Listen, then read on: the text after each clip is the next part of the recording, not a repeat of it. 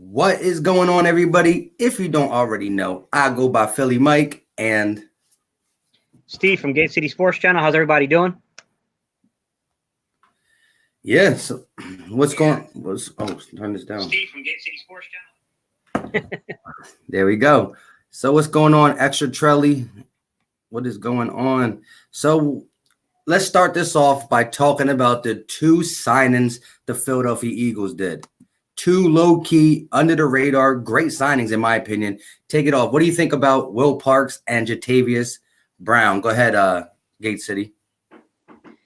I think they're sneaky good signings. Will Parks, I think, is a great signing. It's just a versatile player to add to the secondary. We're going to need a lot of answers to help solve the question of Malcolm Jenkins. I think Will Parks is a step in the right direction for doing that. And look, I hated to lose Malcolm Jenkins because I like the guy a lot, but if all the moves we make add up to being a better secondary at the end of the day, it's a positive for the Eagles. I think that the signing at linebacker is a sneaky good signing. It's not anyone that was on my radar. If I want to be quite honest, guys, I didn't see that signing coming. I mean, at no point did Jatavis Brown cross my radar, but it looks like a guy that might possibly be able to either push at Mike, might be able to push TJ Edwards, or probably is a better fit at Will outside at being only 220 pounds. But I think they're sneaky good signings for low budget stuff. I agree 100%. I agree 100%. What about you, Philly? Fred?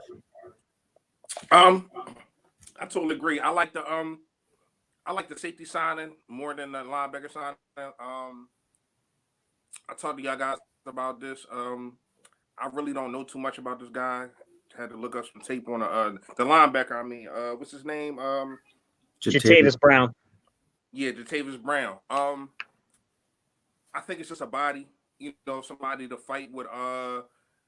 He's really not going to fight with Nathan Gary. I think they want Nathan Gary as the Mike linebacker, meaning the middle linebacker. So he probably going to fight with Singleton and the other guy, man, Edwards, TJ Edwards, for to be an outsider. And I also kind of think that they want to put Jannard Avery as an outside linebacker also. So you got a nice little bit of bodies in there for linebacker, but nobody that jumps off the table, nobody that's going to really lead the defense. You know what I mean? Our best linebacker right now is probably Nathan Gary, and that's really not saying too much. You know what I'm saying? But the safety sign, I really like it. The kid's from Philly with the Germantown High. I think he was like one of the last classes that graduated from there before they shut down the school. They say he's a ball hawk. I think last year he played 14 games, started 7. I think he got like 4 interceptions in his whole career. But he's 25. He's young, and I like the signing because not only is it another body, it's also somebody that you can groom because he's young. And I think Mark Manuel is going to do a lot with this secondary, man. And I feel as though this is the reason why Howie's getting these pieces together. I don't want to hear no excuses from Jim Schwartz. We'll get into that later. But I don't want to hear no excuses from Jim Schwartz. Howie has not touched at all. Has not touched the offensive side. Everything been defense so far. Yeah, but I think it's really smart getting defensive players in free agency and attacking the offense in the draft. For the simple fact that I think offensive players now are able, or it's more easier for them to come in and contribute right away than a defensive player. And so I like these signings, but just want to say what's up to everybody in the chat. What's going on? JLU, Cody Cover, what is going on? Stephen Joyce, what's up? What's up? Paul 44, what's up? And Carol, what's going on, everybody? So although we got the news of all this stuff, and I think all of us really like the low budget signings that we got. How does everybody feel about this one right here? Aguilar is gone, officially a Vegas Raider. Go ahead, take it away. What do you think? How do you think that affects Aguilar and the Eagles? Like, what's your whole take on it? You asking me? You can go first. Go ahead, Philly Fresh. It's a good day in Philadelphia. This kid played for us for 5 years, only had 1 good year. Every other year it was either average or way below average. Last year, I can count. I want to give him 2 games, but it probably was 3 games that we lost because of him.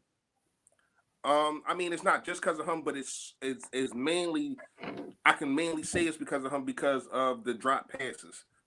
Um, I seen the dude.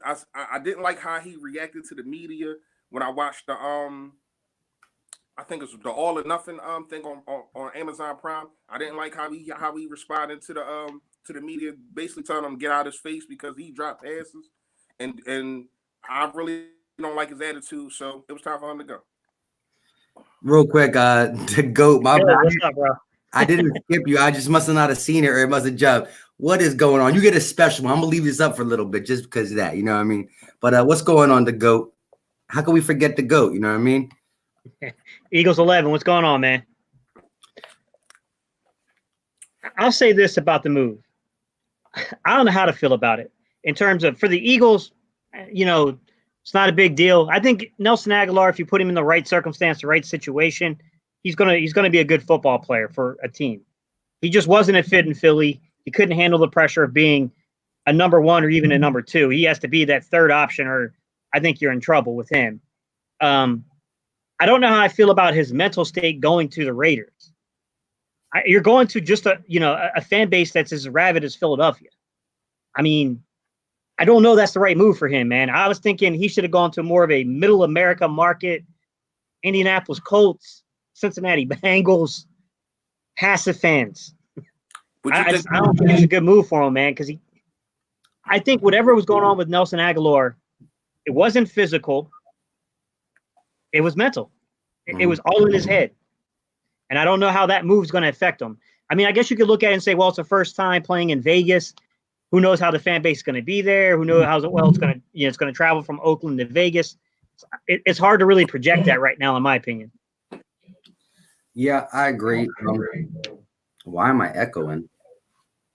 But at the end of the day, if he's in the slot and like you said, could be a third option for a team, I think he'll be all right. I think as you saw, as he started dropping more balls, it started getting more contagious for him. He couldn't get past that. I mean, deleting your Instagram and that whole Twitter, was it him anonymous? I mean, that was crazy. But yeah, it's time for him to start over. But like you said, it would have been better if he probably got to a small market. But so I mean, like I said, I like the fact that so far it's been all defense in the offseason. And I see in the chat, people are talking about wide receiver. I would still like to probably get a guy like Brashard Perriman in here. But again, I just think the way we might double dip at receiver in the draft, because you can go 4 or 5 rounds and get guys in the 4th and 5th round who are not going to be maybe a number 1, but can definitely contribute. I think it was really smart to get the guys who can come in and play, because our defense, was really suspect last year. It was either really good or really bad. There was no middle ground. And I think we'll be more at the middle ground with what we have. And like I said, everybody was talking about, are we really rebuilding? Because as soon as Malcolm left and the lack of moves that how he did right away, everybody jumped to the conclusion, what is going on? Are we rebuilding? And I kept trying to say retooling. And like I said, I feel really good about this retooling. All right, let me ask y'all a question real fast. As you stated, how he was bolstering up the defense. I want to ask y'all, the Hargrave signing, do y'all think it's more of having depth at that DT spot, or we don't know what's really going on with Malik Jackson? Because I'm not going to say it feels like a reach, but it feels like it wasn't a spot of need. Now, it is a good signing no matter how you look at it. But you got to remember, we got what? 40 million just in the DT. I think Fletcher Cott's getting like 17, Hargrave getting 13, and Malik Jackson getting 10. So do y'all think that it was just a depth thing, or do y'all think that it's something really going on with Malik Jackson? Go ahead, Gay City. They restructured Malik Jackson. Someone clued me into it earlier. I don't know why it wasn't widely reported, but I did confirm it. It's on Over the Cap. You can see the actual workings of the restructure. He was restructured, so it seems that he's in agreement with it. I will say this. The problem I have with Malik Jackson is not his pass rush ability. He's suspect against the run at times. He can definitely get sucked up in the blocks and taken out of the hole. But I do think he's a guy that, although he doesn't like to play defensive end, he's got a little Calais Campbell to him where he can move around that line and really create different packages for the Eagles to use. I will say this. He's more shaped as a defensive end.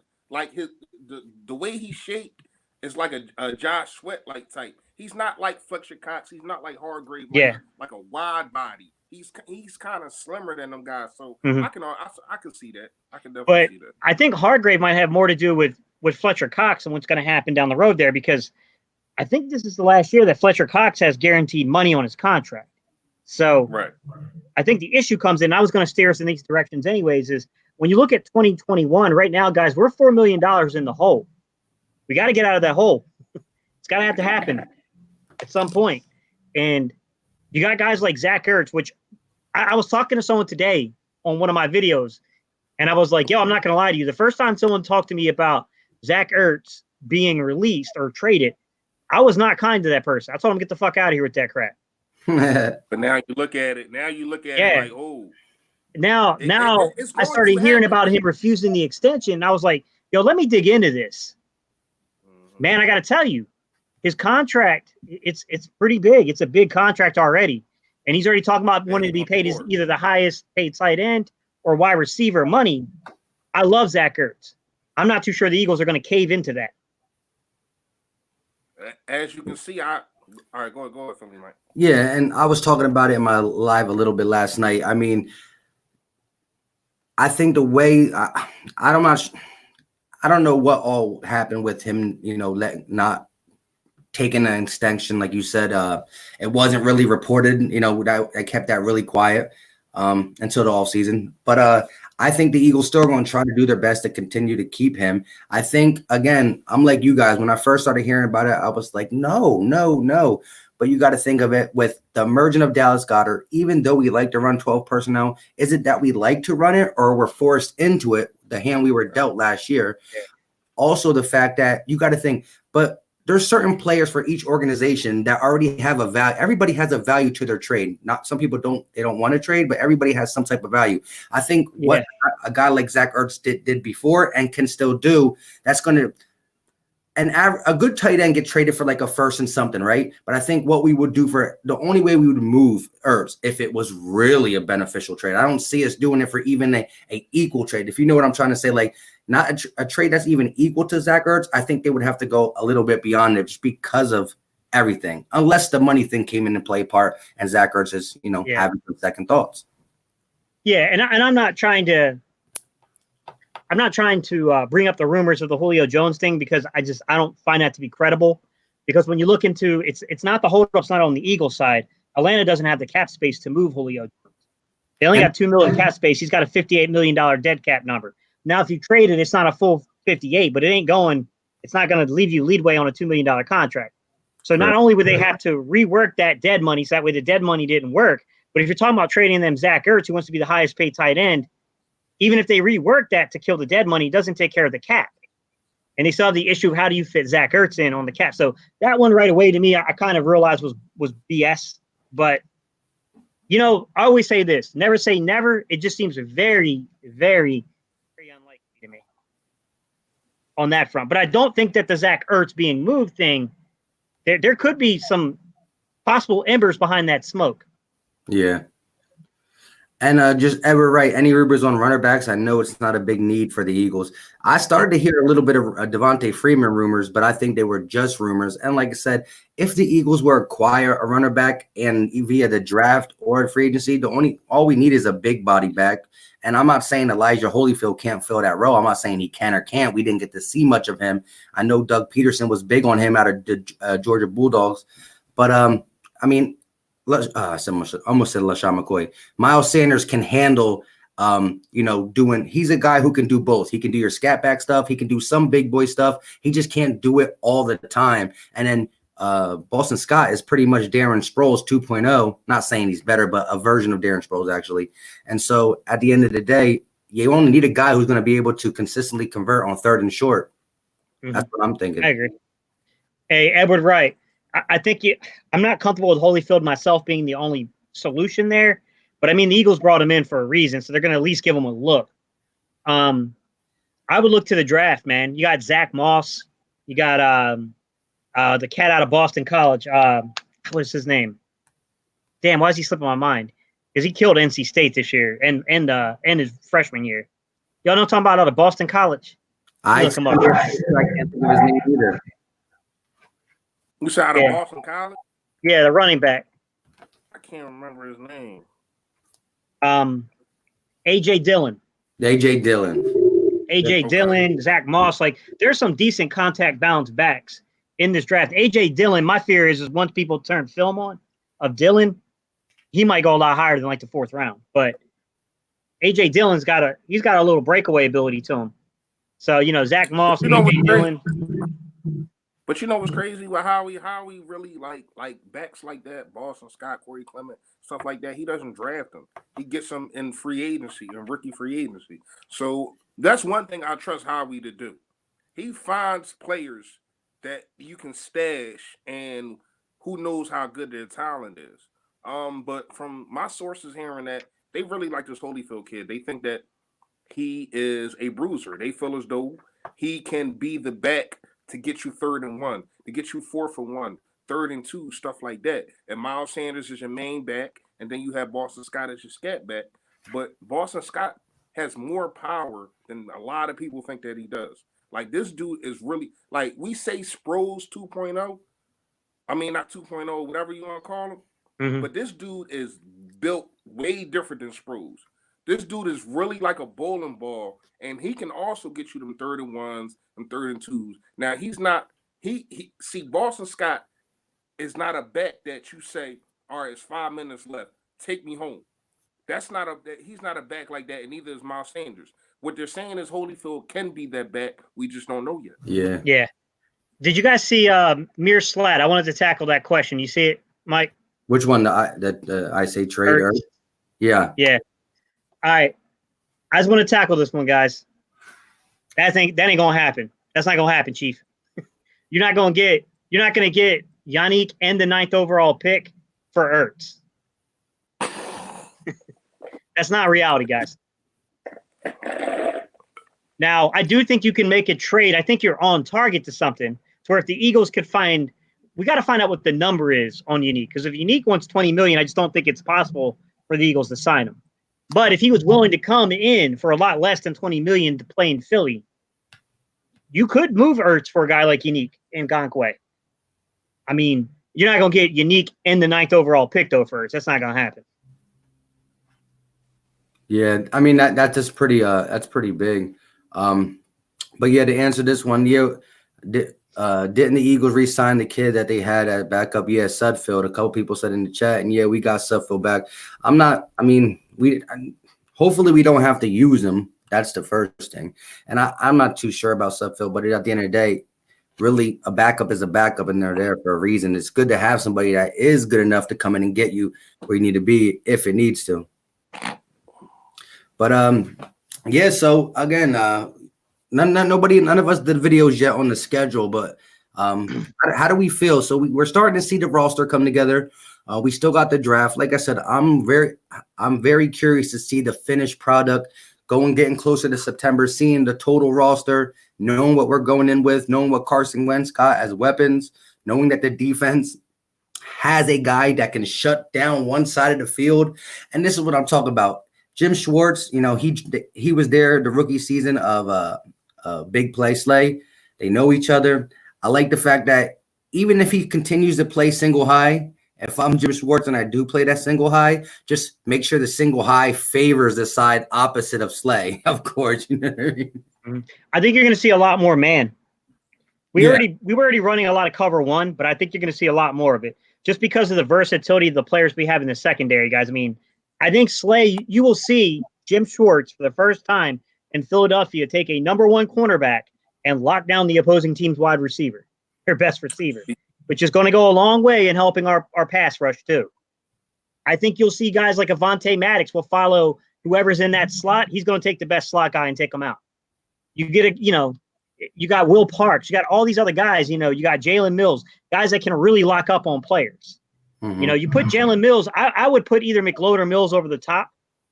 Be honest with you, at this point in his career, I'd probably put Mills over the top over McLeod. I'd probably bring McLeod more, maybe sound down inside the box to play a little more off coverage. I'm not talking about playing strong safety. I'm talking about playing off coverage like a nickel. I would probably use Mills more over the top as that free, but I don't think they're going to. He's just making funny the way you say Ronnie's last name. What'd I say? McLeod. Damn, bro. I always we say McLeod, and you always say McLeod, but I don't know. I guess, but yeah. Someone was asking me the other day if I was. They were like, "Yo, are you English?" Like, no, I'm not. I mean, I don't know. I mean, maybe white people, we could be anything. We don't really know. But I'm not from England. Yeah, Sharon L. Grady. I like Sudfeld. He has a strong arm. Yeah, my whole thing with Sudfeld is that, I mean, every backup is going to should be, you know, you can't have a backup who's like more better than a B+ rating, or he wouldn't be a backup most likely. The kid is young. The Eagles stuck by him a lot. He got hurt last year, so we didn't get to see him come in. I just haven't seen so much of Sudfeld, and that is a good thing, because if you don't see so much of a backup, that means your starters do what it is. And so the deal we were able to get with him, I think it was solid. I mean, at the end of the day, regardless of how we feel about Sudfeld, we all as Eagle fans hope we don't have to see him, because that means Carson Wentz stays in all 16. Mayor Slack, if Jacksonville would trade us the 9th pick for Zach Ertz, I would probably be a yes. I don't know if they'd go a top 10 pick though for Ertz. Me personally, if I was the GM, yeah, I'd probably pull the trigger on that. So which one would you take first? The first pick or Ndakwe? Well, you know what? Because I don't think Unique is going to side for under 20 million, I'd probably take the pick. Now, if Unique was willing to you know, come in for like 12 million, yeah, I'd probably go with Unique. I mean, we know he's only 25 and the dude's a proven commodity, but because of the cost, I'd probably go with the pick. And that's the reason why I think that this trade is not going to happen, because he's like, what, on his last year? This is last year, right? And he's going to want to get paid more than any. The reason that they will be trading Zach Ertz is because he wants to get paid more than any other tight end. And the reason that when you trade him for Ndakwe, next year he's going to want to get paid more than any other defensive end in the NFL. So it's like, you know, you're cutting your nose off to spite your face. So I wouldn't. That's why I don't think that deal is going to happen. Yo, Gate, you could take this one. I saw you, extra Charlie. That's funny, bro. Yeah, it does kind of. Yeah, it sounds like I'm saying a McDouble. A McLeod. McLeod. I'm dead. That's funny. But you know what it is? I think a broadcaster said it one time, and I think it stuck with me, and now I can't stop saying it. I really can't now. I never heard nobody say no McLeod. No, because I used to, when he first signed the Eagles, I used to call him McLeod too, and I heard someone call him McLeod, and I looked at like the way it's actually phonetically, well, not phonetically, but the way it's spelled. You know what I mean? So I'm like, oh yeah, but it does make more sense that way. But then phonetically, he does say McLeod, and now I can't stop saying it. Are you saying McLeod or McLeod with a like McLeod? He's saying it how Charlie wrote it. McLeod. Yeah. Okay. But don't get wrong, Gate City. I can never say running backs. I always say runner backs. And there's been so many people who comment in my videos and say, "What is a runner back?" And I'm like, "Yeah, you're right. It's running backs." But I always say that. Just like when I used to talk about basketball, I always used to say out of balance and not out of bounds. Yeah. My wife gets on me for stuff like that too, because I don't have the capability. You know, I always say water instead of water. I'm like, it's so unnatural though. Yeah. Well, you gotta stop and pronounce the T.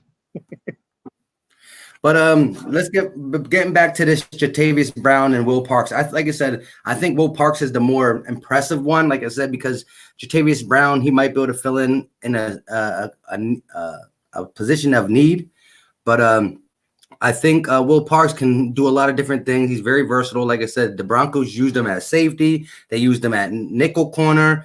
Like I said, I thought I saw some outside, but not as much. And like Gate City said, he was talking to me about this before on here. He don't know how much he plays on the outside. And that's the thing is right now we have a lot of good players. But think about all our best players other than Slay. If you want to say Avonte Maddox, Crevion LeBlanc, and now Will Parks. These are all guys who they might be able to play outside, but they're prefer to play that nickel spot. So when you got a bunch of guys who preferably play the nickel, it's hard to figure out who we're going to put on the opposite of big play Slay. And that's where I was going. Yeah. And whoever is on the opposite of big play Slay is going to probably see a lot of action over there. All right, I'll post this to you guys. Hey, you guys in the comments, leave it in there too. What you guys think? Who's your right cornerback? Who's starting opposite of Slay? Who do you guys have right now? Yeah, throw in there who you think are opposite of Slay. I made a video about this yesterday or 2 days ago. Right now it's Sidney Jones. That's it. That's really your only option. I love Avonte Maddox, but Avonte Maddox is not an outside corner. Rasul Douglas is not fast enough. That's really your only other corners. I mean, we're not going to get into what's the other guy named Craig James. We're not going to get into dudes like that. So Sidney Jones, I feel as though they haven't given up on this dude. Does it bother you though? He has all the ability in the world. It's just his technique is not sound. And once again, I'm going to keep saying his name. I'm probably going to say his name about 4 more times in this live. Markin Manuel is going to do something with this kid. That's just how I feel. Listen, I like Sidney Jones a lot, but doesn't it bother you that in the playoff game, he was available to play. He didn't log a single defensive snap, and they played Avonte Maddox outside. I feel like it's probably Avonte Maddox heading into training camp who's going to be slated there, unless we bring somebody in. I'm just running through all the guys' things. I'm not going to say the names, but I'm going to put them all on the screen to let people see. Yeah. Right now we have a lot of Sidney. It looks like it's going back Sidney Jones and Mir Slade. What's the options? What's the option, Mayor Slade? I mean, you can go with. I mean, pick a corner and put him out there, guys. You can go with Jalen if you want Jalen Mills. I don't think he's going to play outside a whole lot, but you see him at probably occasionally. You can go with, Avonte Maddox. You got Trevor Williams is on the football team. You got Sidney Jones. You got Rasul Douglas. Real quick, I want to talk about Trevor Williams because I did a video on him and Ronald Darby. You playing extra Trelly? I did a video. Who said Ronald Darby? Extra Trelly. Extra. Oh man, he's extra with that. Extra tripping. Extra tripping. He ate too many McLoads. Like, nah, I'm just messing with you. But Trevor Williams is a guy, like I said, in 2017, he was a top 10 corner on any metrics. If you look at PFF, if you look at Football Outsiders, he was a top 10 corner. The thing is, injuries really destroyed him. And the way we picked him up right after the end of the season was we just signed him to a future contract. So, I mean, like, at the end of the day, once preseason, season the training camps and all that if this guy can make a recovery, because this was the longest he's been off. So this every other time he kind of tried to rush back to get play for the Chargers, and then the Chargers end up cutting bait. He went to the Cardinals, got hurt again, but he kept trying to get back. So this will be the longest he's been out. If he can, I'm not saying he can get to top 10, but he was pretty good in 17, really good actually. And so let me ask you guys a question. None of you guys said this. None of you guys feel that we're going to keep adding at corner. Well, I think we did with Will Parks. Will Parks, who is a possibility. You know, like I said, I have to go back and watch more games, guys, to see Will Parks, see how much he played outside to get a feel there. I mean, I can look at the advanced analytics on him kind of quickly, and I could give you an idea how many snaps he logged. But how he performed, I don't know. I feel as though we're going to draft a cornerback probably in the second or third round. I still feel that way, because you have to keep the talent coming. Yeah. How we want to keep talking about this? We're going to get young. Well, you got to stay young. You have to get talent at dumb positions, at wide receiver, at cornerback. You have to get playmakers, and you have to find them in the draft. I think that there's a chance. I mean, depending on who's available for the money, but I'll give you a guy, Brashad out of Kansas City. If he keeps hanging around, Rashad Breeland not being signed, and the money goes down on him, he's a good second corner, man. I think he'd be a good second corner. Someone else said something in the comments. I'm not a huge fan of Ryan Logan, but if you're talking about a low money, low risk veteran presence to iron this thing out for a year, I could see it. But I agree with where Philly Fresh was going, which is I think the big item is going to be they're probably going to look in the draft to pluck a guy out to develop. I think Howie Roseman wants it to be Sidney Jones. I'm not too sure the coaching staff's on the same page. What do you guys think about that dynamic? Between Howie Roseman clearly wants it to be, he doesn't want to waste that pick. So he clearly wants it to be Sidney Jones. But I don't think the coaching staff, obviously, you look at a playoff game where he didn't log any defensive snaps. You know what I mean? Yeah, I didn't. I ain't even noticed that. I ain't gonna lie to you. Like I said, at the end of the season, he came in big. He came in big in a couple plays. I remember a third down against the Giants. He came in and did his thing. He definitely saved us on that 1-on-1 against Michael Gallup in the Dallas Cowboys game. But at the end of the day, the coaching staff played him sparingly. Why in an important game they even put Rasul Douglas out there before him? You know what I mean? Why did they not use him in a game with that much magnitude? Here's what I can say. I felt as though, once again, and this is probably his, other than him not being big enough, this is probably one of his biggest dispersion of being a player in the NFL, in the corner in the NFL. I feel as though he just wasn't healthy. Every year he just get nicked and he get nicked and he get nicked. He wasn't healthy last year.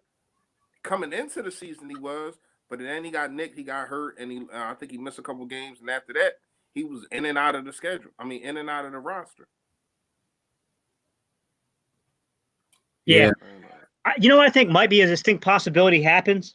We go in, we draft a corner in the second, third round, spend capital, draft capital on it, right?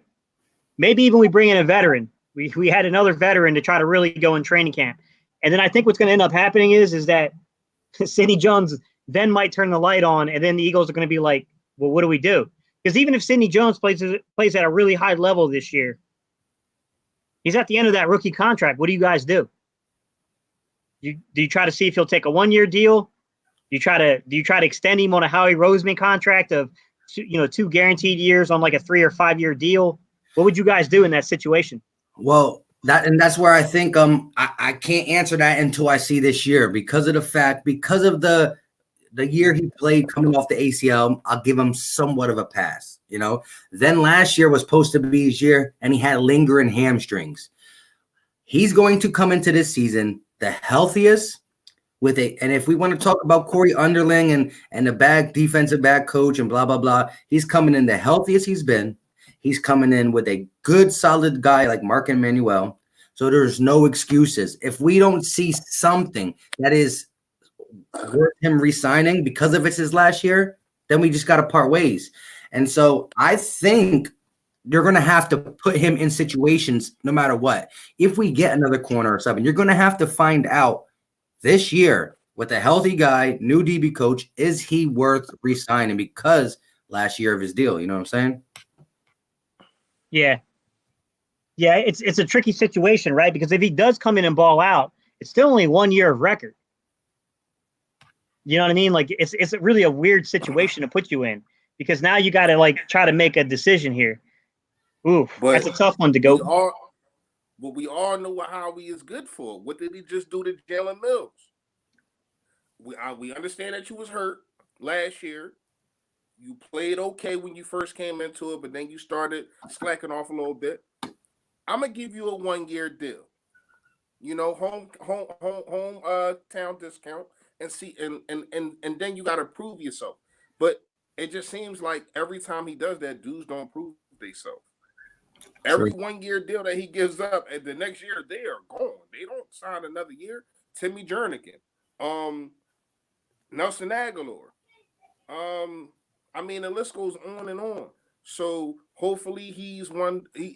Hopefully that doesn't happen to him because, like you said, Gay City, I really like Sidney Jones, man. I feel as though he has the talent. I watched this kid in college. He got all the talent. I just feel as though he need to bulk up a little bit more and get his technique better and stop panicking when the ball is in the air, because that's what he does. He panics and he doesn't play the ball. That's why Darius Slay is so good at what he does. That's why he's a ball hawk, because when a ball is in the air, he's going to look for the ball. He's not looking at the receiver.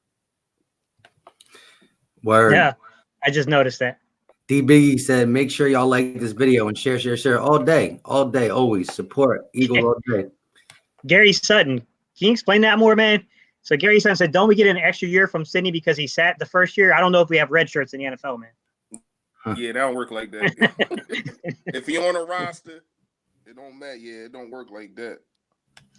Hey, Gary, that would be nice because it gives us a chance to get another 2 years out of him to see. But yeah, I don't know, man. The cornerback situation, man. Thank God we went out and finally got Darius Slay, because we would have really been in a weird situation if we didn't do that. Yeah, that don't work like that, Gary. Takeem Hilton 2.0. Both Mills and Parks were offered 1-year deals. I think that means the Eagles are looking to see them battle it out at the safety position. Only one of them is making this team. Oh, you mean past the year, like further on as long term? That could be. It could be the 1-year option. The versatility that both these have. Again, we know what Jalen Mills is as a corner. He kind of gets beat on double moves. He plays okay once in a while. He's really good in the red zone. We don't know how well Parks is going to play as a corner, but he's a guy too, can play safety, can play corner. So I actually like what you said here, Takeem. The fact that maybe only one of these guys will be on the team past the year, whoever performs better. I kind of like that. Because again, I don't know about that though, because number one, Takeem, you'd have to explain to me what you mean by only one of them is making this team. Do you mean coming out of training camp? Because they're both going to be on the 53-man roster. I can promise you that. Yeah, I think he means next year. I think he means who's going to get the contract. I don't even know if I agree with that statement though, because they're both still young. You're going to have 3 safeties in the system. And I don't know that. Do you guys really feel comfortable that Mills is going to be like a permanent safety, or do you think it's more of a matchup thing with Mills, or they're really just kicking him inside? I think he's going to play the Malcolm Jenkins role. You think he's going to be strong? Yeah, I think he's going to play the Malcolm Jenkins role. I think he's going to be the roamer, the robber, whatever you want to call him. Man, if that was because he is our best he's our best tackler at the corner position. Yeah, all these 4 years that he's been here, he's been our best tackler. He's our best tackler. He's really our best ball hawk, even though he gets and that kind of bites him in the butt. That's why he get hit on double moves. But he is our best ball hawk in the secondary. I mean, not in the secondary, but he's been our best ball hawk at the cornerback position. Mm-hmm. Period. But my question is though, if you look at strong safety, I don't know if I agree with the move though, because if you're going to bring in a strong safety to replace Jenkins in that role that he was playing, why not go for a Von Bell? Why not go for what's this dude's name? Tony Jefferson out of Baltimore. Guys that have experience, guys that play better in the box, who are better suited for the Malcolm Jenkins role. To me, I'm not saying Jalen Mills can't tackle. He can tackle, but I don't think that he's the same kind of. I don't think he has that same awareness that Malcolm does on when to play back, when to come up and blitz, when to shoot a gap. I think that takes a lot. You know what I'm saying? Like, those guys have been doing it for a few years. I think their anticipation is going to be better. I don't know, man. That could be a scary situation. That's how they're envisioning it. I mean, this is why you giving that 1-year deal to see how everything is going to come to fruition. But I agree with you. You do want guys that's experienced and can do that. And can play the Malcolm Jenkins role and be that kind. But at the same time, if you can groom them in-house, because we all know Malcolm Jenkins came into the league as a cornerback. He played for the Saints as a cornerback, didn't play good. They put him at safety. He wasn't good there for the first year. Then they traded him to us, and we played him at safety, but we used him kind of differently. You know what I mean? So you have to, when you are a coach and when you are coaching these guys up and get a staff team, you have to make sure that you put a guy to use his best abilities. Mm-hmm. And that's what the best coaches do. You know what I mean? So yeah, they might not be good at one thing, but whatever they is good at, we're going to make sure that that's what we use them for. Takeem, that's where I was trying to get you to go, man. Yeah. Were you anticipating them spending? Now, when you say we'll be drafting a safety, where at? I think if you draft a guy in the 3rd round or a 2nd round at safety, like that means something a lot different from the 5th round. Like, you know what I mean? Mm-hmm. So, I mean, yeah, if you're bringing in a young guy, then I think you're right that there's a high probability that somebody's going to be without a job in 2021 because they're not going to keep 4 or 5 guys at the safety position that are, you're going to keep 3 guys that can step in and play. You're not going to keep 4 or 5. Somebody's got to play special teams. My guy, Jeremy. This guy here. I love that dude. He's a little raw. He needs to work on his man coverage, but I like the fact I see a lot of potential out of that kid. He needs to work on man coverage, but he knows he's around the ball. He's around the ball like that. Well, Jeremy Chin would be a good option at strong. He'd be a good strong safety. Real quick, I want to ask you, Gurley got signed. Yeah, because someone asked about Gurley, and he just said Gurley got signed, and so did Emmanuel Sanders got picked up by the Saints, right? Yeah, both of them were. Yeah, Sanders was with the Saints. Gurley went to The Falcons. where was it? Falcons. Atlanta, I think. Yeah, Yep. Atlanta. Yeah. I think Mills is going to be a free safety. I think he's going to be a dog. He was good at cornerback from time to time, but I remember seeing him in some games playing high, and he did good. I think as the year goes, he will be good. Maris Flat, I agree with that. I think Mills is a natural free. I think he's a natural free safety. Much to what basically, I think he's a natural safety because I think he plays the ball well in the air and in space. I just don't think what you want for him to do is to be locked up one-on-one with someone in a foot race. I think that's where he gets in trouble. But if you put him as, even if you put him at strong, it really doesn't matter. You can use your strong or your free as that single high. It really, it's preference, really, but. So, real quick to keep things a little interesting, and I want to hear you guys, the chat's opinion too. We're going to say ours, and I probably won't say yours but I'm going to put each one up on the screen. Let me know what you guys think. Let's get, now that free agency is, doing what we're doing, we're seeing more again. We haven't attacked anything on the offensive side of the ball in free agency. So, do you think when it comes down to the NFL draft, will the Eagles stay at 21? Move back or go forward? What is your gut feeling saying? Do the Eagles try to move up? I'm not saying you pick where they move up. Just move up, go back, or stay. What do you think about that? You guys go. Give me 1 second. I'm going to jump into that. Hey, Mr. He Run It. You're right. He did play safety. He played free at LSU, not OSU.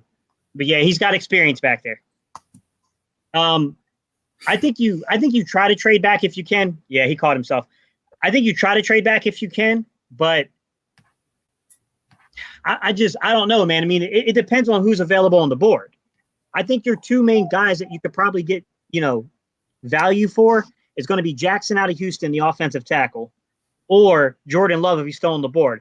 I think guys might actually jump up and try to grab one of those 2. But, you know what I'm saying? Like, I think it's your only chance to trade back. I just think with 8 picks, it might be a little more difficult to trade up at this point. Because depending on how far you're trying to trade up, you're going to have to part ways with that second-round pick. I just think there's too many holes. I agree with you. After we gave up the 2 picks for Slay, it's no more trading up. You can't trade up because we have to understand. Do we know that we went in the last draft with 5 picks? We had 5 picks last draft, and you see, we really have no young talent other than Miles Sanders, and we don't know what we have with Dillard yet.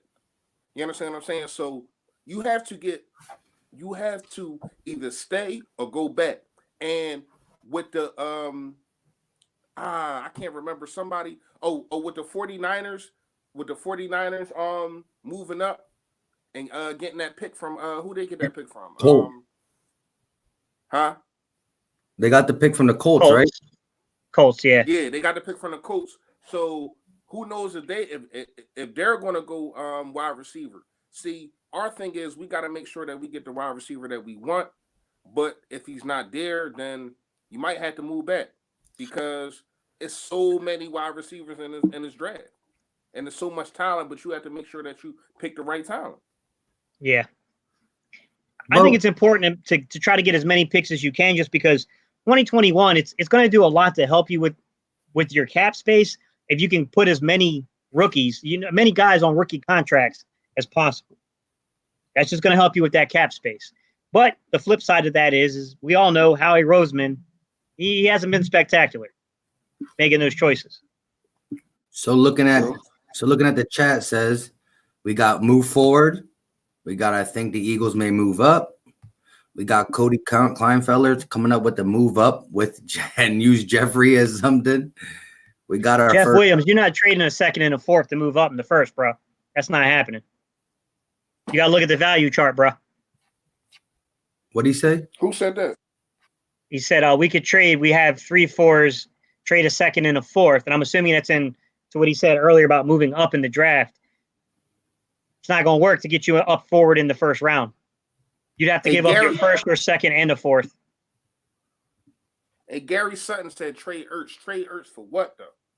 What do you just, you know? Now, the Eagles could do something like that. They could get a guy like Ertz or someone like that if they really want to get up and get somebody. They could trade him out for it. I'm not saying what he's saying is wrong.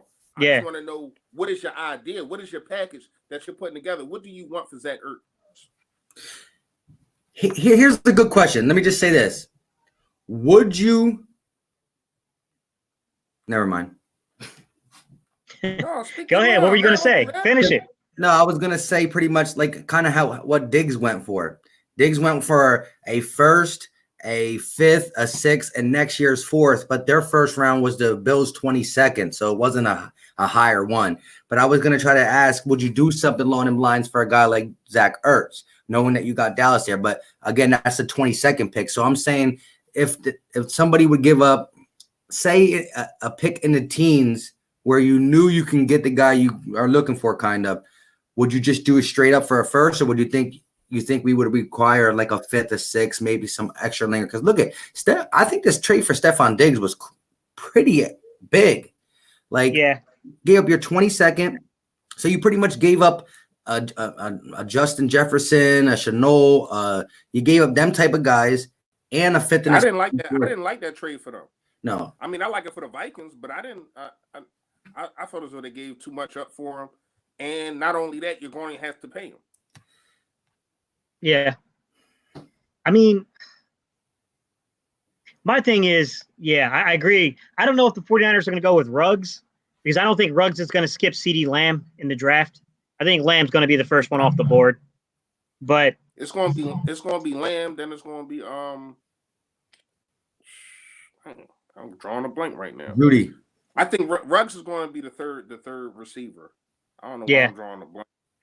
It's a lot, though, man. I mean, I don't know, man. It depends on how far you're trying to move up, and would you part ways with certain players? Because I don't think Howie's going to be willing to give away 3 more picks to get up. I think the only way he's going to do that is by giving away a player to get up in that first. I mean, if you're trying to get into the top 10, maybe your first round pick in Ertz gets you into the top 10. But you better hit on that pick, man, or you'll never live that down if you miss on that pick. And who would you guys go for? If you're moving up into the top 10 with your first round pick in Ertz, who are you drafting in the top 10? I'm not moving up I'm not trying to move up into the top 10. It's so, like I said, it's so much talent. You got Laviska Shenault, you got Ruggs, you got Higgins. A lot of people don't talk about. You still got Justin Jefferson. Out of the dudes I just named, one of them dudes is going to be there at 21. And they're all talented. Laviska Shenault, T. Higgins, Ruggs, or I'm missing one. Justin Jefferson. One of them guys are going to be there at 21. That's just point. Let me ask you a question though. What if Simmons is sitting there at number 9? Isaiah Simmons is sitting there at the 9th pick. You wouldn't trade your first and Zach Ertz now for the 9th pick and a second round pick. Because Jacksonville's going to have an earlier second round pick, so you could still go receiver earlier in that draft board, and you're going to walk away with a guy like Isaiah Simmons, assuming Isaiah Simmons doesn't go top 5.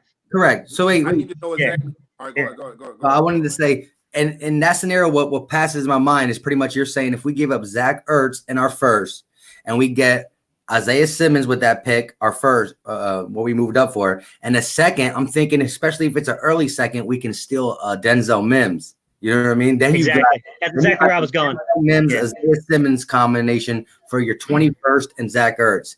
That kind of makes me want to. That's when you said it the way you said it. That's exactly what I thought in my head when you said that. But wait, where are they picking at in the second round? Meaning, I think they would be at the 9th pick overall in the second round. So what, 30 or 30 be 42 or so? Yeah, 41, 40, somewhere in that area. 41, yeah. 41. Yeah. You think Mims will be there at 41? Possibly. I mean, you're gonna have a shot at people like Mims. You'll have Rieger. I mean, there's gonna be a lot of receivers. Claypool. You know, you'll get your pick. You know what I mean? And you still got Yeah. dudes like him. You're gonna be able to walk away with somebody. Yo, I really think the Eagles are double dipping at receiver because, again, look, Nelson Aguilar is gone. Alshon Jeffrey, I think he's ultimately going to be gone. Deshaun Jackson, we got him for 1 year. Matt Collins, we let him go, and we didn't let him go. We got Deshaun Jackson for 2 more years. All right. Yeah, but we got it's like his last year is weird. It's like some type of it's a no trade clause. But we got him for 2. All right, but at the end of the day, no Nelson, no Jeffries. Matt Collins is gone, which we all are happy about. So right now, you really got Deshaun Jackson, Arcega Whiteside, and Greg Ward Jr. Greg Ward Jr. can play in the slot. Arcega Whiteside and them can fight it out as like a third or fourth option. But D-Jax is going in 2 years. And so we're going to need weapons. So I definitely can see us double dipping, you know? And like I said, don't be surprised if a guy like Tyler Johnson or Van Hoy or even Michael Pittman is there in the 4th or 5th. I like Michael Pittman, but when you talk about that, you know, these guys. I don't know if he's going to be there in the 4th. No, like third and on, you know? Third and on. Yeah, third. I got him going in the 3rd at the latest. You're absolutely right. Wait, if you are not going to get all right, go ahead. No, go ahead. If you are not going to get either Perriman or Rodney Anderson and try, because these dudes, it's a reason why these dudes are not signed yet. Obviously, they want more money than they think that they're worth. So they're just sitting out there, and they didn't jump on the deals that dudes is sending to them. Who knows if Howie is trying to get either Perriman or Rodney Anderson or something like that. So if you don't get one of them dudes, you're absolutely right, Mike. You're going to have to double dip. You're going to have to probably go back to back with receivers because once again, it is really that deep, and you don't have any receivers. Like you said, Nelson Aguilar gone. Jefferson, he's really gone. Jeffries, he's gone too because even if we don't trade him, he probably won't play for about 9 to 10 weeks. You know what I mean? So yeah, you have to make sure that you come out of this draft with 2 receivers. Yeah, definitely. I'll say this. So number 1, who was it? Zemethian Watson. You know what? We all said the same thing on this panel. Ertz ain't going anywhere until you break down the contracts. I'm telling you right now, he's more likely to be moved than to stay. I'm telling you as a dude who studies analytics and contracts. This isn't as copacetic as it seems because he's got no guaranteed money on his contract after this year. Neither does Fletcher Cox. And we're $4 million already in the hole for 2021.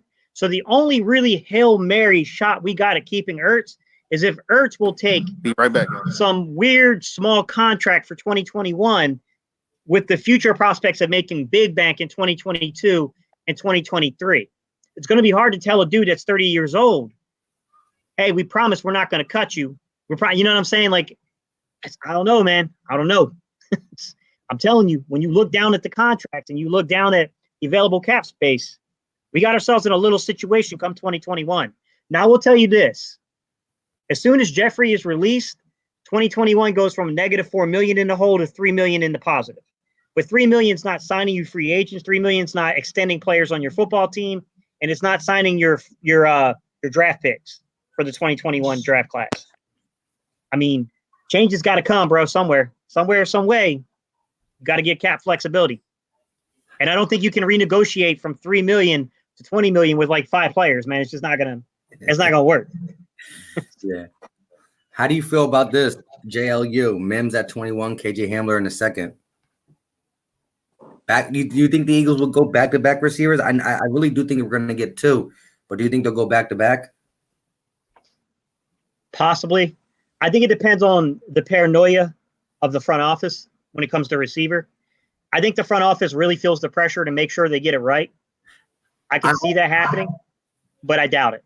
I also see the fact that the fact that we got Darius Slay, the fact that we added Will Parks, the fact that we fully committed to the defensive side in free agency could be more that this makes more sense now. Like if you would have told me this a month ago, I would have been like, okay, well, let's just put it this way. If we would have came into free agency and got Robbie Anderson or Brashard Perriman and didn't get the guys, like didn't find a replacement in safety, didn't get a number one corner, then I'm like, who knows how the draft goes? But the way free agency went, getting Darius Slay, a defense alignment, a D tackle, what do you call him?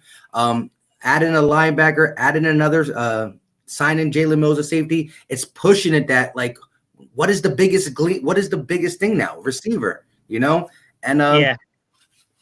Because again, Carson Wentz is going to have 5 more years of primeness, and so you want, Deshaun Yes. Johnson, he said is 2. So you want these 2 receivers we get can.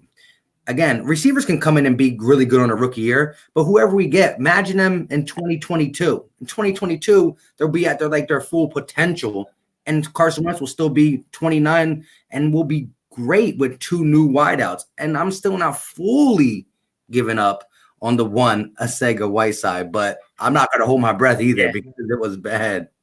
Mir Slat and Wambu Shambu, both you guys. I agree. It's hard to imagine Zach Ertz in any other uniform than the Eagles. I can't even picture it. But as confident as I was the beginning of this free agency period, the beginning of this offseason that Zach Ertz would be an Eagle past 2021, I immediately lost that confidence when I found out the Eagles already tried to extend him and he turned it down.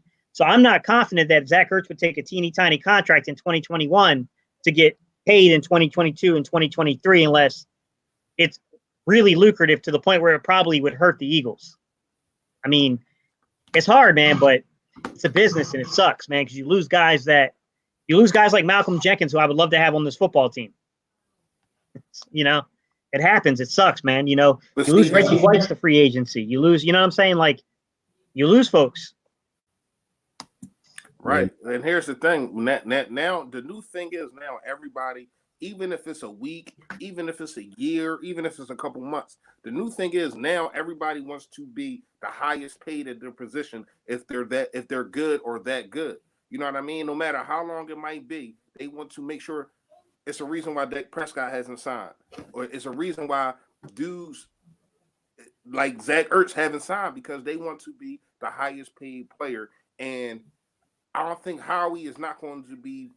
He's not going to be pushed over into doing that, especially when you have a Dallas Goedert, who I think is being held back because of Zach Ertz. There's nothing really wrong with that because Zach Ertz is our number one, but I think Dallas Goedert is being held back. And here's the thing, right? This is the decision that Howie has to make, that we have to understand that Howie's probably looking forward, looking past is, all right, Dallas Goedert is coming into his 3rd year, right? So he has another year, and then I have to pay him. But I haven't seen what he can do by himself. I haven't seen his full potential. So we come into that dilemma. You understand what I'm saying? It's a lot of things to go on with the Zach Ertz thing, man. Yeah. Kevin Cronin and then Sean Jenkins. So Sean Jenkins is saying take a linebacker in the 2nd round instead of if you take a wide receiver in the 1st. Why are we taking any linebacker draft prospects? Sean Jenkins. The thing is what confidence do you have in the Eagles spending high on linebackers? That's the thing. I'm telling you, my opinion, if you draft a defensive player in the 2nd round, I'm looking defensive end or corner. I'm not saying I wouldn't be happy and jumping around if it was a linebacker. I don't have any faith they'll do it. Yeah. Yes, and that's what Gates saying. He's not saying that he himself doesn't value linebacker. I think he's automatically saying that the Eagles don't value linebacker. But like, what if there's a guy like that, Zach Baum, or somebody who fell to the 2nd round for some strange reason? Like, real quick, before we did the Darius Trey slate and we had the 2/3, and they got our 85th overall 3rd, not the 103, which is dang near a 4. I really thought that the 3rd round would have been a perfect spot to grab a Malik Harrison, a Troy Dye, a Jordan Brooks, I'm not saying the 85th, but somewhere in that between 85th, 103, 127. I think that would have been a great spot. That gave it the dude from Appalachian State. What's his name again? Akeem Davis Gaither.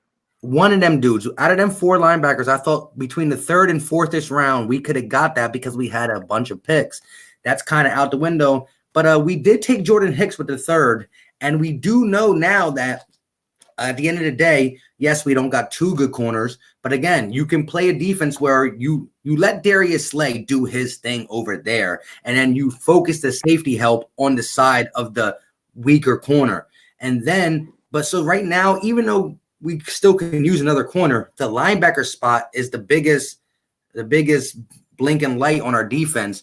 So maybe we do end up going, maybe not second, but with our 103rd, 103 third or second. So I still would like to get linebacker because we undervalue linebacker, but linebacker does a lot. Yeah, I mean, if they drafted Patrick Queen 53rd overall, I'd be happy because that's a player I could see falling. Although I don't know he would stay around to 53, but if he was, I would personally be happy. You're not going to get Murray. Murray's going to be long gone before your 53rd pick. But I saw someone said about Akeem Davis Gaither. I'm hoping he doesn't go in the 2nd round because that just sucks if that happens. But if you can get Akeem Davis Gaither with the last, it's not your last, but your 3rd round pick now, the compensatory pick we got, you know what? I would take him.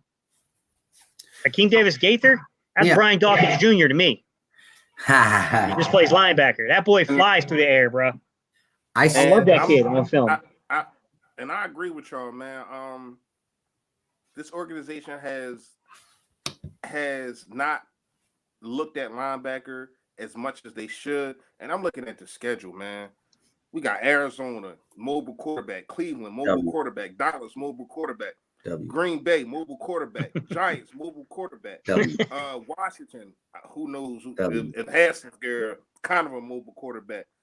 Seattle, mobile quarterback. Baltimore, mobile quarterback. Finally. It's like, you look at the schedule, man, linebacker is going to play a whole lot in the schedule that we have, man. We got out of 16, well, they're going to probably add on another game. So out of 16 games right now, we got 9 games is mobile quarterbacks. So you have to have a linebacker to keep up with these mobile quarterbacks, man. The game is changing. Yeah, it's still a passing league, but these quarterbacks are throwing and they're running as much as they're throwing. So you got to make sure that you keep up with the Joneses, man, and you got to find somebody that's going to be able to spy on these kind of quarterbacks. That's getting yourself a good linebacker. So someone was talking about, so JLU had that question up there to double dip, but did you see Mayor Slat's question?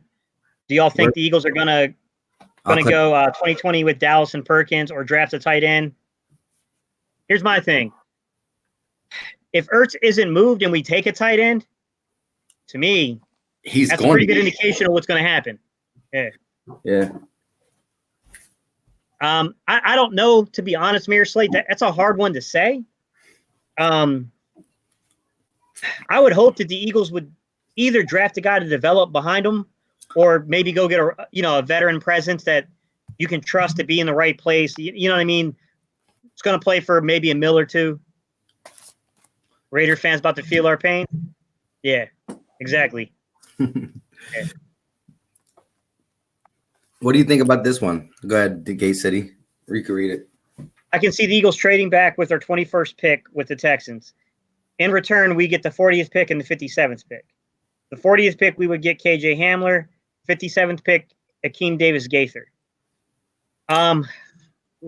Wait, can I say something real quick? The mock draft that I've been looking at a lot, I see Akeem Gaither dropping back. Like at one time, he was up there, maybe in the 3rd-ish round, maybe late 2nd, early 3rd. But every mock draft, he just keeps getting pushed back later and later. I don't know. Again, that does not mean 100%. We've seen real things. Look at Daniel. If you did a mock draft last year, no way you would have saw Daniel Jones go into the Giants, and he did. And he did. He's better than what we thought for a Duke quarterback. But when a mock draft has a player consistently backing up, I like it. And so I think Gaither now can fall to Would you go KJ Hamler's high as 40 though? That's been my real hesitation, Bird Gang, is I don't know that I'd go 40 on KJ Hamler. I'd probably go 40th pick, depending on who's available. But depending on availability, I can't. I don't know, man. I would look at Mims. If Mims is there, I doubt it, but if he's there, I'd take him. Past Mims, I don't know, man. It's hard to say. I don't know. I go Hamler that early. Maybe it just depends who's going to be there. T. Higgins, what guys are going to be there. But before you get into that, Mike, let me respond to what he just said. I definitely agree with you, Gate City. I can't, and the reason I'm saying that because I love Hamler, man. I'm a Penn State fan, but he cannot be my number one option coming into the draft. He has to be second to me. You have to find a way to get somebody more talented, more bigger, more stronger than this kid. I understand he got speed, but he's going to end up being a gadget guy. He's going to end up being a guy that can do fly routes and stuff like that, but he's not a every down receiver. You have to draft a every down receiver at first, point blank period. I hear you, and that's what I was gonna. I agree with you 100%, Philly Fresh. That he falls to me. He can do some other things, but the things that he's going to be more a one-trick pony when it comes to like you said, your fly routes, your gadget plays. Again, right. We thought that with Deshaun Jackson. Deshaun Jackson proved to be a little bit more than just a gadget guy, and he was similar built. Like because your boy KJ Hamler, he's what? Like he's like 100 and he's like 160, 150, right? Yeah, he's little. Not as tall as he like 5'9". He my height. Yeah, but you bigger than him. He's shorter. He ain't bigger than me. I'm big. That's what I'm saying. You bigger than him. Oh yeah. That's what I'm saying. So, I said we see your videos coming out of the gym all the time. Oh man, that's my thing, man. I love the gym, man. Hey, listen, I just put up 360, man. That's the highest I ever bench. Woo. But but back on track. Dad, you had a comment right there before this one. About the Kelsey. Yeah, this one. This is something that we're not talking about a lot. We're not really talking about defensive end a lot, and we're not really talking about offensive. And you know how this team is built. So I do feel as though you have to find somebody, if not center, a guard that you can transfer to play center. They're going to draft a lineman in this thing, like a guard or a center in this draft. They're going to either draft one or try to find one. You had to find one because Kelsey last year talking about he was going to retire. This year he said he's coming back. So I think this might be Kelsey's last year. I agree. And that's where I like the guy and with one of our thirds or maybe one of our fourths, if we can get a guy like Matt Hennessy. Yeah. I like Matt Hennessy, but now again, it kind of tampers things with getting rid of one of them thirds. But still, it was for a good cause. We got one side of the field shut down. So, but I do agree with you, Philly Fresh. We got to do it, even if we get Kelsey to come back for another year. It's coming up soon. Mir Slate and Randy Jones. All right, guys, I'm going to give you a warning about Randy Moss's son. He played football out here in Charlotte, North Carolina. And he played at NC State before he went to LSU. My man's got hands. He's soft as hell. Soft. Soft. He is. I seen him. Yeah, he is. And that's something that you can't really teach. No, he is. I never. You never hear me talk about this dude. Like I never talk about him because. Yeah, it's Thaddeus Moss, guys. His name's Thaddeus Moss. He's soft, guys. He can make some spectacular catches. He can, but he also can cough that ball up. Yeah. What do you guys think about this? He said, "What up, guys? Think DeMarcus Robertson or Robbie Anderson or Perriman on a 2-year deal?" So, pretty much, do you guys think before free agency is over? And what I like is this, though. Once again, the first 3 to 5 days of free agency, their prices are going to be higher because you got people bidding for them, At the end of the day, not one person talks to him. Multiple people talk. So it raises the price up. After the next couple of days go down, that's where the people are like, okay, these guys are sitting there not getting signed. Now we can talk to them on our terms and get the deals lower because, well, quite frankly, they got no action being put to their names. Do you see us signing a receiver, a veteran receiver like one of these three? All right, I'm going to make Mike stay. Man, fuck Perriman. No, I'm kidding. All right. You say that because that's... All right, I'm going to tell you guys something. I'm going to admit it. I'm warming up to the prospects of signing Perriman. The reason I am is because he keeps staying on the market. That money's coming down. It's a value pick. It's a value pick. And the Tampa Bay coaches have gone on the record saying he surprised them. The production they got out of him at the end of the year, he surprised the hell out of them. Yeah, I mean, that's where I would go personally over Robbie Anderson and Demarcus Robinson, because I think Robbie Anderson's going to cost you a lot more. Demarcus Robinson, I think he's more of an underneath guy. I agree. And I want to go ahead and say, because I got to look for something. Go ahead and say what you're going to say. I kind of agree with you. But here's the thing. With the emergence of Tom Brady, I think Tom Brady is going to want to keep all the weapons that he can. He just went through a year where he didn't have any weapons. So he's going to have a voice in that locker room. He's going to have a voice in that front office saying, yo, we might want to keep Perriman. You know what I mean? Like, so out of them three guys, I do like Robbie Anderson the most, but I do feel as though he's going to cost the most. But Perriman did come into his own. We know that's Philly Mike guy. He been hyping that dude up forever. But you know, when you look at the numbers and you look at the highlights, I can see him, but I really can't see him being a number one. You understand what I'm saying? So you still have to make sure that you draft somebody high. You understand what I'm saying? Because Perriman's not a number one, and Philly Mike, you know he not. I know you know this dude. Of course.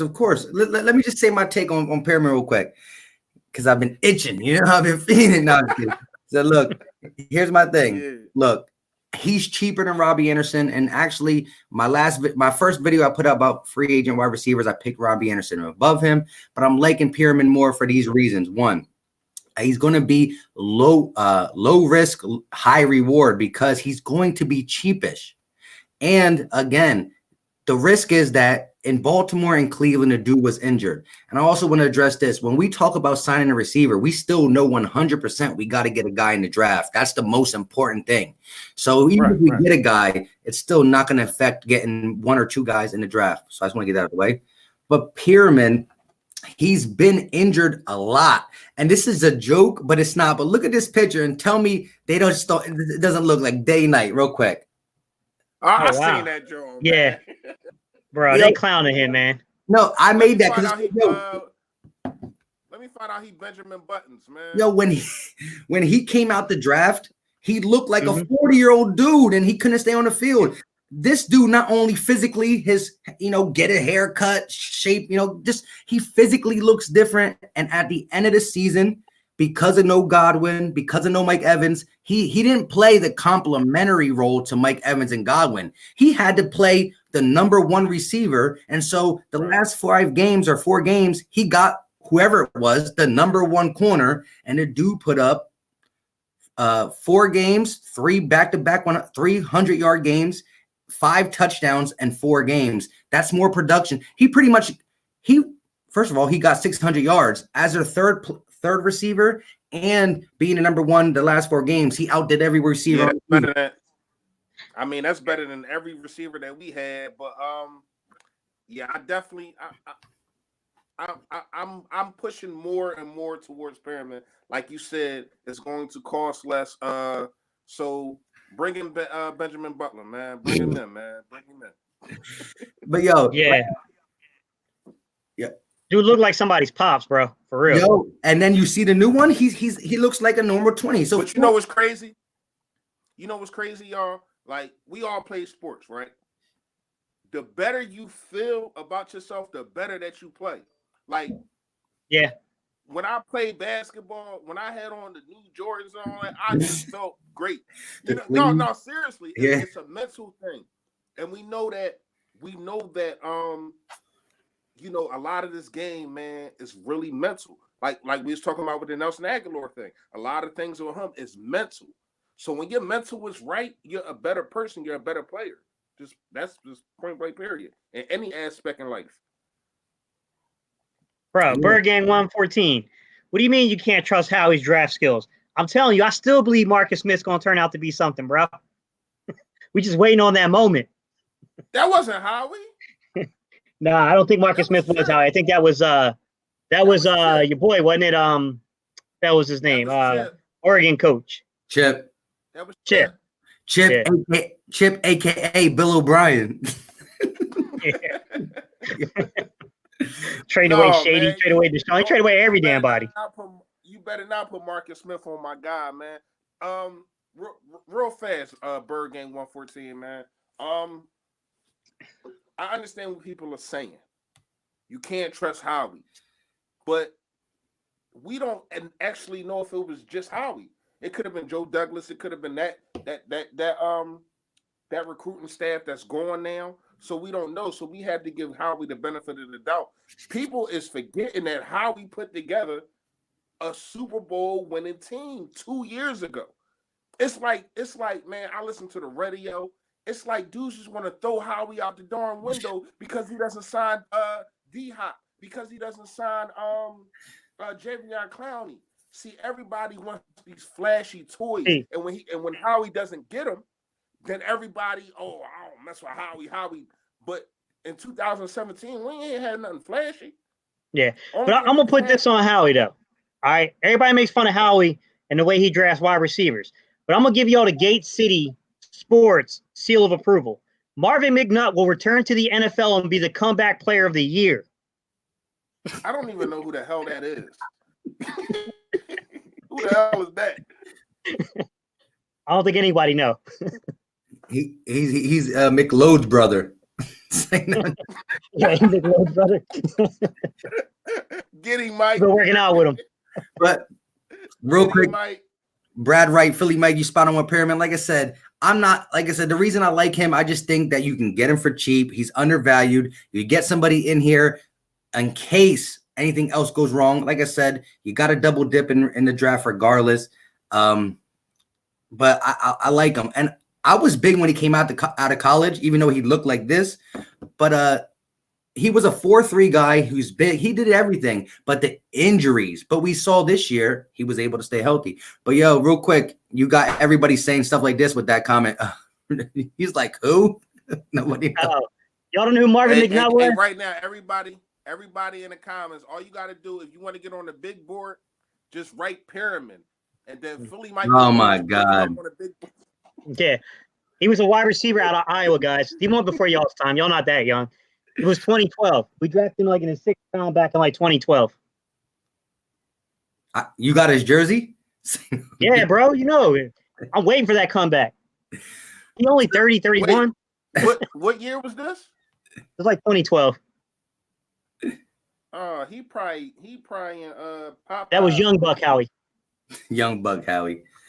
So Vince Maxwell said, who y'all like coming out of the NFC and AFC in 2020? So this is some very early predictions, but anybody want to take a shot at it? Yeah, I will. You know, I always like my boys, man. You know, I'm a homer, man. I gotta go with the Eagles. We gotta see exactly what's gonna happen. A lot of dudes' rosters is put together. I think our biggest threat will be the New Orleans. New Orleans is putting together a team. They got Michael Jenkins back. I think that's a good sign for them. And they just picked up Emmanuel Sanders. I think that's a good sign for them also. So I think that they would be our biggest threat. And for the AFC, I gotta go with I think the Baltimore can beat the Chiefs. So I think that them two teams will be in the AFC Championship, and Baltimore will beat the Chiefs. They will not only will they beat them, but they'll like beat up on them. Like they're too big, too strong. The defense can't hold with that offense, and I think that Lamar Jackson will go to the Super Bowl. I'm I'm gonna say mine, and I don't care what anyone. I'm biased. We got the Philadelphia Eagles coming out of the NFC until the season comes, and I can honestly say I don't think so. We got the Eagles coming out of the NFC, and we're going to beat the Patriots. The Bucks in the NFC Championship. Smack Brady up one more time, real quick, and then we're going to play against my homeboy. He about to try to double it down, huh? I mean, to be real, we're Eagle fans. I'm not gonna say it's not gonna be the Eagles, because then what the hell's the point of this? But if you had to say, okay, you can't pick the Eagles, you say you can't pick the Eagles, then probably the 49ers, man. They got the best, youngest roster. Eagles. I mean, but I'm going Eagles. I mean, Yeah. Eagles versus, let's see. I'm gonna go with the free agent champions of the world. Miami. No, I'm kidding. It's gonna be my homeboys. It'll be between Lamar Jackson and Patrick Mahomes. It'll be between the Ravens and the Chiefs. I like it, and like I said, Gay City. Listen, Gay City knows because I talked to him outside of YouTube. I'm big when it comes to fantasy football, daily sports, not just my own little league that I have with my friends. I'm big on daily sports, FanDuel, DraftKings. I pay a lot of bills with these things. When I first started this channel, I was actually going to do Eagles content and DFS stuff to help people win more money because I win money. And I'm also on sports books, so I wouldn't bet the Eagles, like if I'm talking, but again, we do this for a reason. We're passionate about the Philadelphia Eagles, Philadelphia sports in general. And we were Super Bowl contenders last year. Why? Because Carson Wentz getting back to 17. People thought the talent around him, Jeffries, Deshaun Jackson, Zach Ertz, a good offensive line, a good D line. We still have all that. What hurt us the last 2 years were injuries. So if the Eagles stay healthy, if they just stay healthy, plus what we acquired, we are contenders. I mean, the people who get paid to talk sports, unlike us yet, we're all going to get paid eventually. But the people who get paid to talk sports had us as contenders. And now if we do get a receiver and one, we did shore up the defense a little bit. Why aren't we not contenders? I'm not saying automatically, but we definitely going to go in there as contenders. Definitely going to win the NFC least.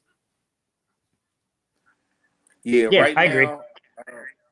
I agree too. Right now, we are formally, as this team is constructed, we are not contenders to go to the Super Bowl. I mean, we're contenders to win the NFC East. I mean, it's the NFC East just because of this defense. I think that this defense is pretty good. It's probably one of the best defenses that I think it can be better than 2017 defense. Let me I like what we're putting together right now. Defensively, I like it a lot. Let me ask you this though, Philly Fresh. Coming into 2019, Alshon Jeffrey was going to be a little healthy-ish. Deshaun Jackson came. We got Malik Jackson. Were we not contenders? Yeah, we was. I'm not disagreeing with that. But I'm saying right now, Alshon Jeffrey is hurt and probably going to miss 9 games. He might even do this. That's what I'm saying. Now we have to understand that Deshaun Jackson is a year older and only played 3 games last year. Well, that's the thing. Even though it was the wrong decision. Mike, pull up Kevin Cronin's comment. No, not that one. Isaiah Crowell one. Oh wait, I keep missing it. Hold up, got it. Who's spamming? Oh, that's why. I think you hit the button. Sometimes you hit the enter button and it enters 5 times on you. Yeah, go ahead. Okay. I think it comes down to money, man. It's money. I mean, I like the player. He's 27. So he's, but I mean, running back. Yeah, I mean, if you're talking about a role where he's a third down back, contact balance guy, sure. I mean, he's a big dude. What's he he's got to be between 215 and 225-ish. He's a bigger dude. I mean, I don't think he's going to perform to Jordan Howard standards, but I don't dislike the signing depending on the money. I mean, if dude wants 10 mil, nah. But yeah. Hey, Philly Knight. I don't know if you've seen iShine 101, but he was talking about the fantasy league. I know that you got that joint going on. I don't know if you got everybody filled in. Actually, yeah, let me hit this. Right as the season ended last year, in one of my videos, I put a video out asking that I want to do a ESPN fantasy league where we do it together as, a community. Like if you do it with your boys, you guys probably all done it before. And that's not daily. See, daily fantasy, you pick a new team each week. This is you ride with your team all year. You make trades, you make signings, and blah, blah, blah. Yeah. So I put it up there. The 12 spots filled in right away. But I gotta say this: Gate City's one of the people. Philly Fresh is one of the people. The other 9 people, because it's me and us 3, so mine is 12. The other 9 people. This is when my channel started to actually kind of blow up a little, not blow up, but get better. And so some of these people commented that they wanted to be in there, and I said, "Cool, I'll write your name down." I got a list still, but some of these people, I'm not saying they don't watch my channel no more, but they haven't commented since that video. So right before the season, I'm going to give all these people a chance to say, like, yeah, I'm down.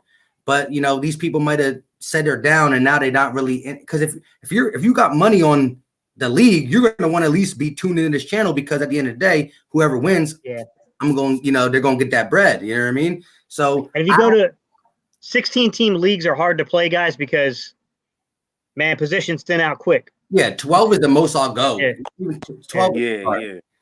So I'm gonna eventually get, because Gate City and Philly Fresh, they Eagle content creators, they get first stabs. They all said they want to be in it. I don't know what the buy-in's gonna be. We're gonna try to talk about it together once we get close, but it'll be something that we can talk about on the YouTube channel once a week. And the winner's gonna get some bread. It might be a little $500, $700 come up, So it's cool. So we're gonna do that. But again, a lot of people who jumped in and said I'm in and I wrote their name down, I haven't seen them comment since the season ended. So maybe they're still watching, maybe they're in here right now. I don't know. But we're going to lock down 12 secured spots, and it's going to be tough. Well, Aishan just put his bid in, so yeah. So I got you as an alternate. But yeah, like I said, a lot of these guys haven't commented since. So I mean, the fact of the matter is, the 12 people who play got to be legit. Going to pay the money, going to play, and got to keep up with it. So it's cool. Gate City did a lot of stuff. Gate City didn't play in a draft together, but he was going hard in the ESPN fantasy league he had going on. He got a lot of late. You were getting about $500 myself. There you go. It all, but man, it's draft positioning. It's draft positioning more than anything. Oh yeah. So, real quick before we get back to the Eagles talk, what's your favorite thing? Would you rather be the first pick or the 10th pick, or I mean the first pick or the last pick? Talking to me?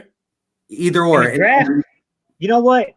Going into the first and second round, I like being the last pick, because you get those back to back, so you're getting those really good mid-tier players. You know what I mean? It kind of sucks if you pick in first and you gotta wait all the way through the end of the second round. Yeah, I gotta be last.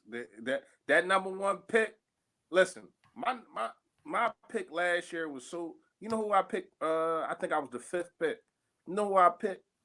David Johnson. Oh man, you know how bad. I had to bench him like damn near the whole year. So yeah, I like the 12th pick, man. I need to go last, and then I need to go first. Yeah, I like to get that double down. I mean, you get the least of the first round talent, but then you get the first.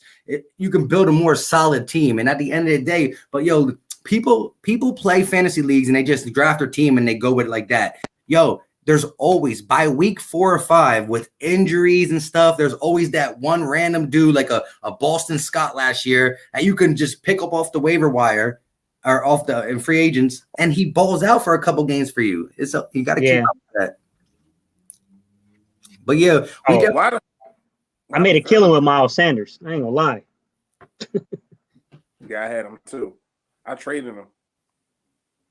Well, to speak for myself, I'm in 3 leagues for the past 11 years, a 8-man, 2 quarterback league, and 2 10-man leagues. I'm down though. I love football all day. Yeah, like I said, when it gets closer this season, I'm gonna redo that, and I'm not gonna try to pick. It's not gonna be no favorites. There's always going to be a first come first serve, except for the Eagle content creators, but they already joined in anyways. But at the end of the day, it's gonna come down to some people say I want to play, and then they're like, yeah, I'm not paying that money though. So we all gonna have to pay the money. The money's gonna be in the pot. Winner gets it. I mean, ain't gonna be nothing crazy because I mean, I can't take the money and continue to do YouTube channels. I mean, YouTube videos. I'll get, you know what I mean? So the winner straight up gets it no matter what. It is what it is. But it would That's be all cool. I understand what you're saying, Philly Mike, but hold on. Hey, Brad Wright, what you mean, man? I don't beat people up. I be chilling, man. I'm done with all that, man. I'm I'm a newly reformed person, man. You know, I'm done with all that, man. I don't beat nobody up. I don't put hands on people. Hey, man, not even be funny, bro. I almost had to get into a fight at the Harris Teeter over fucking milk. Not even joking, bro. Like, for real, man. I was coming out of the freezer with the milk, the little fridge thing, and a dude tried to grab the milk out of my hand. I had to look at him and be like, yo, I don't know how passive you think I'm, but I'm about to hit you by the fucking head with this milk.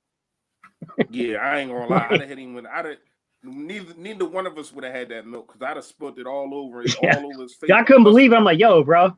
Like, there's like 20 more things than milk in there, man. Take your lazy ass in the fridge and grab it. Oh, it was more milk? Yeah, bro. He just didn't see it because they was pushed back. Yo, what's it called? When you were talking about benching 360, Mir Slat, I didn't pull it up on the thing, but Mir Slat said, dang, you should play for the Eagles. Yeah. Nah, my running back days is over, man. Yo, all right. So let's tackle this question real quick because this is, do y'all think the 2020 regular season schedule is hard or easy? If you guys, because we all looked at it, I don't know off the top of our head, but when you looked at it, did you feel like it was a harder schedule or easier schedule? It's hard. It's a hard schedule.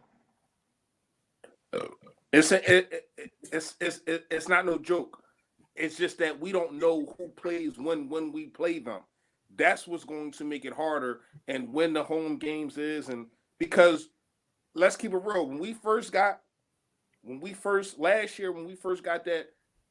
3 game away thing. Oh yeah. I said, oh, that's a hurt piece. And that was mainly because so much hype that was on the Phillies going to the play, all that bull crap. So they didn't want that to coincide, whatever. But I really need to see when we play, who we play, and you know, stuff like that to really determine. But when you look at these teams, yeah, it's going to be rough, man. It's not like last year. Last year it was but this year we facing some better opponents. Man, it's that first place schedule. Yeah. You always get a first place schedule at that. But real quick, Charles Smith said, Philly Fresh, you draft like Howie. I don't know when he said it or what he said it for. I don't know what I don't get it. because of David Johnson. Probably because I drafted David Johnson. No, but David Johnson, this was before he got hurt. Like last year he was third in PER. Like, we're not gonna do that. Yo. It was Christian McCaffrey. It was Christian McCaffrey, Saquon Barkley, and David Johnson. Like, come on, man. We're not doing that. Yeah, I was going to ask y'all, too. What do y'all see a linebacker? How do you see us lining up? Who's playing where? What you mean? How do you see, now?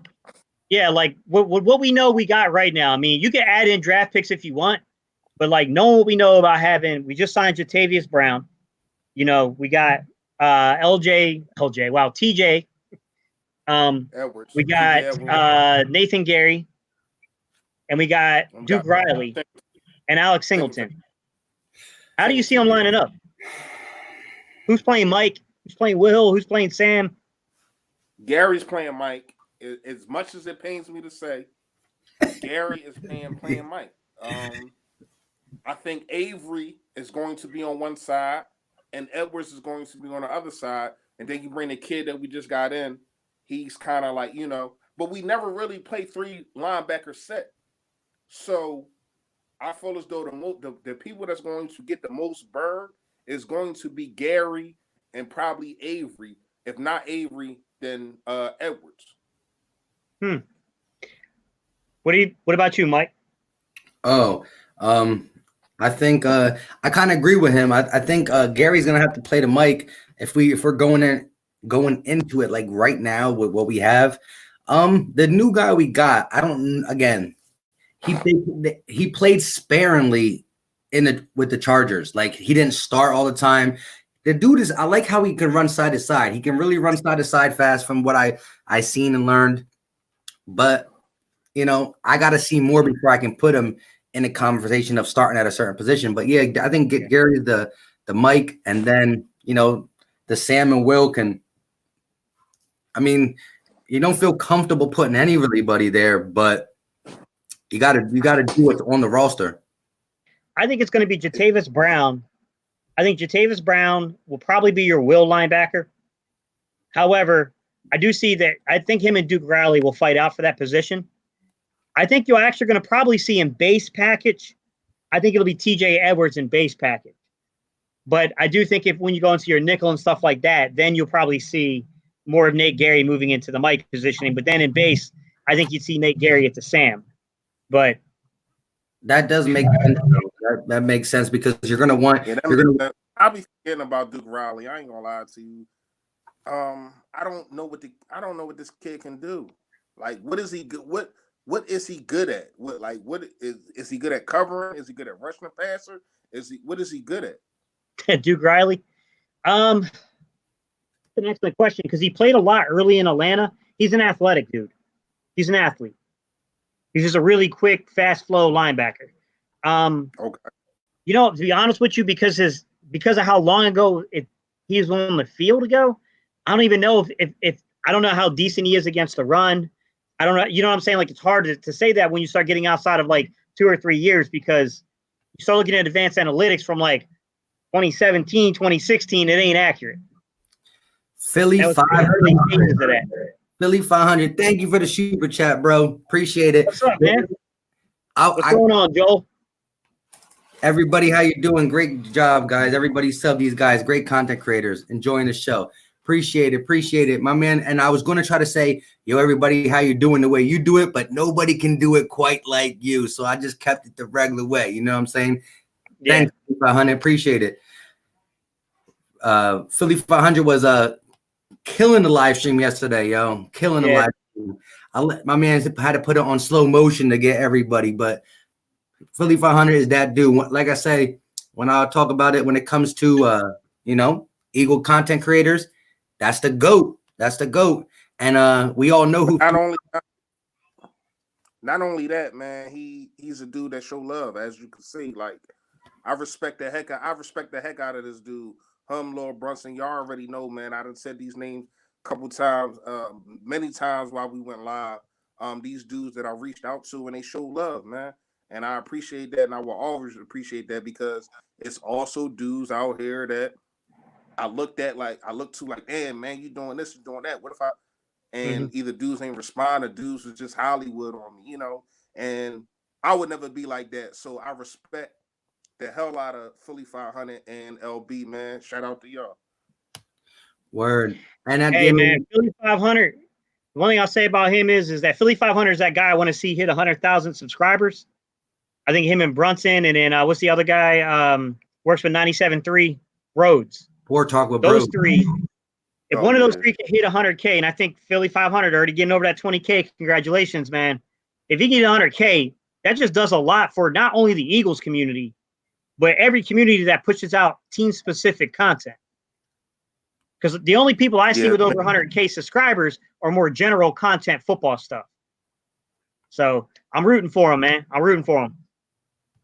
Yeah, Philly 500, like I said, man, he's a guy who just, spreads the love, does everything he can, always quick with the videos, man, great videos. And he brings more than just Eagle things. Great sense of humor, great dude. Appreciate the dude. At the end of the day, we all know Philly 500 wants with our first round pick. He wants that one and only Henry Ruggs III.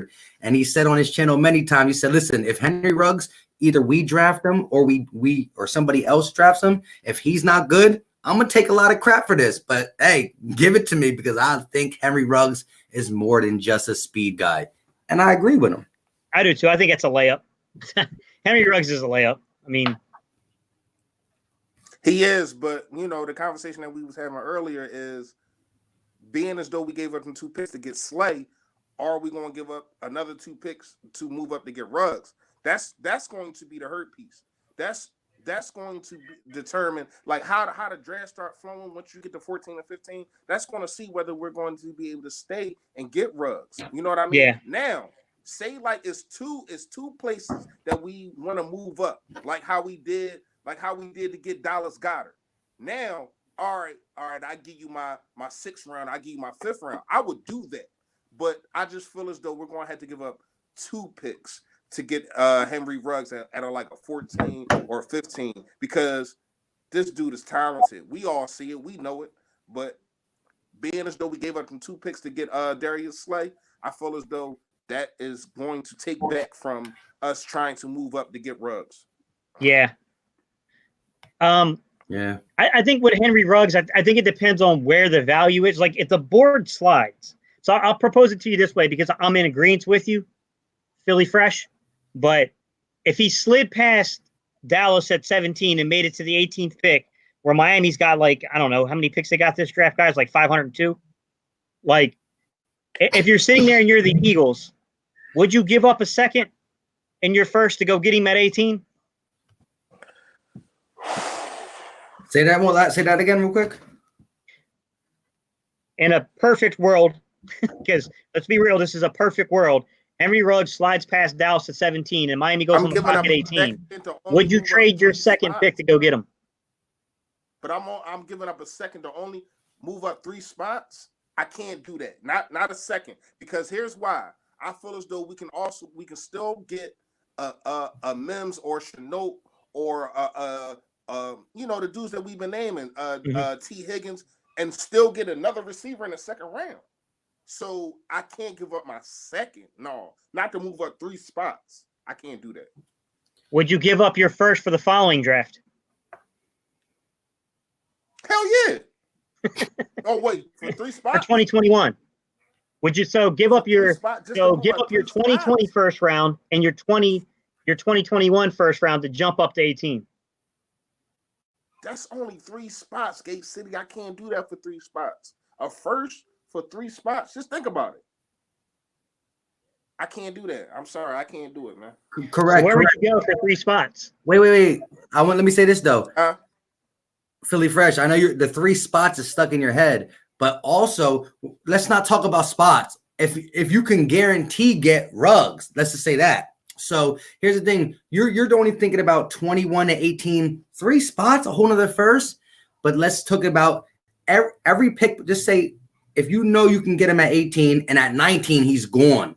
So don't think about the 3 spots as a jump up. Think about it as it's Ruggs for your next year's first or not.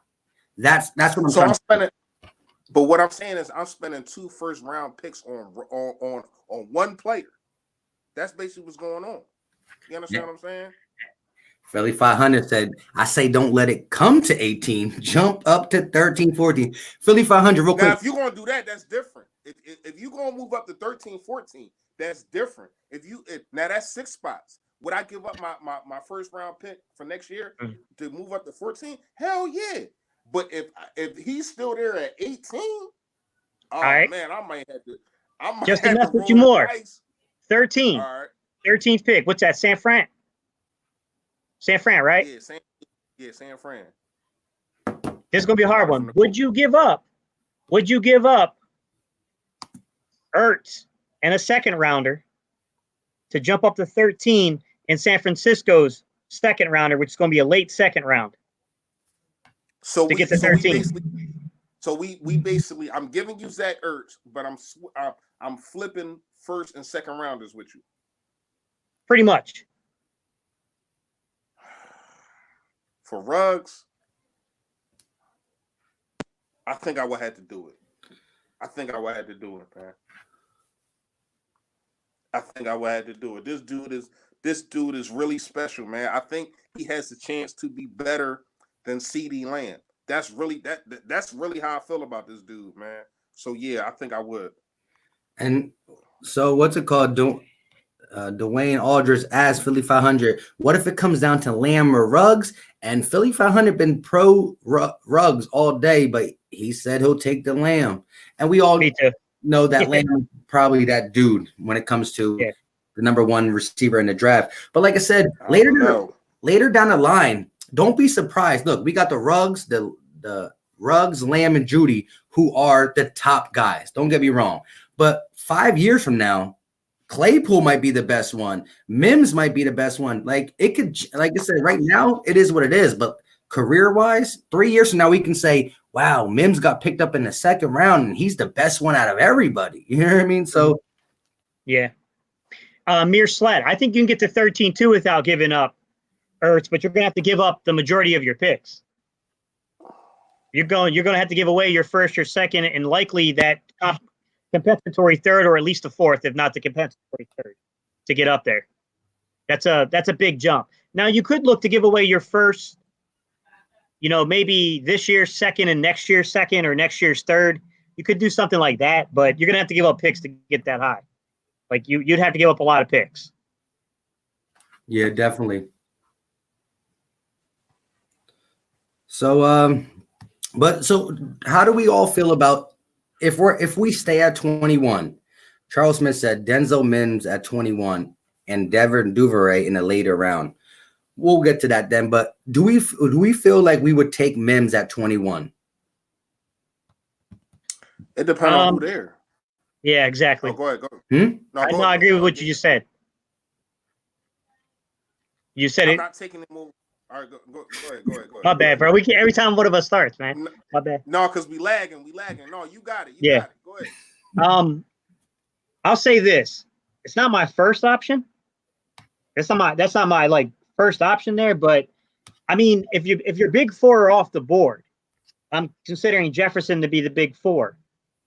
Then yeah, I mean, I probably would want to trade back because I don't think he's worth the 21st pick per se. But if I can't trade back, I don't know, man. I'd be half tempted to look at if four receivers are already gone by 21, some other position has got a player who's worth a lot that slid down. Maybe it's corner. Is there a corner you might take at 21? I think Diggs. now. Go ahead. What about Trayvon Diggs? He's a good athlete. He's versatile, but I just don't think that he's a solid corner. That's just my personal opinion. I feel as though he's probably, if not top 5, top 7 best athletes in this draft. Like his athletic ability is off the charts. But when I look at him, I just don't know if he is a clear first round. I'm picking this cornerback because he's a lockdown dude. I don't think so, man. I just don't think so. Let me say this. What round was the Saints cornerback? What's his name? Dang. The Saints cornerback, Lattimore. When did he go? It was in the first round. I think he was First, Lattimore was, I want to say he was in the 20s, wasn't he? Let me look it up, man. Yeah, because you got to think of this, though. Normally, when you get that Jalen Ramsey type talent, or like the guy from Ohio State, the Okadua, I can never say his name, is Jeff. Yeah, I don't know that. 11th overall. 11th. All right. He was 11th? How what the it hell says. did New Orleans get the 11th pick? Because they were trash for a while. They just had to be trash for like 1 year. They always make the playoffs. They're always up there. But look, you know, this is the crazy thing. If Sidney Jones does not tear his Achilles, he was talked about who's the better corner, Jones or Lattimore. That's how crazy it is. Yeah. I really think with the Sidney Jones, man, it's about confidence. It's about confidence in itself. And also, I mean, I said this 100 times, but he got to bulk up. But it's really confidence to me, man. I feel as though he don't trust his body because the talent, you can see that the talent is there. And when he turns it on, you see it. You see it with the plays that he made at the end of the year and all that kind of stuff. So I'm not giving up on dude yet. Hey, Charles Smith, if Okudah was available at 21, I'm pulling a Mike Ditka. I give up every one of my picks and just walk out the door. Come on, Okudah. We done. We don't even need nothing else. What? He's joking. He know he's not going to be available at 21, but. So since Philly 500 is still in the chat, Philly 500, do you see the Eagles staying at 21, or do you see us moving up or moving back? What is your gut feeling? I know you were big on the Ruggs thing, but what do you think is going to happen when it comes to stay up or back? What do you think? And everybody else in the chat, again, we talked about it earlier, but we probably got a different audience now that we're an hour and 49 minutes in. So what is your gut feeling? Do we move up, stay, or go back? Here, I'll start a rumor for you. Howie Roseman's going to do Howie Roseman. He's going to go out and he's going to trade for Ngakoue. Then he's going to flip Ngakoue for a top 10 pick. Then he's going to take – I'm joking. That's not going to happen. All right, while we're waiting on response for everybody, I also want to know, if you are trading up, what are you trying to give up? Because you can just say trade up, and it's not just that simple. You know what I mean? Like, everybody can say that, but it's packages that we had to give up. And if you look at my older videos, I said it 1,000 times. You had to trade up to get your talent. You had to trade up to get the receiver that you want. If it's Lamb, if it's Ruggs, whoever it is, you got to trade up. But here's the thing: now everything changes with this Slay situation. You know what I mean? Giving up these 2 picks of Slay. Philly 500 said. Philly 500. What do you think the cost will be? He said, no, I believe we will trade up. I don't believe it will cost as much as you guys were talking about. Check this out. This is what I wanted to say too earlier. This was like an hour ago when we were talking about moving up. Somebody like the San Francisco 49ers, if we know that they say they got that 13th pick from the Colts, right? They don't have a second, a third, a fourth, right? So with them not having that crucial second, third, and fourth, where that can really fill holes in your team as well, they have 2 first. They got their 31st pick because they were in the Super Bowl, and they got the 13th pick. So 13, 21, it's not too far. If they're sold on a big body receiver like a Justin Jefferson, T. Higgins, Chenault, whatever, if they're sold on that, then maybe they say, you know what, let's Philly, we get the 13, they get our 21, and because it's only 8 spots, they're okay with just an extra third. You know what I mean? So they trade up 8 spots. So they only go 8 spots back. They want a big body wide receiver anyways, and then they get an extra 3rd round pick because they don't got a 2nd, 3rd, or 4th. You know what I'm saying? So that's where someone like the Niners can say, you know what? It's not like we're asking for their first for like a 3rd, 4th, and 5th. No, they're going to get our first in return. So they're moving back 8 spots and they get a free 3rd round. They might do that if they're sold on a big body receiver and not Ruggs.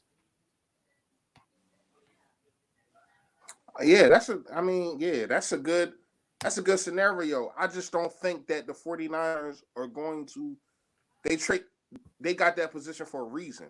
And you know what I mean? So and he said kind of what I was saying. If you look at the valuation chart, I'm looking to give up my 21st and a 3rd, 4th, or 21, again. And so the fact that we will give up our 21st, they're only moving 8 spots back. So to move 8 spots back, they get a free 3rd or 4th round pick. They might consider it.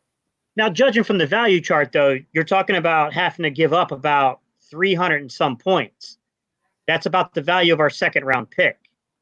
Because we traded away the 85th pick. The next pick we have is that 103rd. That's only worth, I want to say, like 80 some points. That's a big jump. You need a lot of picks. If you go on 3rd, you're going to need 3rd and probably all 3/4. Wait. And you could go into 2021, but you could definitely go 2021 and give them a 2021 3rd round pick and see if they would bite on that. But I mean, if you look at the valuation chart, the 13th pick is worth 1,150 points. The 21st pick is worth 800 points. So if we say we didn't do the 2nd round, right? Our next pick is what, 103, guys? That's the 2nd round? Yep. That's 88 points. You still need almost 200 points. You guys get what I'm saying? Yeah, I get that. So then, again, that's when you packaged our first for their first with the 3rd, the 103, and you throw in a fourth this year and a fourth next year. Fourth this year and next year. See, that's what I don't know is where would that land you? Because, and I don't know, maybe Philly 500 is in the comments. Maybe he knows because he's probably looked into it a lot. But where does, because a fourth next year is not the same. It's not the same value. You get what I'm saying? When you project a draft pick from the next year, they do take off so many points for that. Mm-hmm. You guys get what I'm saying? Correct. And so he said, also, don't be shocked if you, and Philly 500, he was the really, I mean, like out of all the people talking about the Zach Ertz stuff and guys like, you know, Gate City and you guys, we were coming around to it now because we realized the fact is this, like with the not being able to secure a extension this year, who knows what's in the works, and we rather get something than not get something. And I got Philly 500 now. He's talking about using a 2021 third because there's more value attached to the pick. Got you. Which would make sense. And I do agree, Philly 500. The easiest way to get up there is to probably use a player to move yourself up. But because the third that we have right now is the compensatory pick. That's why. Mm-hmm. Yeah. Someone commented too. I think it was iShine said, "Don't be surprised if we don't trade Ertz." iShine, no way in hell am I trading the 49ers Ertz to pair with Kittle. I'm not doing that. I don't think that they would do that though. No, they better not. There's no reason for them to do that. I mean, they're not the Patriots. They don't want with Gronk and Aaron Hernandez and stuff like that. That's not really how they built. So I don't think that the 49ers will want. Not saying they wouldn't want them, but they don't need Zach Ertz. You know, I feel as though they have a better player than Zach Ertz. Yeah, and next year's first is worth a second this year, and a second is worth a third next year. And look at this. iShine 101 says, Ertz is almost 30, y'all. I love Zach, but it's business, and that's the thing. But see, this is what I want to talk about. When Philly 500 was the first one out of a lot of Eagle content creators to really start saying, you know what, people might hate me for it, but I will think of options for Zach Ertz. I'm not saying just I hate the guy and get rid of him, but we know what his value is right now. His value is only going to go down little by little. And this was before Philly 500 was like one of the first ones to report the fact that we couldn't get extensions done. But he's been kind of saying, if I can do this, I will do the Zach Ertz thing. A lot of people said, whoa. But you got to think of it. Listen, if we have a scrub as a backup tight end, it's different. If Zach Ertz is a little younger, it's different. A lot of things. Emotions. Man, I love Zach Ertz. I mean, I got like 3 of the jerseys. You know what I mean? I don't want to, but at the end of the day. Hey, Burgang 114. If I can tie into something you said here, I don't agree. Players aren't stupid. They just watched what happened to Malcolm Jenkins. Ertz going to hold out. You don't get him a contract to trade him. They're not going to make that mistake twice. That just happened. Malcolm Jenkins was promised by the owner that he would be taken care of, and that did not happen. Those guys saw that happen. I don't think Ertz is going to be that understanding of the situation. I think you either have to find the money, and the biggest holdup to finding Ertz money is 2021. 2022 and 2023, we got plenty of cap space. 2021, we're already $4 million in the hole. Alshon's going to free up some space, and we're going to go above the hole, but you got to make up a lot of ground. I mean, first time someone said it to me, cursed them out because I was like, man, get out of here with that shit. And then I went, and when I heard that he refused a renegotiated contract, I started digging into it, and then my eyes got open because I was like, oh, I should have looked into this closer. Like, there is a little ember behind the smoke there, man. It is. Hey, Philly Mike, I want you to bring up this comment. Mayor Slant said what Mayor Slant said. Asked me, am I smoking? I ain't smoking. I see talent. I evaluate talent. Kittles and Kelsey are better tight ends than Zach Ertz. They run after the catch. They do more. They're more explosive. It's nothing wrong with that. I love Zach Ertz, but don't sit here and tell me that you think that that he's better than Kittles or he's better than Kelsey. It's nothing to discuss. If you watch films on these dudes and you watch the games on these dudes and you see how much yak and how much things that they do for their team. And even though I love Zach Ertz, he can't block. He can't block. So it's things that Zach Ertz can't do. And he just started to not fall every time he caught the ball. Remember in 2016 and before, every time he caught the ball, he fell. See what I'm saying? So I'm not putting no aspersions on Zach Ertz, loving Super Bowl champion. But at the same time, it's two dudes in this league that's better than him. And that's Kittles and Travis Kelce. I mean, am I wrong? I think Kelsey's better. I think Kittles is a better overall tight end. I don't think he's as good a receiving tight end, but he's a better overall player. I'm going to say this. If you're talking about just a guy who can get, listen, if you're talking about a guy who can just get receptions, it's Zach Ertz. If you're talking about big play, like down the field, it's Kelce. If you talk about overall tight end, it's Kittle, because Kittle gets the best of the blocking and the best of the playmaking. But I think Zach Ertz is a better guy. Making sure he gets secure the catch. He's a chain mover, but explosive plays go to Kelce, and blocking and overall go to Kittle. So Philly Fresh, you definitely not smoking. They're definitely you can argue all three kind of, but I would lean to say that Zach Ertz is. Did you guys see what Philly 500 wrote too? Go back to his comments about Goddard. I thought that was a good point. I never thought about that. Yeah.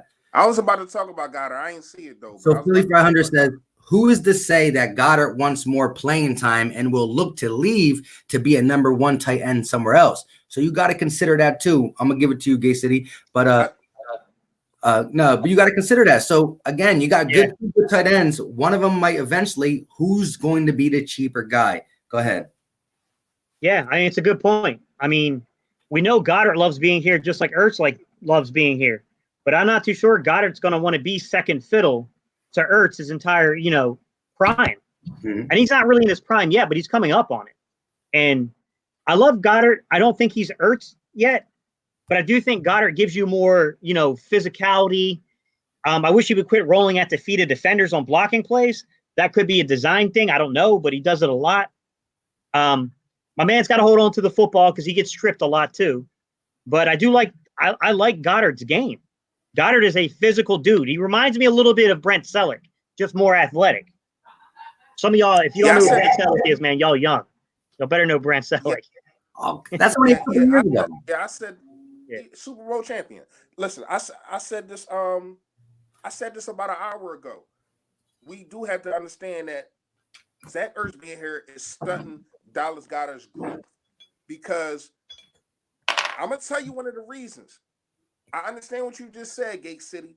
He does fumble the ball because he doesn't know when the next time he's going to get the ball thrown to him. So he's trying to make every single play that he can. He's trying to push and get an extra 5-7 yards because he don't know when he's going to touch the ball, because you already have a number one tight end right there. So I feel as though if he is a zone in, I don't know about that, man. I don't know about that. You talking about how Jason Witten is now? No, he's talking about like how Jason. Well, right now, he's turning into that. He broke Witten's record. Yeah, he'll move the chains kind of guy, but he's a playmaker too. Because if you put him 1-on-1, he is going to get the best out of a lot of corners, a lot of safeties, and a lot of linebackers. We're not trying to put the Spurs on Zach Ertz, but we do got a bigger, stronger, and a more physical tight end, where I feel as though can pick up the slack. Like somebody just said in the comments, I don't know who just said it, but somebody just said in the comments, they can pick. I feel as though Dallas Goedert can pick up the slack, man. Yeah. What's it called? Said it. Let's see. Vance Maxwell. No. Yeah, that's a good point too, man. Vance Maxwell about the injury history. That Ertz hasn't really been an injury-prone player, but he's had these little nagging little things here and there. Eventually, it adds up, man. He's going to be 30. Yeah. And then Gang, 100% agree. If we had a number one receiver, he'd be a lot better. If we had a guy that could stretch the field, Ertz would be a lot better. But, right, at the end of the day, man, you got to fit people in to get those people. And this is the other side of it. So, hey, now, Ertz just got through a season of seeing nothing but double bracket coverage. He saw way more than Kittle and Kelsey. Come on, put weapons on the offense, and Ertz will work against him countries. Yeah, that's the thing, too. Listen, the lack of weapons down the field, that not only hurt Carson Wentz, it hurt every other player on his team because the defense is so compact. You can bring your safety in the box to pay attention to Ertz. Mm-hmm. So much stuff can be done. And see, the luxury that Kelsey got is Tyreek Hill going this way, Sammy Watkins going this way, this guy going this way, Mahomes doing Mahomes things. They can't really do what they need to do against Kelsey. So I agree 100%. And let me say something. Let me say something about this whole thing, about the way we keep letting players go and why it hurts so much. I'm going to say something. The way we were trucking teams early on in the season with Carson in 2017, I felt like it would have been easier to move on from people. But the way that things shook out in 2017 and the way that locker room became a brotherhood, I think makes these moves a lot harder, not only on the fans, but on the players and the teammates. But like how he said, he admitted that is a real, true dynamic going on in that organization, and they've got to move away from it. It sucks, man. I hate to imagine Zach Ertz in another uniform, but I'm also facing myself for the likelihood that's a 50% chance that happens in the next year or two. Real fast, Philly. Mike, go back to that. Go back real fast. We get the Carapool. Shout out to Carapool. You know, you got my heart. You know, you got my heart. But hold on. I just want to say this. Everybody says that Carson Wentz's favorite target is Zach Ertz. No, Carson Wentz's favorite target is the guy that's going to get open. Because in 2016, his favorite target was Matthews because he was getting open the most. So I feel as though it really doesn't matter who it is or what the name is on the back of the jersey, as long as you are getting open. If you're getting open, Carson Wentz is going to give you the ball. Jalen Williams, good comparison. Yeah, I agree 100%. He said, I'm saying Ertz is very consistent like Witten, but not a game breaker like Tony Kazan, Kelsey, or Kittle. And Mirror Slate, listen, let me just give you this last thing about all three of us would not just automatically trade Ertz. We all know what Ertz did and still can do, especially if we get weapons on the outside. He will sing single coverage and maybe the yak might come back a little bit. But this is how it is. Kelsey has every game that Kelsey plays, it's definitely easier for him because he's not the number one. They're not just trying to stop him. They're trying to stop Tyreek Hill. Sammy Watkins can have a game. So I agree 100%. The defenses that come against the Eagles say this: we got to make sure Zach Ertz is not open. So Zach Ertz sees more coverage than almost any tight end in the game. I agree. But with that being said, he led our team in receiving because we got no receivers. Kelsey don't lead their team, but he still beats them in yardage overall. And again, Kelsey yards are easier because the single coverage.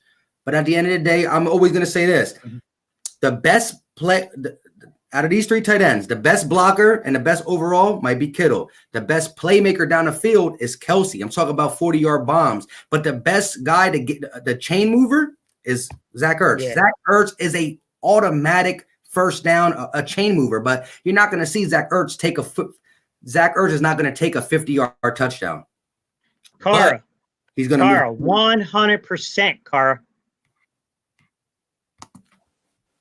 This one? Yep. I'm just saying during that Giants game when Ertz was out, Carson threw to Goddard without a problem. That's true. That's true. Now, I will say this against one of the most suspect pass defenses in the league, but you're right. I mean, you got Perkins open. He got Goddard open. He got Dante Barnett open. He got guys I can't even remember their names. How about that Dante Burnett video you had with like 5K views? Man, I'm telling you, bro. YouTube Hall of Fame. Yo, you need to go get that jersey and just do another video wearing it. Like do a free giveaway. That's another thing I wanted to ask y'all before this video got done. Do you think that them dudes are going to be here next year? I mean, I feel as though we all think that Greg Ward is going to be here, probably play the slot. But do you think dudes like Burnett and who was the other guy? I can't remember his name. Rob Do you Davis. think Rob Davis, exactly. Do you think that them dudes are going to be here? And if they are going to be here, will they contribute? If they double dip at receiver, so you got Deshaun Jackson on the roster. Arcega Whiteside was a pick that they can't get rid of until they prove that he's not good. Greg Ward Jr. was the most productive practice squad guy. And then you get our draftee or two draftees. I think that pushes like a guy like Rob Davis and Burnett back to the practice squad. Maybe other teams can see stuff in them and sign them. But I think that they will be the first to move because you got to keep Arcega Whiteside, even though a guy like Burnett and Davis might have been more productive. You can't just go back on your draft pick like that. So you got to keep Arcega Whiteside. Greg Ward Jr. was the most productive of the practice squad crew. And then you got Deshaun Jackson back, hopefully healthy, and the 2 or 1 draftees. So there's 2 comments I wanted to get to here, man. Philly 500's comment, and then Jalen Williams after him.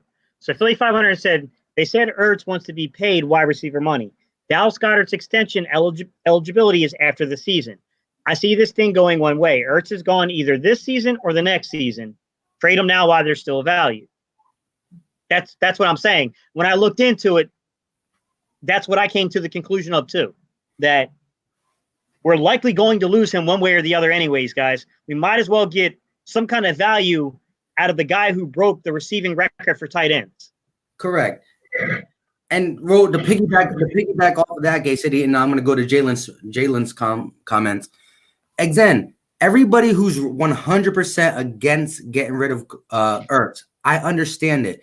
He is an Eagle through in and throughout, but the same way you're kind of feeling some type of way about us talking about a possible trade, how are you going to feel if Zach Ertz, when his contract is up, says, I'm just going to sign with another team? So then all the emotion that you got for Zach Ertz right now, you say, I love him. He's all about Philadelphia. Man, the dude's on my wall. I love the dude. But say when it comes down to it, he just walks away from Philly. Yeah, he already refused the restructuring.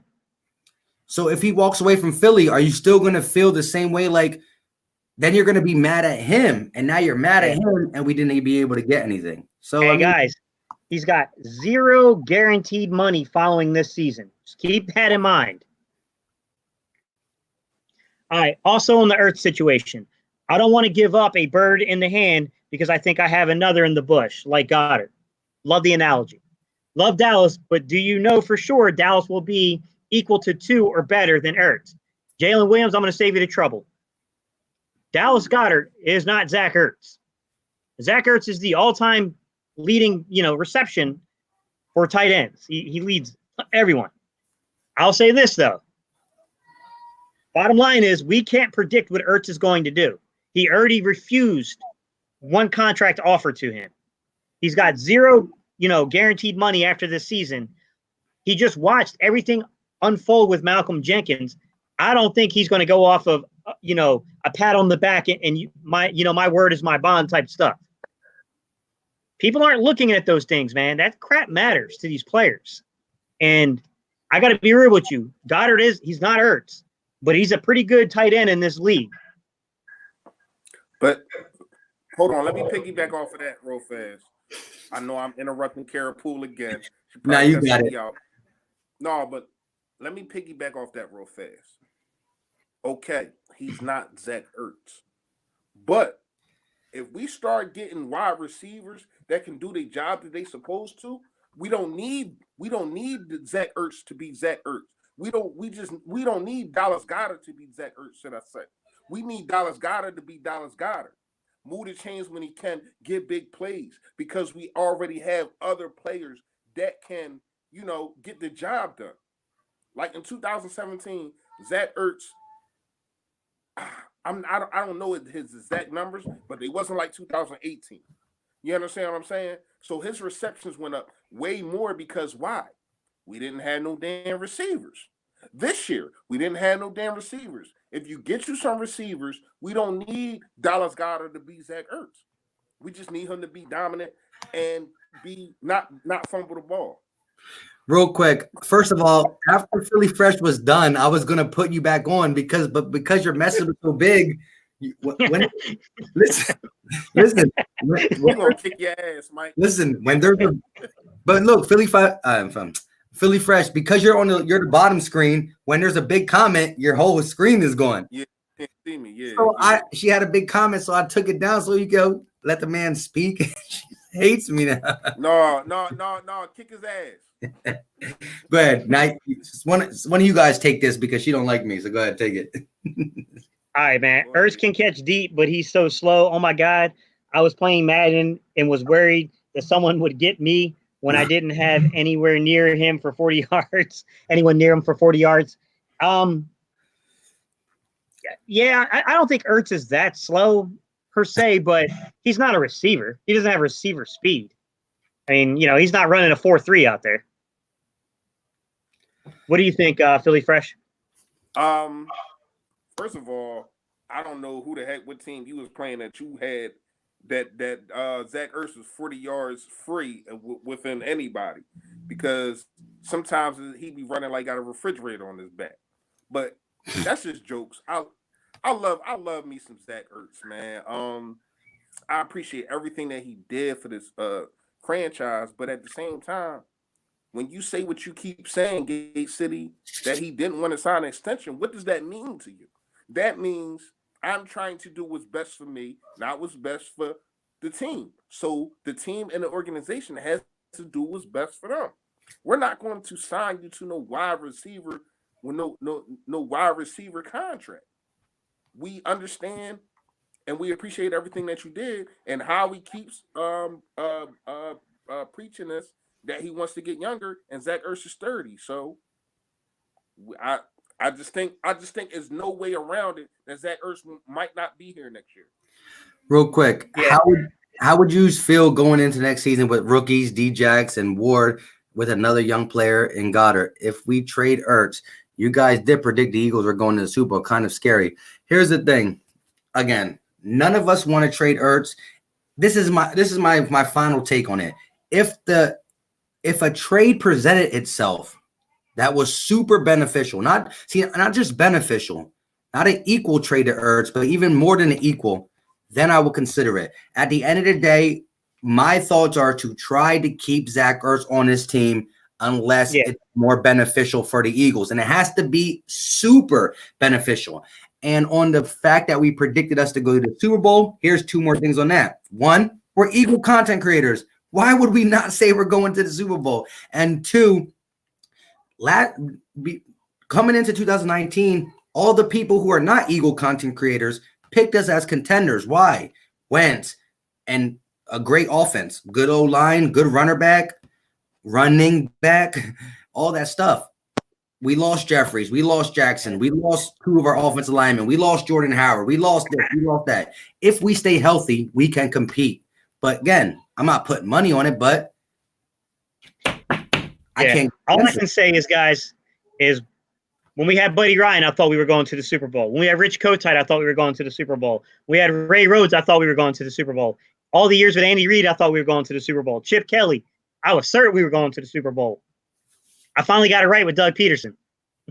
Every year I think we are. I'm an eternal optimist. Correct. Yeah, but it's some years. No. Listen. Like in 2016, we knew we wasn't going to the Super Bowl. Oh, listen. Every year that we didn't have a friend. Listen, after Donovan McNabb left, we had Mike Vick. That year, Mike Vick, like I said, I thought we were going to go, and we lost to the Super Bowl champions. Anyways, talking about the dream team. No, but what I'm saying is there's years that you go into the season as a fan, you just still want to watch your team play, but you also know, I will be just happy to make it. I ain't gonna lie, even in 2016, I might have known somewhere deep down we weren't going to the Super Bowl, but as soon as week one rolled around, I was like, we're going to the Super Bowl. After that Cleveland game? Oh, yeah, shout out to somebody that just commented like an hour ago. I meant to see something about that. I did just watch that the Eagles had just put the Carson Wentz's first game against the Cleveland Browns. Charles And Smith. that's why I think, huh? Charles Smith did that. Said that. Oh yeah. Well, shout out to him because I meant to say something earlier. I did just watch that last night actually, and he was throwing some dimes, man. He came out his first game. Kid looked great, like, and I actually was sitting in a cell at that time. I was in jail watching this kid. I'm like, damn, really for real. Yeah, I know. Man, this kid, I like this kid, man. And you see in that game, who was his favorite target? It was Matthews. So that's I'm saying that to say basically, if you get open, you're going to be Carson Wentz's favorite target. You understand what I'm saying?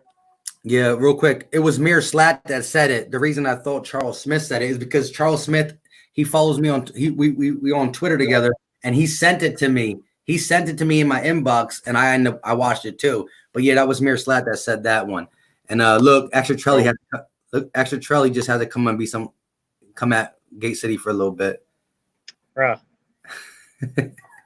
Kill McLeod. I got a McDonald's on the mind, bro. Yo, I can't. Wait, he just commented that. Yeah, still. He must have been watching it like he must have watched it from the beginning. Oh yeah, he was here from the beginning. That dude is no. Oh, yeah. okay. Extra Trelly. He loved trolling me, bro. No, but it's cool though. Trouble. Listen, yo, if the next time my girl's like, yo, what you want for McDonald's? I'm gonna like, give me a McLoad. Yeah, give me a McLoad. I'll take a Rodney. McLoad with fries. McLoad with some fries on the side. Y'all crazy. I'm aggressive in moving Ertz. We get attached to assets that can be moved to improve the franchise. You can build a dynasty having feelings for. You can't build a dynasty having feelings for players.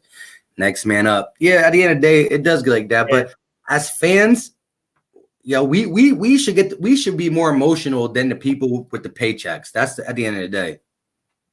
I mean, I get people being angry about the prospects of moving Ertz. I wasn't exactly happy when I found out we weren't going to re-sign Jenkins when we declined his option. I wasn't exactly in the best mood that day. Yeah, I was trying to hold back on that video. Yeah, but here's the thing, man. I know we all hate them. I'm pretty sure 30 people in this live chat. I'm pretty sure everybody hates this name that I'm about to say, but we got to respect where Bill Belichick and the Patriots come from, because they will get rid of you a year before you're done than rather get rid of you a year after you're done. You understand what I'm saying? He really doesn't have attachment to players, and I feel as though Howie needs to do that. But with the Super Bowl, he had to dismiss himself from a lot of people, and I think now it's finally out of the 53-man roster. I think it's 30 people that's not on the team that won the Super Bowl now. So maybe he's starting fresh. You know what I mean? Yeah. Jalen Williams, let me pose this to you. In the past 2 seasons, when we got 12-man heavy, okay, what did we accomplish offensively with this? Cricket. No, I'm just kidding. No, it is crickets. Not a damn thing. No, he's about to respond anyways. But like I said, at the end of the day, look, we all love Ertz. And my last thing saying on it, the trade would have to be, I would have to be like, wow by the trade. If I'm wowed by the trade, then yeah. But again, at the end of the day, no matter what we feel about it, we don't make the decisions. We talk about the decisions as fans and content creators, but it's the men who write the checks that do it. But this is interesting. I want both y'all takes on this one. Would y'all like the Eagles to pick up Xavier Rhodes? I'm going to say this real quick. While I know you're shaking your head, the dude has fell off heavy in the last 2 years. Fell off. He died? No, he's done. He's done, man. The dude, he ain't fall off. He been at the bottom of the pit. He got his hands up trying to get he waiting for somebody to help him up. He's done, man. No. Yeah, he ain't look good on the field. Jalen Williams. I'm not referring to what we have and have not won. I'm referring to how pathetic this offense has been the past 2 years. And why? Because of not having receivers, man. Not having receivers. It's crazy when you think about it. Just think about it, right? Torrey Smith changed the whole aspect of our offense in 2017, right? Because when we had somebody to stretch the field, when we had somebody to go ahead and have to have safeties back, that's when Carson can do what he do. You understand what I'm saying? And it's crazy that if Torrey Smith can do that, and if we find another speed guy, a younger speed guy, just imagine what Carson's going to be able to do.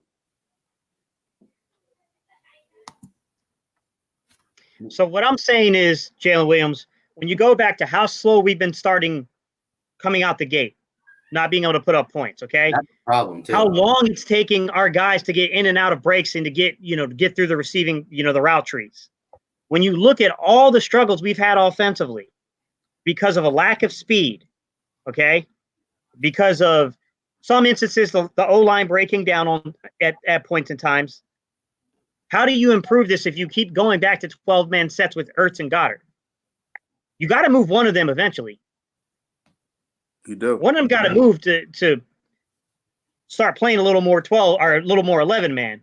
I mean, you could go into 12-man with a guy like D Jackson, another bigger, stronger, fast receiver, but you can't be out there every down like that, man. You can't be running this slow, methodical offense trying to basically play, ball control for an entire 60 minutes. It's not going to work. And not only that, we have to understand, Gate City, that you're putting your quarterback in harm's way when you do that. Because there's more defenders at the line of scrimmage. The reason why Patrick Mahomes is able to run around and look like he's just a GOAT and have all this free space to do whatever he wants, because his players are stretching the field. When Carson tries to do that, he got a linebacker here. He has a safety here. So he can't really move how he wants to move. And not only that, he got people in his face. That's why the fumbles. If you stretch the field, if you get better receivers and you put one of your tight ends on the bench, it's going to stretch the field. And it's more things that Carson Wentz can do. He can run. He can he can make sure Deuce is open better, man.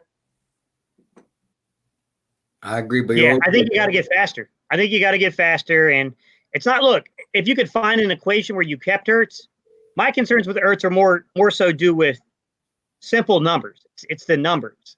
Right. It's the way that he already refused to basically renegotiate this contract, restructure it, and on top of that, we're in a tight situation come 2021. And I would love for him to say, like, no, I want to play in Philly. I'll take a small payday in 2021 for big numbers in 2022 and 2023, but he hasn't given me anything to feel confident in projecting that. If anything, he showed me the exact opposite. Yeah. Real quick, I had to get to this. Mike said he trade Ertz for some new Jays. Come on, bruh. Like, really? Don't disrespect Zach Ertz, man. We're not going to do that. Come on, he's still top 3 in the league, man.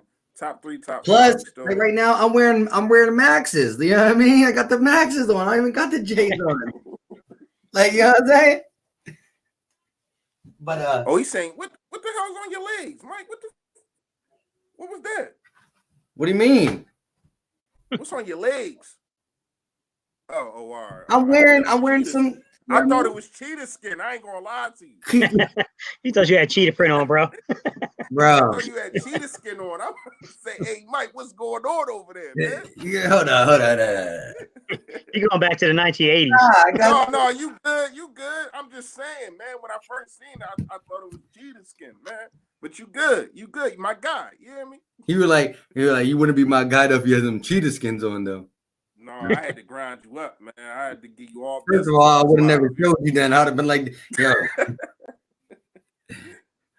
My man Omar, I agree, man. We do need tweaks to the scheme, and we do need to develop players better. I agree. Who? Omar N.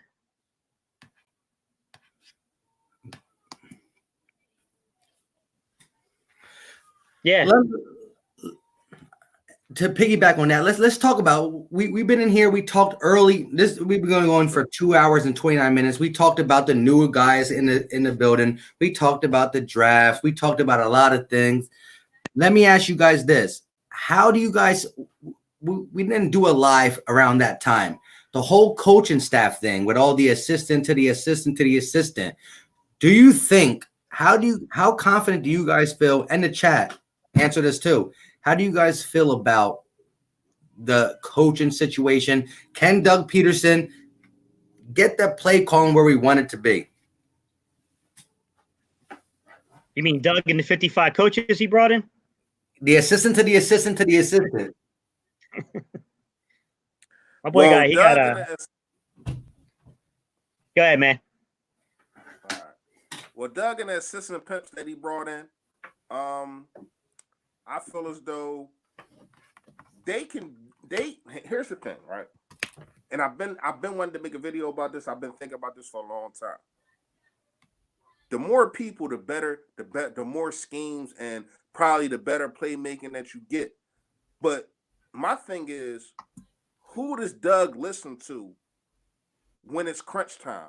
Who does Doug listen to when it's time to call a play, when it's time to run? Because you got all these dudes in your ear now. You got all these different positions and all that kind of stuff. I'm cool with having these dudes for making plays and making schemes, but you got to make sure that it's not more than one dude in Doug's ear at more than one time, because things are going to get fluctuated, man. Yeah. Oh no, Jalen Williams. I know you know your stuff, man, because you and I have talked a lot before in comments. I know you know your stuff, but it's just, it's hard to see them coming back from the money, man. It's not the player. Zach Ertz, you're not going to replace the player, but the money, man, like the money is just frightening when you look at it and you see it laid out. I was shocked that he's got no guaranteed money past this year. That shocked me. Yeah, and that's why we listen. Everybody in the chat, we respect you guys. Listen, at the end of the day, we're the guys on the camera, but that doesn't defeat the purpose that all you guys know football. Like, there's people out there in the world, Eagle fans and other fans, who are just oblivious to certain things. But I mean, that's why we love doing these chats, because you guys, we're not just doing it because we want you to be in here because blah blah blah. We love your responses. We love your takes. That's why this is what we do. And so we're the ones talking about it. But listen, a guy like Takeem Hilton 2.0, he always gives me good advice, blah, blah, blah. You guys know, I mean, we all watch football. We're all human beings. I don't got a college degree in blah, blah, blah, blah. You know what I mean? But we watch football.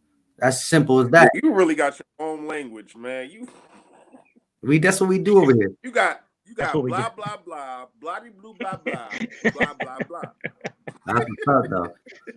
No, I know what you be meaning, though. No, but that's real. Just because we doing this, like you said, just because we got a camera or iPad or a phone in our face, that doesn't mean that we know everything. I say it all the time. I take criticism. If you feel as though I'm wrong, comment, let me know. You understand what I'm saying? We can debate it, or you can try to persuade me to make me see where you coming from, and I ain't got no problem with that. I never ever attack somebody and be like, you know what, you're wrong, you don't know what the hell you talking about. I'm not like that. Now it is a dude that comments that be talking some goofy stuff on my jaw. And Mike, we done talked about this guy, and you know who I'm talking about. Gate City knows too. I know you're talking about. I had hit that block on him. He blocked him. Yo, you blocked him? Yo, he be commenting like 4:00 in the morning. Like, what are you doing? Or he be going in stalker mode. He was like 50 comments, bro. Yeah. Yo, he probably watching right now. That's the crazy part. I ain't even gonna say his name, but we know who we. Hey, all you gotta do is go to our videos and he in there. If y'all want to know who we talking about. But anyway, get into the comments. Andrew Goods. Appreciate the super chat 100%. Any little thing goes good to the channel, man. Appreciate it 100%. Hey guys, what's up? Nice show. What would you guys take for Ertz? We need to dump Alshon Jeffrey and Malik Jackson as they take up too much cap space. So we're all going to attack this question each and individually, or bloody blue blue blah blah, as what's that? I was about to say that. Gay said you can go first. About to say that. All right, man. First off, Andrew, bro, we appreciate the compliment, man. What would I take for Ertz? It's going to take a little bit to pry him away. Straight up trade. I'd like to get a first round value for Ertz, but I don't know if it's realistic. But I would like to get first round, nothing less than second round. I'd probably, if you're asking me a second round for Ertz, I probably want multiple picks, second and a fourth, something like that. To be honest with you, I don't want to get rid of Ertz. It's not my goal, but just judging from what's going on, that's where it looks like it's heading. We need to dump Alshon Jeffrey and Malik Jackson as they take up too much cap space. Alshon Jeffrey, I have the feeling, will definitely be dumped. Malik Jackson did just renegotiate his contract. He restructured it, I think, actually. So his numbers are really good for this year. Next year, it's higher, but you only saved yourself $1 million. So I don't know if it's really, are you going to find a player better than Malik Jackson for $1 million? I don't know. Agree with you on Alshon Jeffrey, bro. I think that move's coming. Now, for me to piggyback off that, and I'm going to get to Philly Fresh, I agree. We all talked a little bit. I don't know when you actually got in here, but Zach Ertz is not nobody we want to give up. We love his fight, his Philly native, everything about him, what he did before and what he can do in the future.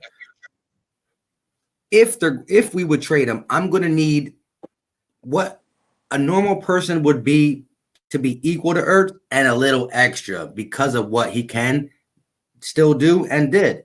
Now, as for Alshon Jeffrey, I'm sorry. Maybe he'll be healthy in the middle of the season. Maybe this, maybe that. But I got to say the same thing as Gate City. Got to say bye-bye. At the end of the day, though, Malik Jackson, because of the restructured contract, I think he can still fit in. I'm not sure if you know. The only guy for me that's off limits is Rodney McLeod. If you're going after Rodney McLeod, I'm going to need a shit ton of doubles. Let's see how many people keep catching on. Yeah. Real quick, what's going on, Isaiah Thomas? Yeah, and at the end of the day, I talked to you about this. This is one of my boys from the outside.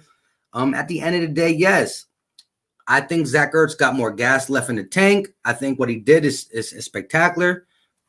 If the trade presents itself, but if somebody tries to lowball us, of course we can't do that. Now, again, as Gate City said and Philly 500, reported, the fact that we offered him an extension and it didn't get done, that raises questions to how does Zach Ertz really feel? Like, I know he's down for the city on the camera, but how does he really feel? And at the end of the day, if you let Zach Ertz walk away for free, that would be a hurt piece. Hey, Carr, what happened at dinner, bro? How we end up at Johnny Walker's Blue? What is that?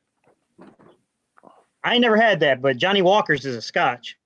Yo, real quick, Gate City, see what you did when you talked about the dude who be creeping on everybody's page. Everybody want to know who is it?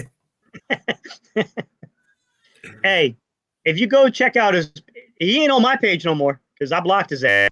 Put it this way. Just check out my last video. That's all you gotta do. Let's just say this. The dude comments like, yo, I love exactly what you're saying, man. You're talking nothing but the truth. And then the next video, all this shit is wrong. I hate you. You're blah de blue, blah, blah, blah, blah, blah. All that. Hey, but I ain't never get to respond to that comment. Which one? The Malik Jackson and Alshon and Ertz. Yeah. Oh, I got you. Go ahead, get it. Especially with the $5 giveaway. You know what I mean? I appreciate it. Yeah. I gotta shout him out. Shout out to you, Andrew. Hey, listen. What I want to say is,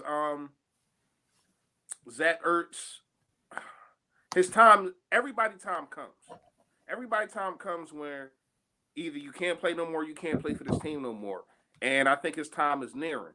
Alshon Jeffrey, his time is here. He has to go. I think they've been shopping him around all season. And I think nobody's biting right now. They understand that the cap hit is too much. $20 million is too much. And the teams is not trying to pick that up. So you're going to have to eat that money. But with the new CBA now, it spreads through 2 to 3 years. So you're not taking that much of a hit as you would before the new CBA. So that's a good thing. Malik Jackson, even before even before Gate City just told me about the restructuring of the deal, I'm still not getting rid of Malik Jackson. This dude is a bona fide. He is, other than Hargrave, he's the best player that Fletcher played aside. It's a shame that he only played 1.5 games. So yeah. So it's a shame that we didn't get to see. But you seen what he did in Seattle. He is a monster, and he still is. He's just not as big as other DTs are. But yeah, I can't get rid of Malik Jackson right now. Real quick, I want to get to another comment on Malik Jackson. My man said, "Do not trade Malik Jackson. That would be dumb. The best way to build a team is on the offense and defensive side of the line. Sure, there is a lot of money invested in him, but it's worth it." But again, the contract. Howie Roseman? What happened? Tell me that doesn't sound like Howie Roseman's defense right there. Yeah. No, but also, what's good, Isaiah, man? But also the restructuring of the contract is better. But here's the last thing on Ertz. The Eagles are going to trade him. If they were going to keep him, then he would have been signed by now. The Eagles do waste time with signing guys that they want. He's probably gone. That's the biggest red flag. The whole coming out that he was offered a contract and it didn't happen means that you have to now really start to think about what you're going to do with a guy. Because again, right now, we would be pissed. There's Eagle fans who would be pissed at Howie for getting rid of Ertz. But the same Eagle fans who would be pissed at Howie for getting rid of Ertz will be pissed at Ertz for walking away for free. So, we can't let a player like that walk away for free. Yeah, and Omar kind of touched on that a little bit too. Omar, and if you go to his comment, this one, we talked about having too many cooks in the kitchen at OC, and we'll piggyback off that in a minute with Jalen Williams. But he said, careful about criticizing Ertz. No one knows the exact numbers in years. We don't. We're not criticizing Ertz, Omar. I don't want to make it seem like that we are. We're all huge fans of Ertz. But the thing is, we know that Ertz said no already. So we know that the reports are that he wants to be either the highest paid tight end, or he wants a wide receiver like money. And we're not saying that he doesn't deserve that type of money. We're saying it's really difficult looking at the salary cap situation in 2021 to figure out how you're going to get that man that type of money. That was our point. Because the man's got a goose egg when it comes to guaranteed money after this season. He's got no guarantees after this year. Look, my man said, you guys got a stalker. He was talking about the guy who be on our things. And shout out to Shock, Kali or whatever. Great content. Appreciate it. And my man got Jalen Mills as the pitcher. Cool. Appreciate you, bro. Go ahead, Gay City. All right. For the coaching staff format, you have to, and I mean have to, have a structure. Meaning you can have a position coach and a consultant together, but you can't have 3 consultants around the quarterbacks, along with everybody trying to be Doug's right hand. So that was a continuation of his next comment, guys, that you don't see on there. All right. I agree. Jalen Williams. It's a strong point. But I will say with one caveat, and I know you would probably agree with this. One caveat to what you said. Unless those 3 voices are in unison on the same product and the same vision. You can't have 3 people pulling 3 separate ways with the quarterback. But if they're in unison together and they have the same belief system, I think then, you just have strong voices. But yes, I think you're right that this could be a catastrophe. But luckily, I think Wentz is a pretty good structural, the fundamentals are pretty good. Look, I did a video, Jalen Williams. You can go back and look where I pointed out stuff I know from playing quarterback myself. I understand what the hop step is, and a lot of young quarterbacks have it, and I pulled it out. I've seen Carson Wentz do it. But Wentz is very good at getting both feet on the ground before he throws the ball. The one exception is when he sailed that pass over the running back's head. That was bad. But and that was wide open in the flats for a touchdown. And that was a clear instance of the quarterback hop step. I think, you're not going to find a lot of stuff like that on Wentz's film, but, I think it's more so trying to get the offense to fit Wentz's strengths. I think that's why you have so many people. Also, I think it has to do a lot with Doug Peterson not wanting someone to easily be able to point a finger at anyone else besides him to say the job ain't getting done. I think it's got a large part to do with it. Yeah, and that I respect. He's like, listen, we're going into 2020 with my assistants and me. If we fail, it's on me. And Doug Peterson is going to have to make sure we don't fail, which I believe is good.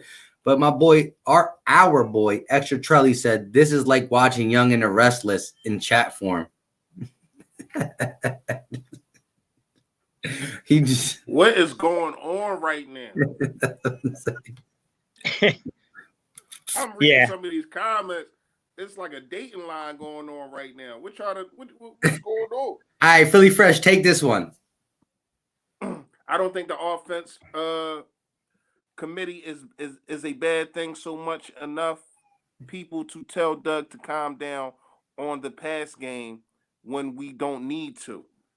The thing is, most of the staff that we got, the new staff that we got, are all passers. They're all that's what they're used to. So, really, the person I feel as though that should have the strongest lips,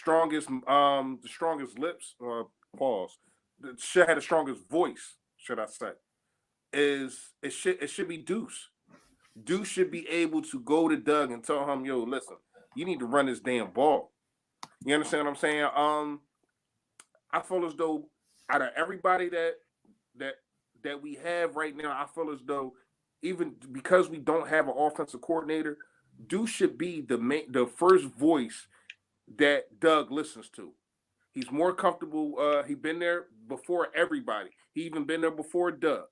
See what I'm saying? So Deuce should be the person that everybody, well, not everybody, but that Doug needs to listen to when it comes to running the ball and stuff like that. Now, plays and construction of plays, that's something different. But when you need somebody to tell you, yo, calm your pass happy ass down and run the darn ball, that should be Deuce. Yeah. So, Omar, I'm going to tackle your question. All right. It's not so much about the voices. It's about the direction I'm trying to say the voices are leading you in. And I'll give you an example. Rich Grandrello is supposed to be here to help, create and bring to the playbook rollouts for wins. So if you have Rich Grandrello designing rollouts for wins to utilize that strength, but then you got a guy like Marty Morningwig who doesn't believe in moving the quarterback and rolling him out. So the guy who's supposed to be designing playbooks, coming up with more creativity along with Doug Peterson, or that if they're at differences with each other, then that gets to his point about having three voices going separate ways. What I'm saying, saying the same thing or going the same direction is everyone has to be in unison with one another. So you got to have Rich Grandrello with designing those rollouts. Marty Morningway coming in here to come up with new ideas for the routes and things like that, the progressions for the quarterback. Press Taylor designing those red zone plays and stuff like that, designing the passing plays. Like, you got to have unison. They have to have all the same vision. If you got one guy that believes in rolling the quarterback, one guy that believes in a 3-step drop, one guy that believes in a 5 to 7-step drop, you get what I'm saying, guys? If you're all over the place like that, it's going to be one hell of a locker room. It's going to be one hell of a coaching staff too. I think that's what I'm referring to. I agree 100%. Charles Smith just said Philly 500. Hold on, I'm going to see. Philly 500 live stream going right now, and he's on for moving Ertz. Cool. Yeah, I mean, we know this. Yeah, again, all our takes are this: do we love Zach Ertz? Yes. Will we like him to stay here for the right price? Yes. But if it talks about getting the Eagles franchise better, and the fact is, listen, if we do not have Dallas Goedert behind him, then we're a little bit more conscientious about Ertz. Mm-hmm. Right here's the exact point. You don't make a 30-year-old tight end the highest paid tight end if you have a top 5 tight end behind him. Trading Ertz now while he has value makes the most sense, and that allows Goddard to shine. Listen, again, if we don't have Dallas Goedert and our next tight end is Perkins, who we like a little bit, but not like that, then yeah, you're like, right. Hold on to Zach Ertz. Same thing. Listen, Jason Peters is older. He's way older than Ertz, don't get me wrong. But listen, whenever he plays for another team, he's going to play some good football for a year. But I agree, Philly Mike. breaking news right here. Jason Peters is returning to the Philadelphia Eagles as a tight end. Remember, he used to play tight Original end. position. Wait, what is going on right now, man? I'm just joking. Y'all tired, man. I'm Y'all dead. tired. Yeah. Real quick though, at the end of the day, because you got Andre Dillard, it was easy to put Jason Peters out, and it's not easy to put Zach Ertz out. But at his age, price tag, and the fact that you got Dallas Goedert, who is a very good tight end, except for the fumbles, but you can learn to not fumble. Right. So would you guys bring in a veteran? If assuming Ertz goes, we trade him out. We can't make it work with the contract. And guys, this is a big assumption. This is by no means a definitive statement here. It happens. You guys bring in a veteran, or would you draft a guy? I mean, we to play do have behind a veteran. Goddard now. We Well, do have a veteran. Right now, I'm gonna leave Perkins over there You just gonna roll with Perkins, huh? as a second, Yeah, he's especially not a scrub. and especially if we get receivers and we don't have to play 12 personnel 70% of the time. Come on. Now, I like Perkins. I like Perkins, but do you think that he's a? I mean, what if something happened to Goddard and he went down? I mean, would you trust Perkins for like a 6-game span? First of all, let's not talk about that. No, I'm just kidding. But I mean, it's Philly, bro. It's Philly. I mean, come on. I mean, how many tight ends have a backup tight end that you're like, all right, well, he's the guy. Yeah. It doesn't work like that. You have to start leaning on your other players. Yeah, think about it. Look, that position. Correct. Especially at Yeah. that position. No, I agree with it. But do you guys think that Perkins is a well-rounded tight end, though? You don't have to be a star to be well-rounded. You know what I mean? What Philly Fresh said, it was perfectly great, and I was going to piggyback it off to answer your thing is, yeah, first of all, Perkins was a guy that we actually started at wide receiver because we were that desperate. So if he can play wide receiver, maybe his blocking might not be good, but he's good enough to get it done. He's good enough to be there for 2 or 3 games. And like Philly Fresh really said, Kelsey, who's Kelsey's backup? Not probably a scrub. Who's Kittle's backup? Probably a scrub. Like if they lose Kittle, they lose Kelsey. They just stop throwing to the tight end. And other teams can do that because they got wide receivers. We, on the other hand, had to throw to our tight end and Ertz and Goddard. Jalen Williams. I agree, bro. I would be scared running behind him. Behind who? Malata? No. No. He was talking about Perkins being light. Yeah. True. That'd be my fear too, is if you had to run, you know what I'm saying, on a crackback block, that's one thing. But with him in line as a tight end, having to actually kick out and defend against a defensive end, you know what I mean? Oh, that's definitely true. Yeah. That's what. Well, go ahead. No. On the blocking side of the thing, you're not Dallas Goedert was supposed to be a good blocker, but Gate City, you pointed out a lot of times that Dallas Goedert wasn't blocking the way he should. But yeah, Perkins on the block. Nobody rolls at the feet of defenders the way that Goddard does, bro. First class, A+. Now I don't know if that's a design thing though. I mean, the amount of times that it happened when I kept finding it on film, I started to think like this has got to be something that they're teaching them, Jeff Stoutland or something. I mean, it looks ridiculous on film. I don't know how it's effective, but I mean, you might know. You played running back. I mean, you probably definitely got familiar with blocking schemes like that. Have you ever seen a design where the tight end rolls at the feet of the defender? I mean, number one, it's an illegal play, isn't it? I mean, not as much as he does. Yes, I have seen it. It's called cut blocks. It's called cut blocks. They are used, but not as much as he do it, and especially on running plays. You usually see it on like a kickoff or a punt return, something like that. But he's too big to be doing that, man. I don't know if he doesn't want to get physical or whatever the case may be, because he's a totally different person when he has the ball in his hands. When he got the ball in his hands, he want all the smoke. But it seemed like he go hiding and he just want to do some cheap stuff when it comes to blocking. So I gotta agree with you, Gay City. And how do you guys feel about if you're worried about Dallas Goedert maybe getting hurt because it's the Philly thing, how do you feel about like a Delaney Walker, older head as a backup? I like that as like a third, like as your third tight end. Yeah, I mean, I could see that. Because you got to have someone. Yeah, you got to have someone that you could play behind.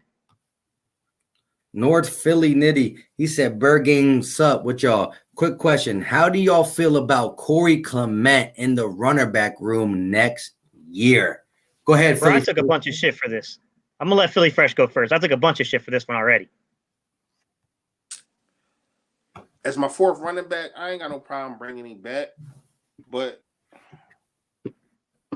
you can't do what you did last year. You can't be fumbling and all type of stuff like that. It just seemed like he Nelson Aguilar type, like had one good year. Then after that, it was just over for him. So I will bring him back. I will bring him back for a 1-year deal, just to see where he at with it, and have him as my fourth running back, unless I draft or unless I find somebody else in free agency. But right now, yeah, I will bring him back, but he only getting $500,000 from me. He ain't getting no mill. Seriously, that's what he worth. I'm stuck in the nostalgia of 2017. Personally, if he's healthy, I'd bring him back. But and I'm not gonna put my name out there for him because bro, I took some shit for that, man. Like, I like him. I think the guy has a lot of utility and use if he's healthy, but people were crazy with me, like, no, Elijah Holyfield. I give up Elijah Holyfield. On that note, I want to say this. Elijah Holyfield. You caved in? Yeah, I caved in, bro. Yeah, that's not a mountain I'm willing to die on, bro. That's not a hill I'm willing to die on.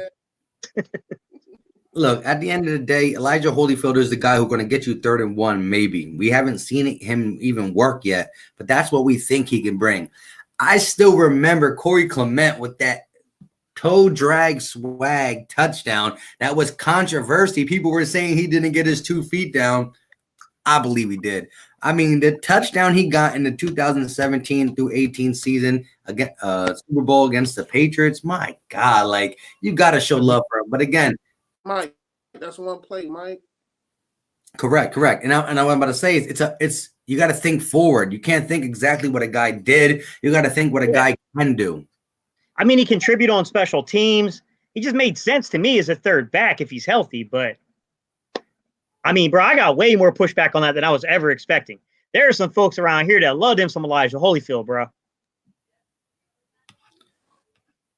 I mean, like my sources told me, man, like, I don't know people that's in the locker room, but I know people that know people that's in the locker room. You know what I mean?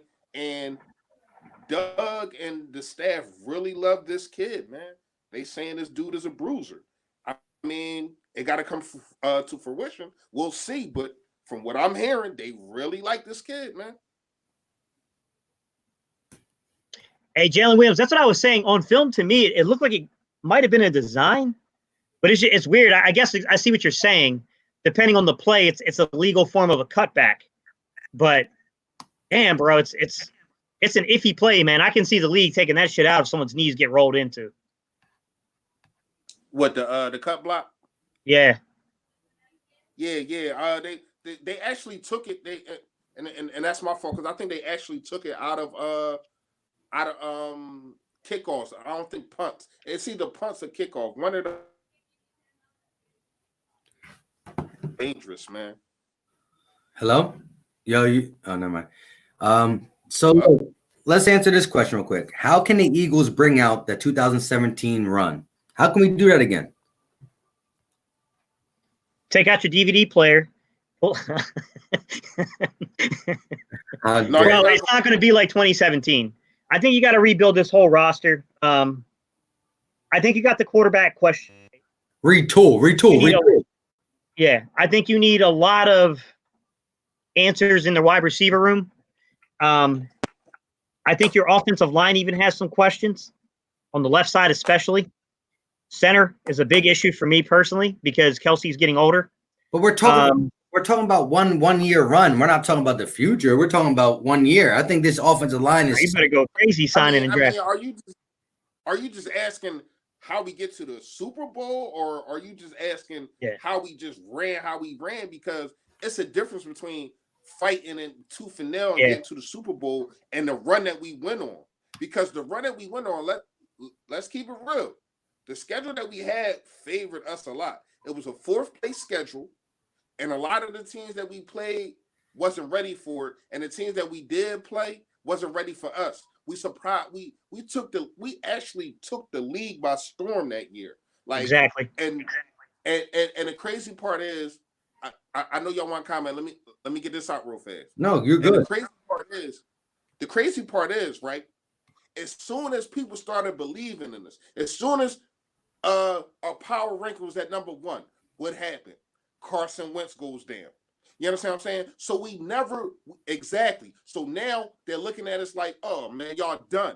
So we never was looked at as being fearful like a whole year. Like it's a difference when you come into the season and people are like, yo, this team can do something. People look, ain't nobody. I think we was like not even in the middle of the pack to go to the Super Bowl before. Like if you gambling and betting, we wasn't even in the middle of the pack. So whoever made that bet, I'm pretty sure they made the hell out. But anyway, so what I'm saying is, by the time we was rolling, Carson got hurt. And once Carson got hurt, we made the loss in Oakland. I mean, not loss, but we struggled at Oakland, and we struggled somewhere else. Where else did we struggle at? The Giant. It was one of them games. We just looked at bad. So everybody going into the playoffs, why the heck you think we was underdogs? Because we looked at bad. Nick Foles looked bad. But then defense showed up in Atlanta, and then Nick Foles just had the ultimate 2 games that you will ever see in the NFL. Mm-hmm. You understand what I'm saying? So no, that's never going to happen again, especially for the Philadelphia Eagles. But we can still win the Super Bowl. Yeah, I mean, this is what I'll ask you guys seriously. As you look at this roster today, and the roster's not done. The roster's not done. But as you look at this roster today, are you really confident that this team is better than San Fran from a talent evaluation, top to bottom? No, but I do like the matchup against San Fran because they want to run and we can stop the run. Yeah, the matchup. I agree. The matchup's favorable. Without Emmanuel Sanders, I think we might have a shot. But here's the thing: when you have the better quarterback, you always got a chance. Correct. Mm-hmm. There is a reason why they didn't win the Super Bowl last year. Better quarterback. Because AC had the better quarterback. It was times that Jimmy Garoppolo, porn star Jimmy, whatever you want to call him, had chances to put a nail in the coffin for KC, and he couldn't do it. That's 100. So when you got the better quarterback, man, sky's the limit, man. But see, that's my thing is that I do agree that we have a shot. But if I'm evaluating the talent of the overall roster, San Fran's in a better position right now than Philadelphia is. With that said, you got to go get people at the skilled positions, because I think right there with Philadelphia are teams like Green Bay. You can look at teams like New Orleans, who's getting older. I think the only thing we can look at a team like Green Bay, New Orleans is I don't think the coaching is as great as in Green Bay as people think, and I think that New Orleans is an aging roster. What? Besides Breeze, they got some young boys. Bro, their 2 leaders are Breeze and Malcolm Jenkins. Okay, but let's look at their skill players. Come on. No. Let's look at Lattimore is still their defensive leader. We're not going to because Malcolm Jenkins comes over there. Lattimore is the defensive leader. Lattimore, young. Kamara, young. Kamara, McLeod, the same thing, right? Right. Mike Thomas, young. He not that good. Who's playing beside Mike Thomas, though? Who's the number 2 to Mike Thomas? Does it matter? He broke the record for receptions. It does matter because, as good as Mike Thomas is, you can bracket a player. They just signed, whatchamacallit. Okay, but let me ask you this. Gay City. All last year, they didn't have a number 2 to Mike Thomas. They could have bracketed. They did and they didn't, but. Okay, who's the second receiver? Ted Ginn? Yeah, that was their second receiver. Okay. With that being said, look at this though. Mike Thomas, with probably bracket cover each game, broke the record, past Marvin Harrison for most receptions in the league. What's bracket coverage? Now check this out. Say the Saints get a Jalen Reagor in the draft. I think the Saints are going to try to get a receiver. They're later than us, so we don't got to worry about them stealing our guy. But say they get a receiver in this historic receiver thing. Now you got a okay rookie receiver, and you got MP13 over there. Yeah. My thing is though, man, they're very old. They're very old in important positions, man. And I'm sorry, you're young at running back until you're not. Yeah, but wait, their offensive line is type young except for their center, Mac Unger. Mm-hmm. Let me ask you this: who defense is better right now? Whose defense is better? Yeah. Last year, pass defense is probably New Orleans, but I mean it's up in the air. I mean, pass defense I'd say is up in the air. I'd give the edge to New Orleans right this second. Pass rush, the Eagles have a way better pass rush. Why? Because of Lattimore? No, I'm talking their whole entire unit, man. It's not just Lattimore. Who else? Didn't they just have Eli Apple last year? Yep. They did, but he's gone. I mean, he's going to be gone. But that's what I'm saying. So they got a hole there. That's what I'm saying. But look, Eli Apple didn't good for them last year. But we have two holes at corner for a large part of our last year season. Look, at the end of the day, look, the defensive wise, our defense was like a super roller coaster. We played games where we hold people to 17 who shouldn't be at 17, and then we let people who shouldn't get 34 on us. You know what I mean? It was really like this. But you got to look at okay, so if you're talking about their secondary, okay, they're without Von Bell, but they filled it with Malcolm Jenkins. Probably the better immediate player, but not the better player in a year or two from now. But you go over there, they got Janoris Jenkins. They got Janoris Jenkins on the other side, which he's a good football player, but he's 31. Malcolm Jenkins is 32. Emmanuel Sanders is what, 34, I think, something like that, guys? They're pretty old at certain positions, guys. Okay, yeah, but see again, listen, both these guys that you're talking about who making them old just came there, right? True, but they're going to be playing pretty pivotal role. Correct. But the thing is this though, whoever was there is their backup now. So so what I'm saying is they're probably going to resign their players that were there. They're replacing them with old players who can win now. But if these Mario Davis is 31. Who? Demario Davis. He's 31. But Cam Jordan's pretty old, man. What about Cam Jordan? He's the beast there. You broke up, man. I couldn't hear what you said. Cam Jordan. He's their Jordan. Yeah, I'm not saying that they don't have talent, man. I'm saying that some of the players playing pretty pivotal roles for them are pretty old. I mean, it's an older roster, especially defensively, than a lot of other teams. Correct. But let me say this, though. We're just talking about next year. They're going to compete next year. Yeah, and even Cameron Jordan, guys, is 30 years old.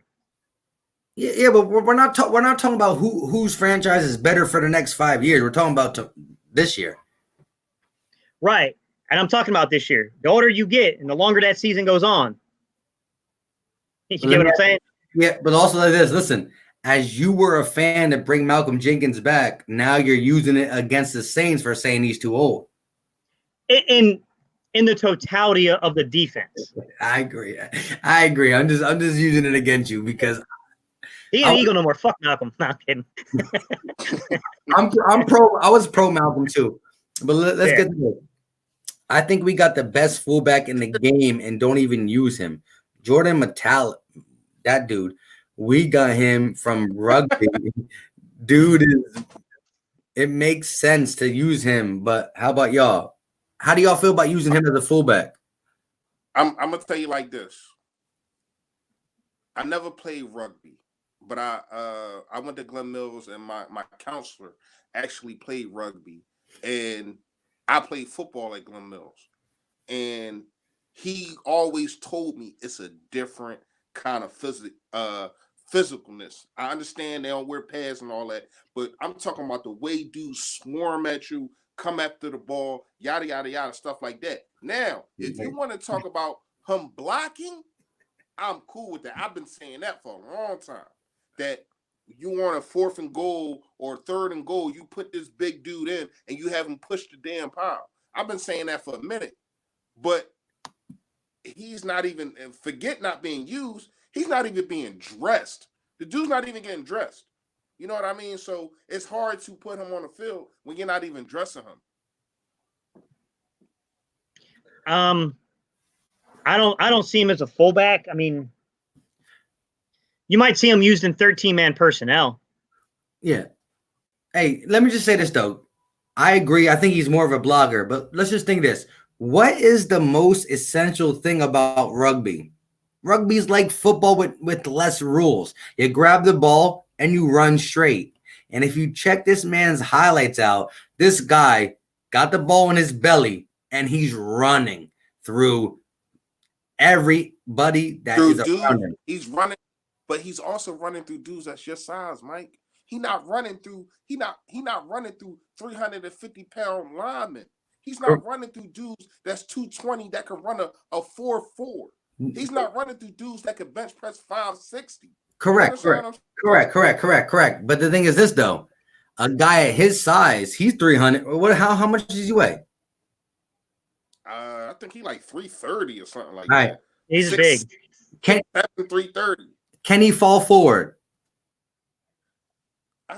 I'm not saying you can't use him like that, Mike. But what I'm saying is he cannot carry. He's not ready to carry the ball. How a fullback, an old school fullback carries the ball. Now with blocking, I'm all cool with that.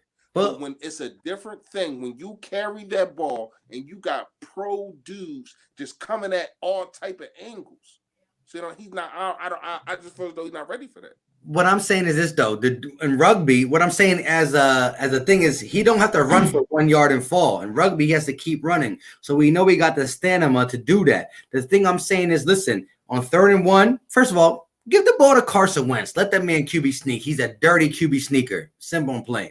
But anyways, hand the ball. We're saying fullbacks, old school. You don't use them for a halfbacks. You don't use them to get the 3, 4, 5 yards. It's just get the money and fall forward, or block for the running back. I don't know. I mean, him not dressing and them putting him on IR when he's not even hurt. That says a whole lot. Something. This kid is not ready to play, man. No, at the end of the day, I agree with you. Listen, I don't think we're going to see him much. I don't think he's going to be used like we thought he was going to be used. But I'm saying at the end of the day, football comes down to strength, speed, and again, it's catching a ball requires a skill. Running forward requires brute strength and ability to just beat another guy in front of you. And so when you give a ball to again, just take everything out of it. You give it to a ball to a 330-pound dude and say, just go. And the thing is this, though, 330-pound dudes don't play rugby. They see, at least seeing his running in rugby knows that he can run a 50-yard touchdown if he gets that hole. But I'm saying, like, he's a little bit more rugby made him more athletic in the sense of he's athletic. He's definitely athletic. But I want y'all to comment on this, and whoever listening, I want y'all to comment on this. Me personally, I would have made him a defensive end before I made him a lineman. That's just my personal opinion. Too technical, I think. I think it's too technical with hand positioning, and I think it's too technical. Yeah, that requires more of the shiftiness, the hand checking, all that good stuff. Yeah. No, I think being a lineman is more technical.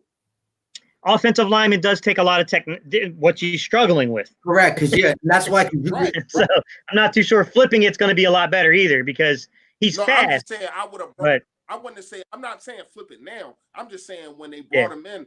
When they brought him in, I heard about it. I'm like, all right. When they drafted him, I'm like, oh, he's going to be a defensive lineman. You know what I mean? But they went the other way. Hey, look, Shirley and iShine 101 said that Rasul Douglas is being shopped. For what? Extra Kelly said it too. What is he being I shot? just think he's on the market. I think he's just on. I think they're taking offers basically. Probably means there's something going to happen at corner. I mean, let's keep it real.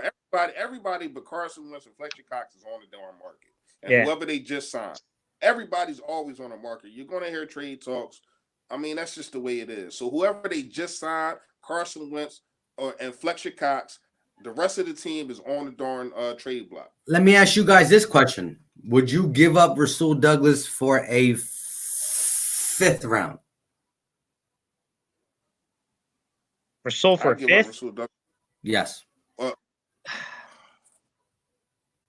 How many? What we got? 2 5ths already?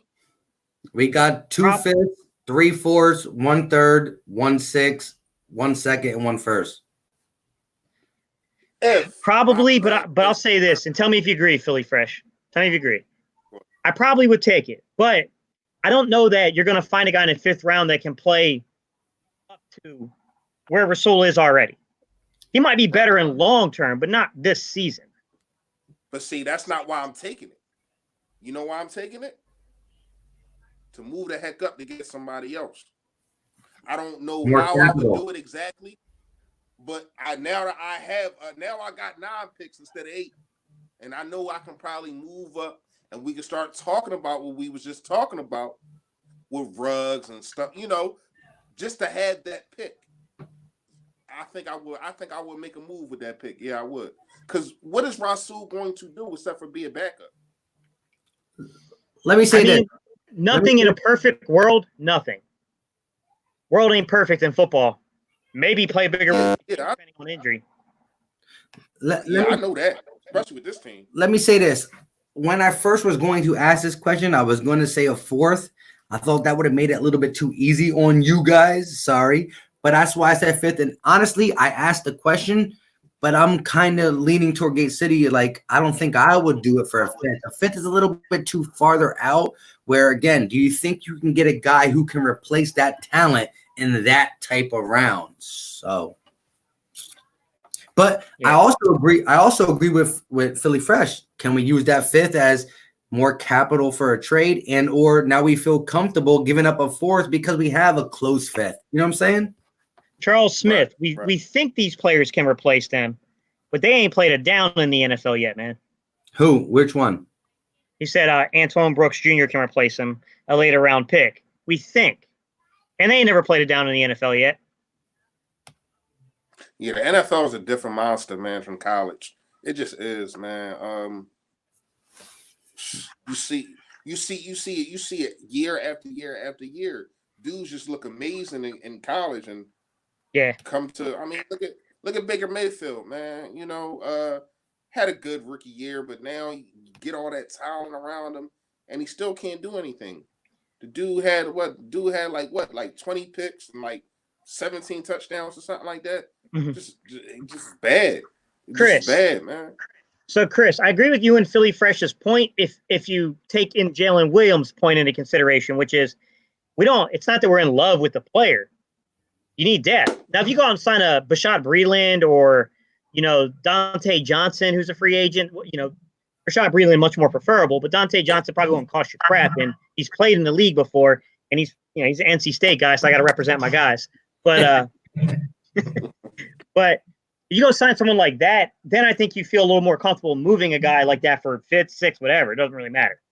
But you got to have, or you got to draft a guy like, man, you trade away your depth. You better draft. Yo, Gay City, you good? Yeah, why? What's up? Oh, your mic went out for a second.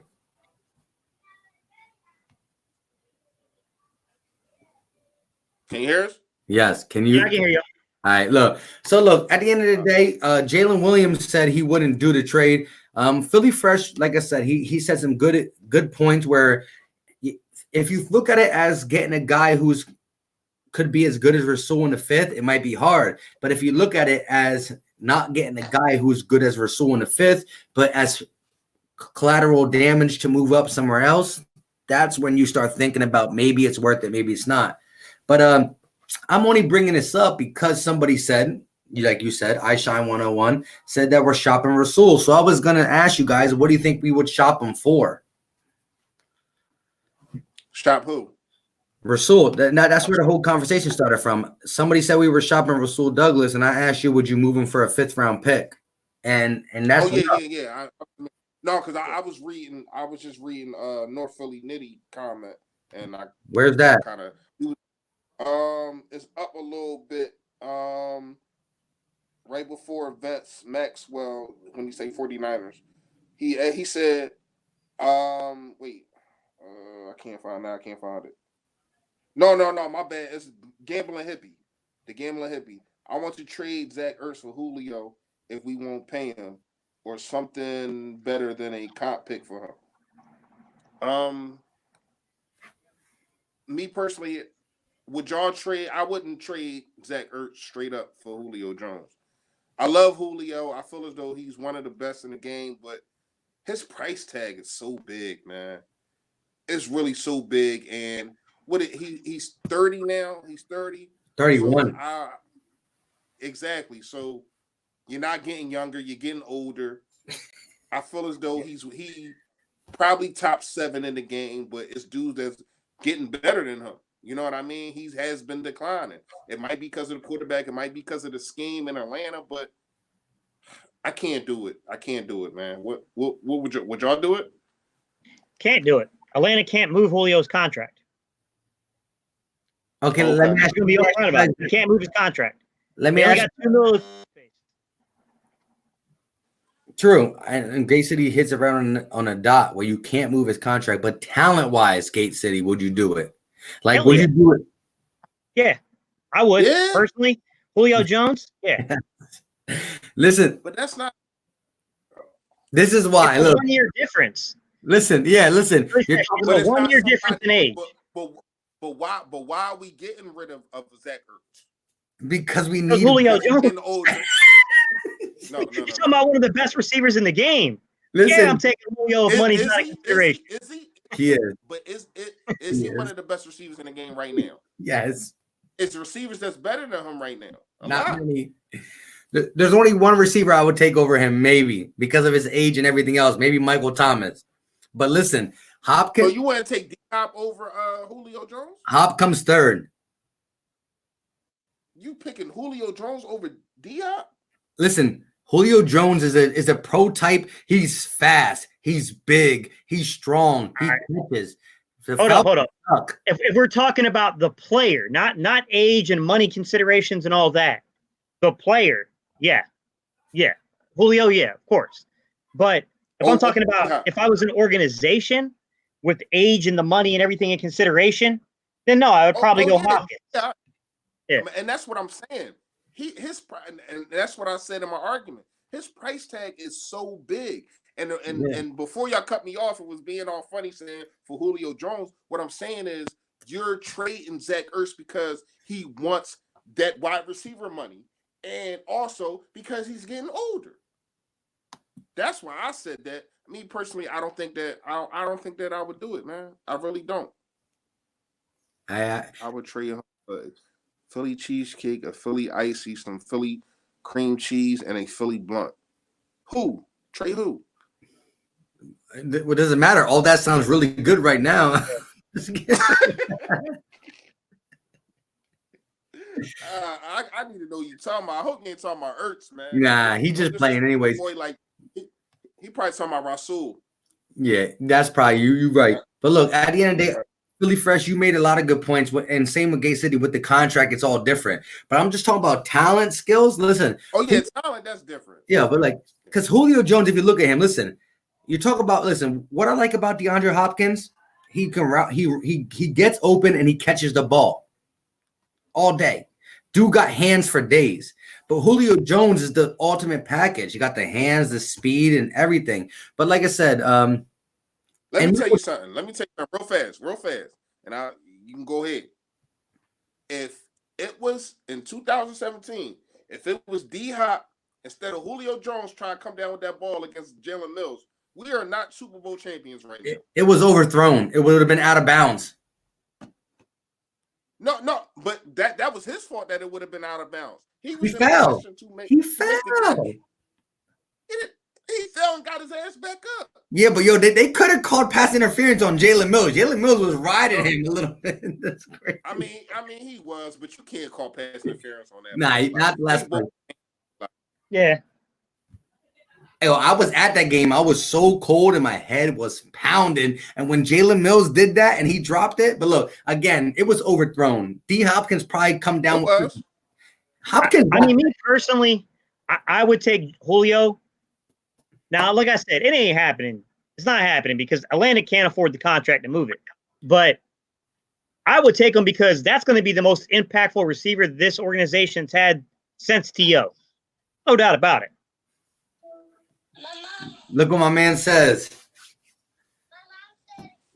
Julio is the best wide receiver in the NFL. New scheme fails him. I don't know much about Atlanta's scheme, so I don't, Listen, if I had to put I'm going to put Michael Thomas only in the respect that he broke the reception record. But really, it always used to be Julio Jones is my dude. So I might put Michael Thomas ahead of him just because of general respect that he's doing his thing this year. But I don't care if Julio Jones has a bad year. He's still that dude. Play Madden. See how hard it is to defend him. Bro, give Carson Wentz Julio Jones and just watch what happens. Give him any receiver with that kind of capability. D-Hop, Julio. Man, I'll take Calvin Ridley, the other receiver over there. Yeah. Give him anyone with that kind of capability. What are you talking about? I can't. You don't do Calvin Ridley? Oh, he's on the phone. Gay City again. How do you feel about the D-Hop trade? The whole D-Hop trade, do you believe that Arizona just finessed them fully? Bro, that was the most ridiculous shit I've ever seen in my life. That's Chip Kelly 2.0. I'm trying to tell you. I mean, I don't understand why they felt. It was David Johnson was who they traded for, right? And a couple of picks. Yes, 1 year, good. 1 year as a top runner back. The rest, injury or not. Bro, I don't understand it, man. I don't get it. I mean, I think it's a hell of a trade for Arizona. Yes. Like, it's crazy to me. I can't see why anyone would make that trade. Look what it says. Do you guys think the top 3 wide receivers from the draft necessarily will be the top 3 receivers in a year and 5 years from now? I think here's my thing. One of them 3 should be top 5 years from now. At least one. Yeah. I don't know that I would say that. I don't know if I would say that like some of these guys like Jerry Jeudy. I don't know if I would say that even Ruggs. I don't know if I'd give them that much credit. They're very good football players and they can make a difference in your franchise. But top 5, maybe. Jerry Jeudy's he's got good hands, solid route runner. Ruggs got a difference. He's got that kind of speed you just can't find. It's rare to find it. But I don't know, man. Lamb is the one. He could be a bust or he could be one of the best receivers to come out in forever. Here's my take on these. Lamb to me is like DeAndre Hopkins. Jerry Jeudy to me is like an Odell Beckham type. And of course, Henry Ruggs is the Tyreek Hill type. That's my thing. So again, could they be their equal or better? Maybe, but it's gonna be tough. Some of you old heads probably remember this. Chris, or Mike, you're probably old enough to remember this. When I watch film of Jeudy, who he reminds me of is a later Chris Carter. How precise he was in the routes he ran. How solid his hands were. That's what Jeudy reminds me of. Let me ask you this, Gay City, because you're older than me. Were you mad when Chris Carter left the Eagles? Bro, I'm not that damn old. I was alive back then, but I mean, I didn't know Chris Carter for shit back then. Like in hindsight, it sucks that they couldn't work it out because he became one of the greats. But I'm more mad because like when I really came into watching football, like really got into it, was right around the 1993 season with free agency. And that's when we lost Reggie White. And that was like really one of my first memories as an Eagle fan was Reggie White leaving the Eagles. Wow. Like, So Slap says, tell Howie to get on the horn with Joe Banner to work out a deal for that number 10 pick. To take who? Yeah, let us know who you want to take. Charles Smith, don't talk about David Johnson. That's Philly Fresh first round pick in this ESPN.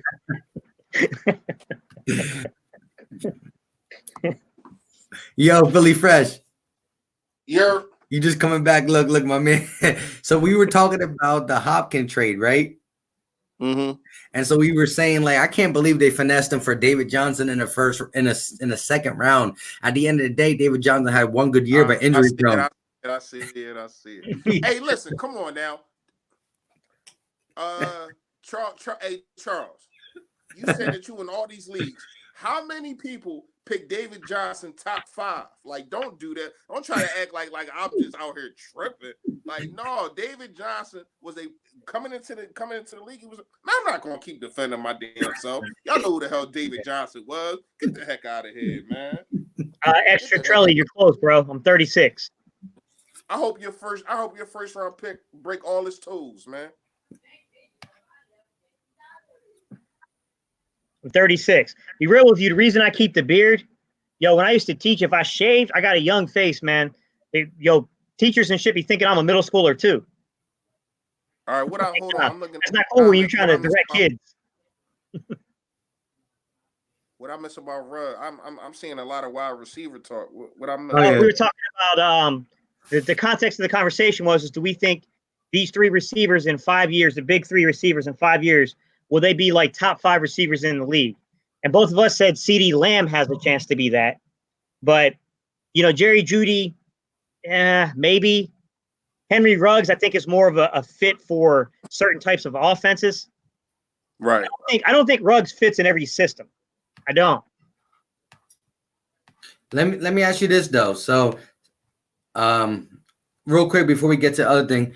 Oh, wow, I just changed already. Hold up. Let's answer this one. Jalen Williams always be bringing that fire. Julio makes the other receivers on his team look so much better than they are. Thomas gets a lot of short routes that he wraps up catches with. Think similar to Ertz versus Kelsey. I agree. Listen, again, if you ask me who's the receiver I could take to start my franchise with, it's Julio because he's the prototype receiver. Listen, when you talk about him, no. I'm talking about like them in their prime. Okay, yeah. Okay, look, we like AB Hopkins, right? But they're small, shifty guys who catch the ball when it's thrown to them. But Julio Jones, height, check. Hands, check. Speed, check. His attitude, down, check. I mean, he checks every box. So that's kind of like CeeDee Lamb.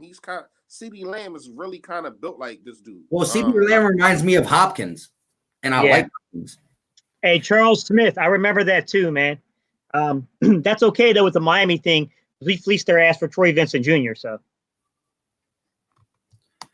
Yo, listen, we got 21 people in here, and we be going almost to 4 hours. I always talk about Gate City. I'm about to be like him, so we're going to end this shortly, I guess. Not like now, but in a little bit. But everybody in the chat, because you guys are the real ones sticking around with us, long style. What's your ages? What's your ages? Charles Smith said he's 31. Yeah. Gate City just came out and said he's what? How old are you? 36. Fully fresh. I'll be 37 on Tuesday. Dan got me by 1 year, bro. Damn. Actually, you didn't got me by a year. I turned 37 in June. Yeah, I'll be 37 on Tuesday, man. I just turned 29 a couple of days ago. I had that little eagle cake on my community post. And hey, if you guys are in here and liked it and said happy birthday to me, appreciate you guys. Hey, that community that little community post picture of the Eagles cake got like almost 100 likes, man. Appreciate y'all for saying happy birthday and liking my little cake. It was little because Hey, Gate City, I texted him the day after his birthday. This boy was done. You hear me? Yeah. He's done, man. Bro, I wanted to do a video, but every time I put the phone up, I just said, oh no, I couldn't do it. This ain't gonna work. Yeah. Takeem Hilton said he's 31. Vance Maxwell 25. Extra Trelly says I'm a nice 34 piece. Omar says 39 don't look like it at all. I feel you. Paul 44 said, I bet I'm the oldest one in the chat, but he's not trying to tell his age. Like, you got to get it out there.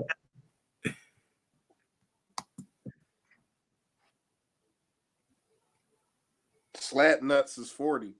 Yo, Charles Smith hit a question for you, Philly. Look on the screen.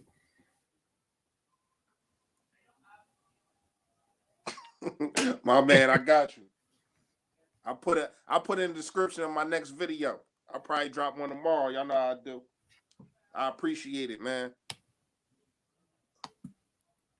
Happy birthday, mate. Yeah, March 14th was my birthday, man. Philly Fresh hit me up on a text message. Even looking at the phone to text him back kind of hurt me. It really did. My man 40. Kara Poole is only 1 year younger than me. So respect your elders. You know what I mean? Kara gonna kick your ass, man. You keep playing with her. What's it called? Let's see some. I'm not saying, but started with Philly's 79-80 season. So if he had to be old, again, nobody watches football when they're like 5 years old. So if he started watching at like 10, 12, 13, 14, and he was already watching a 79-80 season. Yeah. Charlie Chan, I agree, bro. Both were good pickups. Steve, Justin Jefferson, it depends, man. Like, who else is available? I like them, but it depends on who else is available. That's true. 40 ounces. 40 ounces to freedom. Appreciate everything. All right, we about to get back to the regularly scheduled program for a little bit, and then it is what it is. But yo, appreciate y'all telling your ages. You know what I mean? Like, at the end of the day, we all Eagle fans, old, young, it doesn't matter. We still bleed green all day.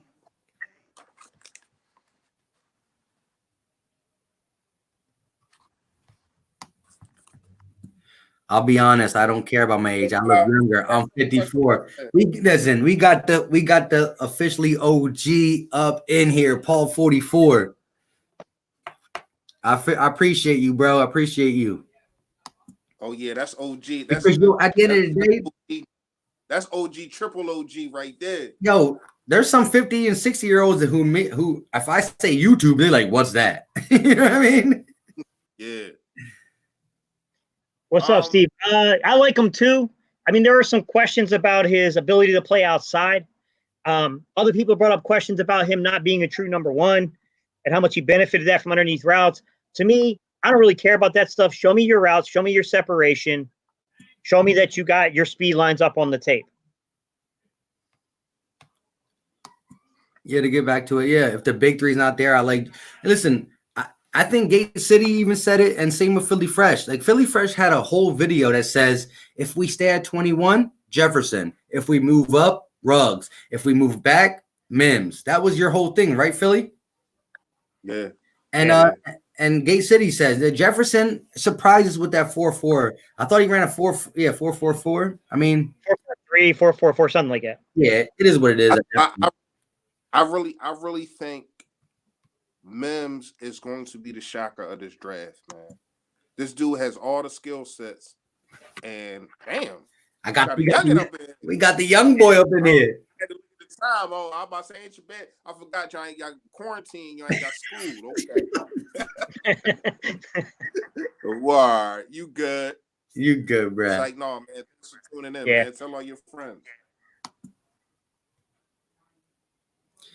I'll be honest with you guys. I like Jalen Reagor. I'm a Jalen Reagor guy personally, but it's about the value and where you pick. Over who? Mims? Value and where you pick. All right. Mims in the late first, yes. We kind of know where these dudes is going at, so I'm asking. Yeah. If you move back, say you move back to the top of the second round, right? Are you getting Mims or are you getting? You said Raider, right? Reagor. Back at the second round, I don't think you'll get Mims. I don't even think you'll get Reagor at that positioning. But if you're talking about second round in general, moving up, whatever, I'll be honest with you. I like Mims, and I think Mims is the safe pick. I think Reagor is going to be the better football player. That was my question.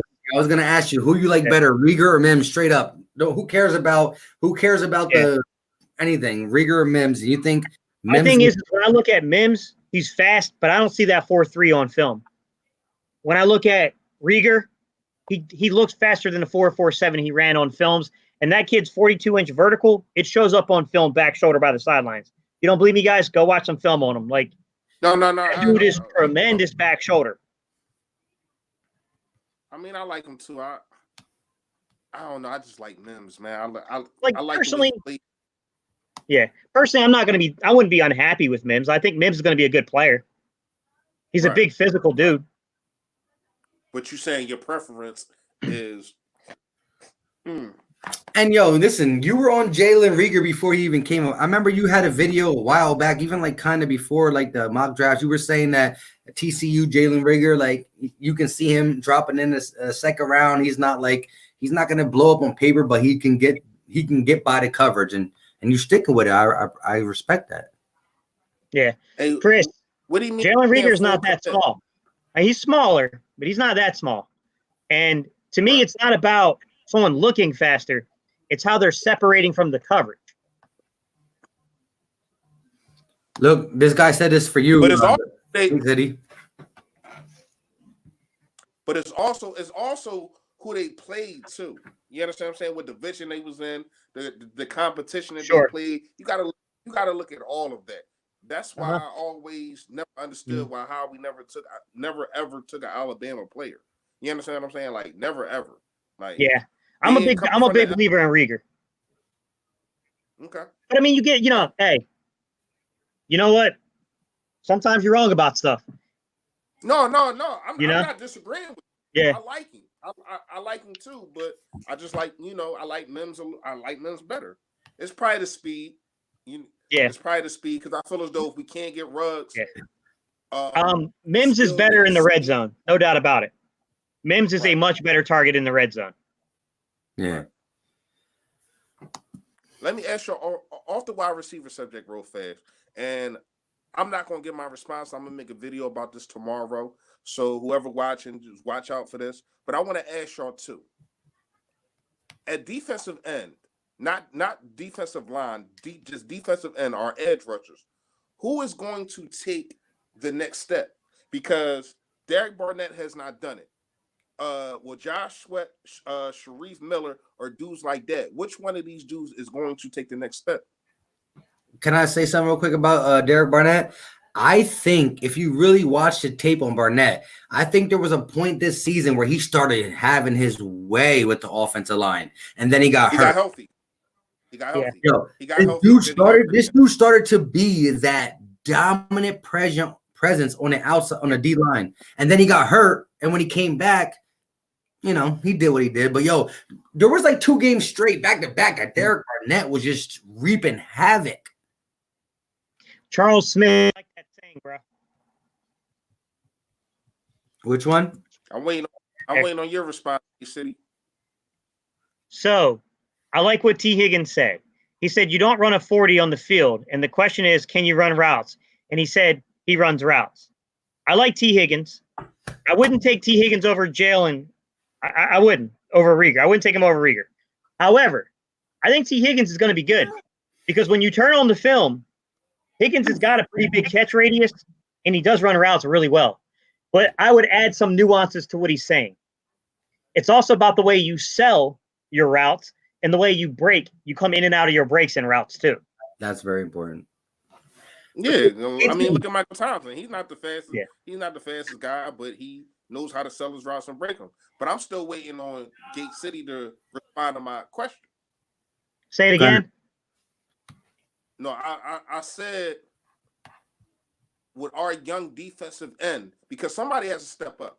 If we don't pick up a defensive end, somebody has to step up. With Derek Barnett not saying he can't do it, but with him not doing it, who is likely more to step up, Sharif Miller or Josh Sweat? Josh Sweat, my opinion. I haven't seen enough from Sharif Miller to really feel confident. You know what I mean? Like projecting him. But I do think Josh Miller is at least as a third down pass rusher. You know what I'm saying? Playing that joker, playing that wide 9, like there's something there. Will he develop into a 3 down pass rusher? I don't know. But if we don't know anything about Sharif Miller yet, I'm really disappointed in Derek Barnett, to be honest. I am too. I really am. Yeah. First round pick, 17th overall, and no, you got to do better, man. I agree 100% with you guys. I'm upset with him too. And again, like I said, there was 2 games back to back where he started wreaking havoc, and I was like, can he come out? And then something happened again. So he hasn't been consistent. But real quick on Gate City's point before I get to a couple questions. I know you a Jalen Reagor guy, so let's not talk about any teams. If you had to just say, like, prediction wise, where you think he's going to be drafted, what round, what pick, just give me your best guess. Between picks 40 and 50. So I know some people are saying the end of the first round. I don't see it, because the bottom line is they're not getting a chance to go in there and talk.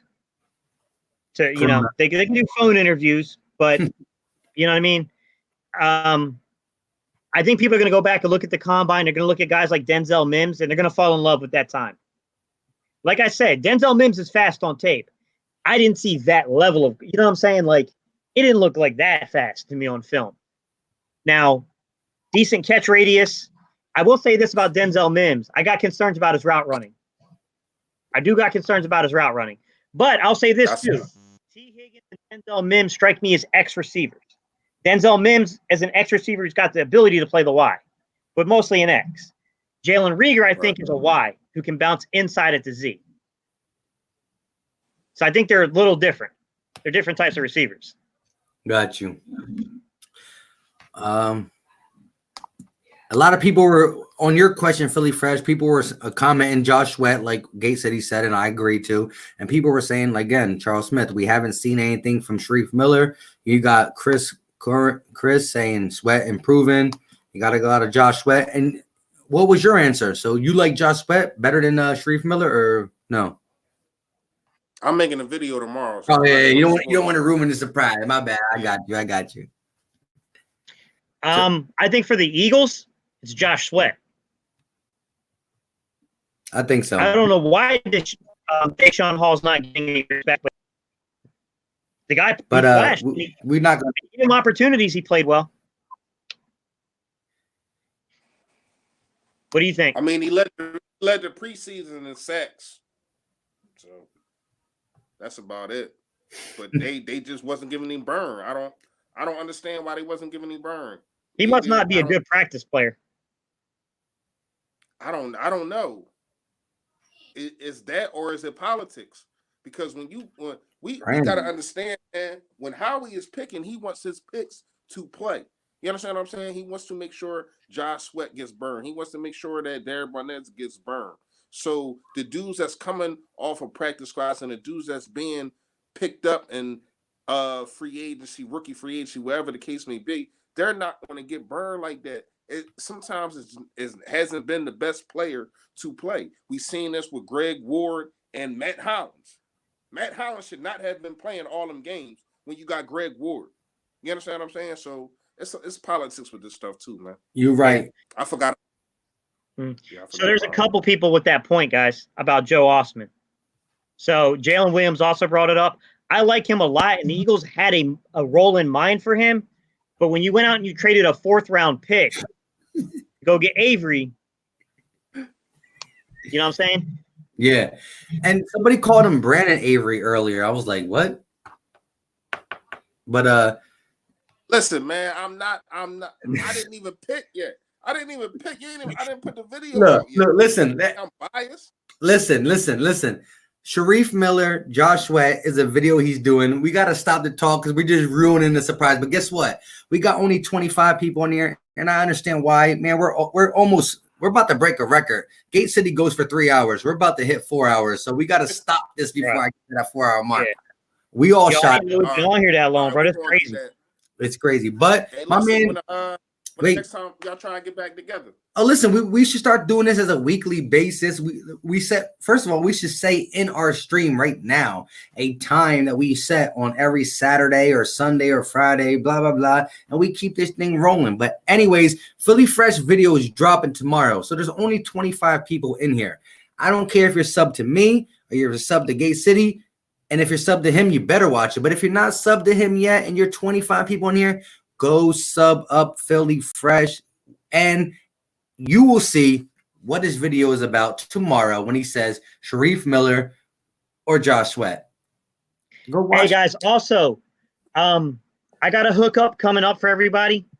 It's going to be through, let me see if I can't find the name, guys, of the channel. It is Cardboard something. It's a sports. If you guys are into sports collectibles and like trading cards, that kind of stuff, guys. Let me see if I can't find the damn name of it. Cardboard Carolina is the name of the channel. If you go there, he's going to give away 4 Eric Allen. I believe they're rookie cards. I think he has 1 Deshaun Jackson rookie card. But you got to do a few things if you guys are interested in that type of collectibles. Number 1, put down Gate City sent you, sub him up, and then leave that message saying Gate City sent you and sub him. All right? Hey, if you're into collectibles, those are pretty good cards. And this guy right here, this is everybody in the chat should just listen to what this guy said. And this is what you should be. He said, I'm sub to all 3 of y'all, but you know it's a business. I got to cut the oldest person out. Just kidding. Damn Gates. Oh, I thought, but the oldest person is Philly Fresh, man. Yo, he got me by like a couple months. No, I ain't oldest yet. I ain't oldest yet. My birthday. Yeah, we tied technically. So we tied right now. All right, well then forget them. Get me. I'm kidding. But yo, Philly Fresh, I would have thought you were if you would have asked me to guess your age, I would have said like not 28, 29. But not the way your voice and not your voice how it sounds, but the way you talk, you got that wisdom behind it. I would have said like 31 at the peak. I feel you though. I usually get 28, 29, something like that. Man, I ain't gonna lie to y'all, man. I did 8 years. Jail preserves you, man. Jail really preserves you. Like I'll probably look like an old man if I ain't do all that time. Oh yeah, because listen, the bars is confine you. Like at the end of the day, listen, I'm not gonna be on here too like this, but yo, I did a nowhere near what you did, but I messed around and messed up at 18 years old, and I graduated high school to go right instead of Northampton Community College. They mess with. Hey, Steve, I've watched a lot of film of KJ Hamler. I'm just going to give you why. Look, I like the player, but I don't think he's an outside receiver. I think he's going to be more of a slot in the NFL. I do think he has concentration issues with tracking the ball, and he doesn't give you the same elite athleticism, getting up 42 inches back shoulder for a football the way that Rieger does. That's my perspective on it. Now, it's not a guy I would avoid. I still believe in his talent, but I'm not taking him over Rieger. Gay City, continue with this next comment I just put up. Where we at? I just put on the screen. I'm too old for collectible cards. Hey, I grew up in the age of collectible cards, man. And so once you get that stuck with you, you do that as an older guy. Like, it's not like a bad thing.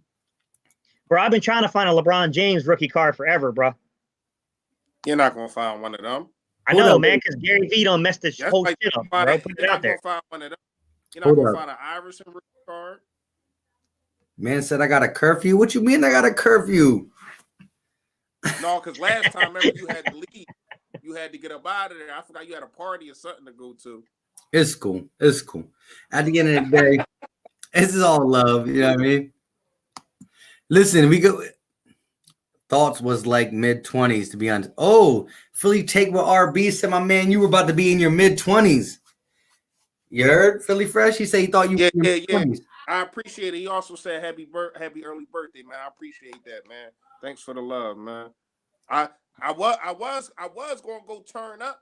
I was gonna go to Vegas. I had a whole thing planned out, man. Corona. But that's another thing. That's another thing I want to get to. Everybody, man, that's in this chat. Please be safe, man. Hand sanitizer, wash your hands, gloves, whatever the case may be. This stuff real, man. I mean, people are not actually really dying, but people are dying. So you don't never want to take that chance, and you don't want to bring it around your kids and stuff like that. If you got kids or family members, man, please be safe out here, man. I know we joke a lot, we have fun, we talk sports, but we talking real life right now. You understand what I'm saying? So make sure everybody in this genre, man, make sure that y'all stay clean, stay fresh, man. Y'all stay fresh. No, but in all seriousness, man, make sure y'all taking care of yourself. Omar. Make sure y'all kids is coming home, washing hands and all that. Omar, we appreciate you subbing all three of us up, man. And you've been a sub for me for a while. I know that. Yo, I remember getting the bubble gum with the cards on the real. I remember getting them. I remember that too. Yeah. I definitely remember that. Well, real I quick, remember that, and I remember the fake tobacco bubble gum. What was it called? You know what I'm talking Big about? League Chew. It was in a pouch. Yeah, Big it was League in Chew. a pouch. It was. Yo, that was the shit, bro. Yo, listen, everybody read this, but somebody say it. Whoever picks. I'm not saying it. You guys don't know how much these streams do for me, man. Thanks. Hey, man, this is what we do it for.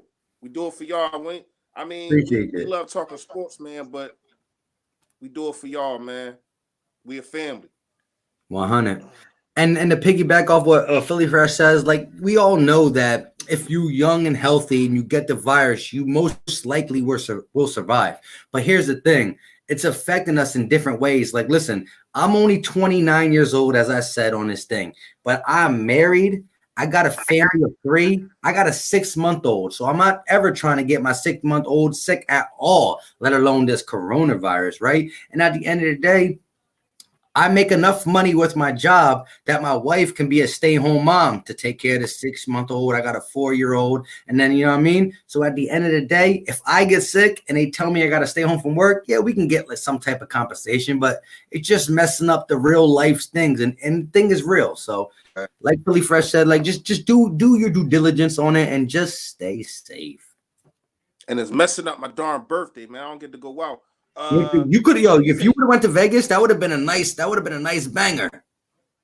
Hey, bring up what Philly Tate just said, man. Why everybody think I'm some damn football player, man? My years is gone, man. I can't play running back no more. He talking about some the Raiders would have picked me up. I'm done playing football, man. Well, then stop posting the videos coming out the gym looking all big and bad. That's my thing, though. That's my thing. I don't know what made me think of it. One day I just was like, all right, I'm just going. Matter of fact, I know what happened. I was talking to somebody, and then I didn't even know that I was recording. And I'm like, oh, all right, that's a little fly. So I just started doing it. That's my thing. But I can't do it now. Ain't no damn gym. I feel you. And look, at the end of the day, when you probably working out, it's probably when you get your best thinking of the Eagles. So you like, all right, let me push this 360. Oh, shit. This guy did this. Let me talk about it. It is because I get on a treadmill. Once I get on the treadmill, I get on a bike. That's really when I watch y'all videos. You know, when I finally get the time, I finally get off of work. Yeah. Because I drive all day at work, so I finally get the time and I get to, I get ideas, man, from things that y'all say, man. I ain't gonna lie to y'all, man. I don't call it stealing. I call it borrowing. So it's all love, bro. It's all love between us. It's all love. Hey. I ain't gonna lie to y'all, man. I've always played football, baseball, basketball, never been a long distance runner. Yo, when I was in the Navy, this is like, you talking ways ago, early 2000s, guys. Yo, they had them joints where you could put the headphones in and you could watch a movie while you were running. And I was watching Glory. Yo, bro, I looked down at the treadmill. I've been on that shit for almost an hour and a half. I ain't never run that damn far in my life. Yo, I went down to medical because I was scared. Thing, man. Mm-hmm. It's really a mind thing, man. Like, music helped me work out. Like, no lie, man. I try to bench 315, won't get it, but I'll put on a song that I like and I can bench press 360. You know, it's all in your mind, man. Yeah. Mm-hmm. And my man Gay City Sports was a teacher. My man was a teacher for a little bit. Yeah, bro. I don't miss that. I miss coaching every day. Because now I really just do a lot of the camps and stuff. So I don't really coach every day like I used to. I don't coach seasons anymore. But it's still, it's fun. My wife, man, they shut down her school, bro. They shut down. They're not even as teachers, they're not allowed in the building. Wow. And look, that's how they shutting a lot of things down. Man. Only thing they really not shutting down is like supermarkets, gas stations. Essentials.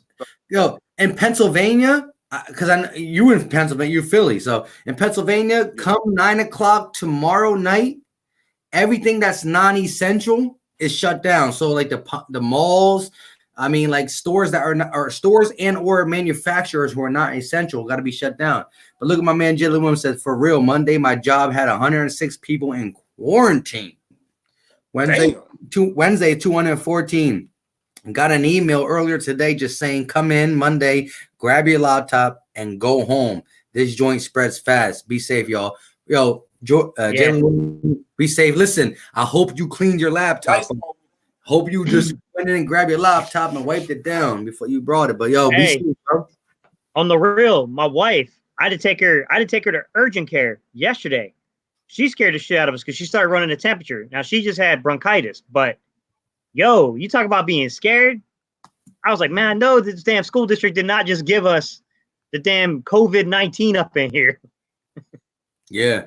It's not like you're gonna die, but like you're just causing a lot. Especially, listen, if you a single guy living home, okay, get the virus and recover. But it's different when you if I get it, I got a wife, I got a 4-year-old, a 14-year-old, a 6-month-old. Like we got kids in the house. Like I feel like this, you know what I mean? Like not disgusted, but like, what am I gonna do? I can't quarantine myself somewhere else.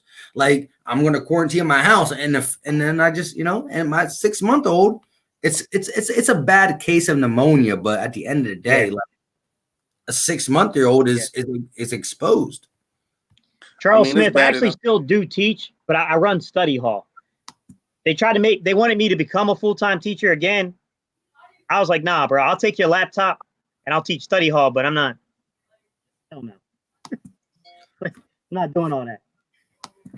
Vance Mix Maxwell said, man, it happens. We can't do nothing about it. We can do is pray to God that it hopes the coronavirus doesn't last too long. Right. At the end of the day, like, we want sports. I mean, but no, I'm saying, I get what he's saying, but it is things that we can do, man. Like I'm looking on my Instagram last night and I still see people, even though they shut down the clubs, y'all having house parties.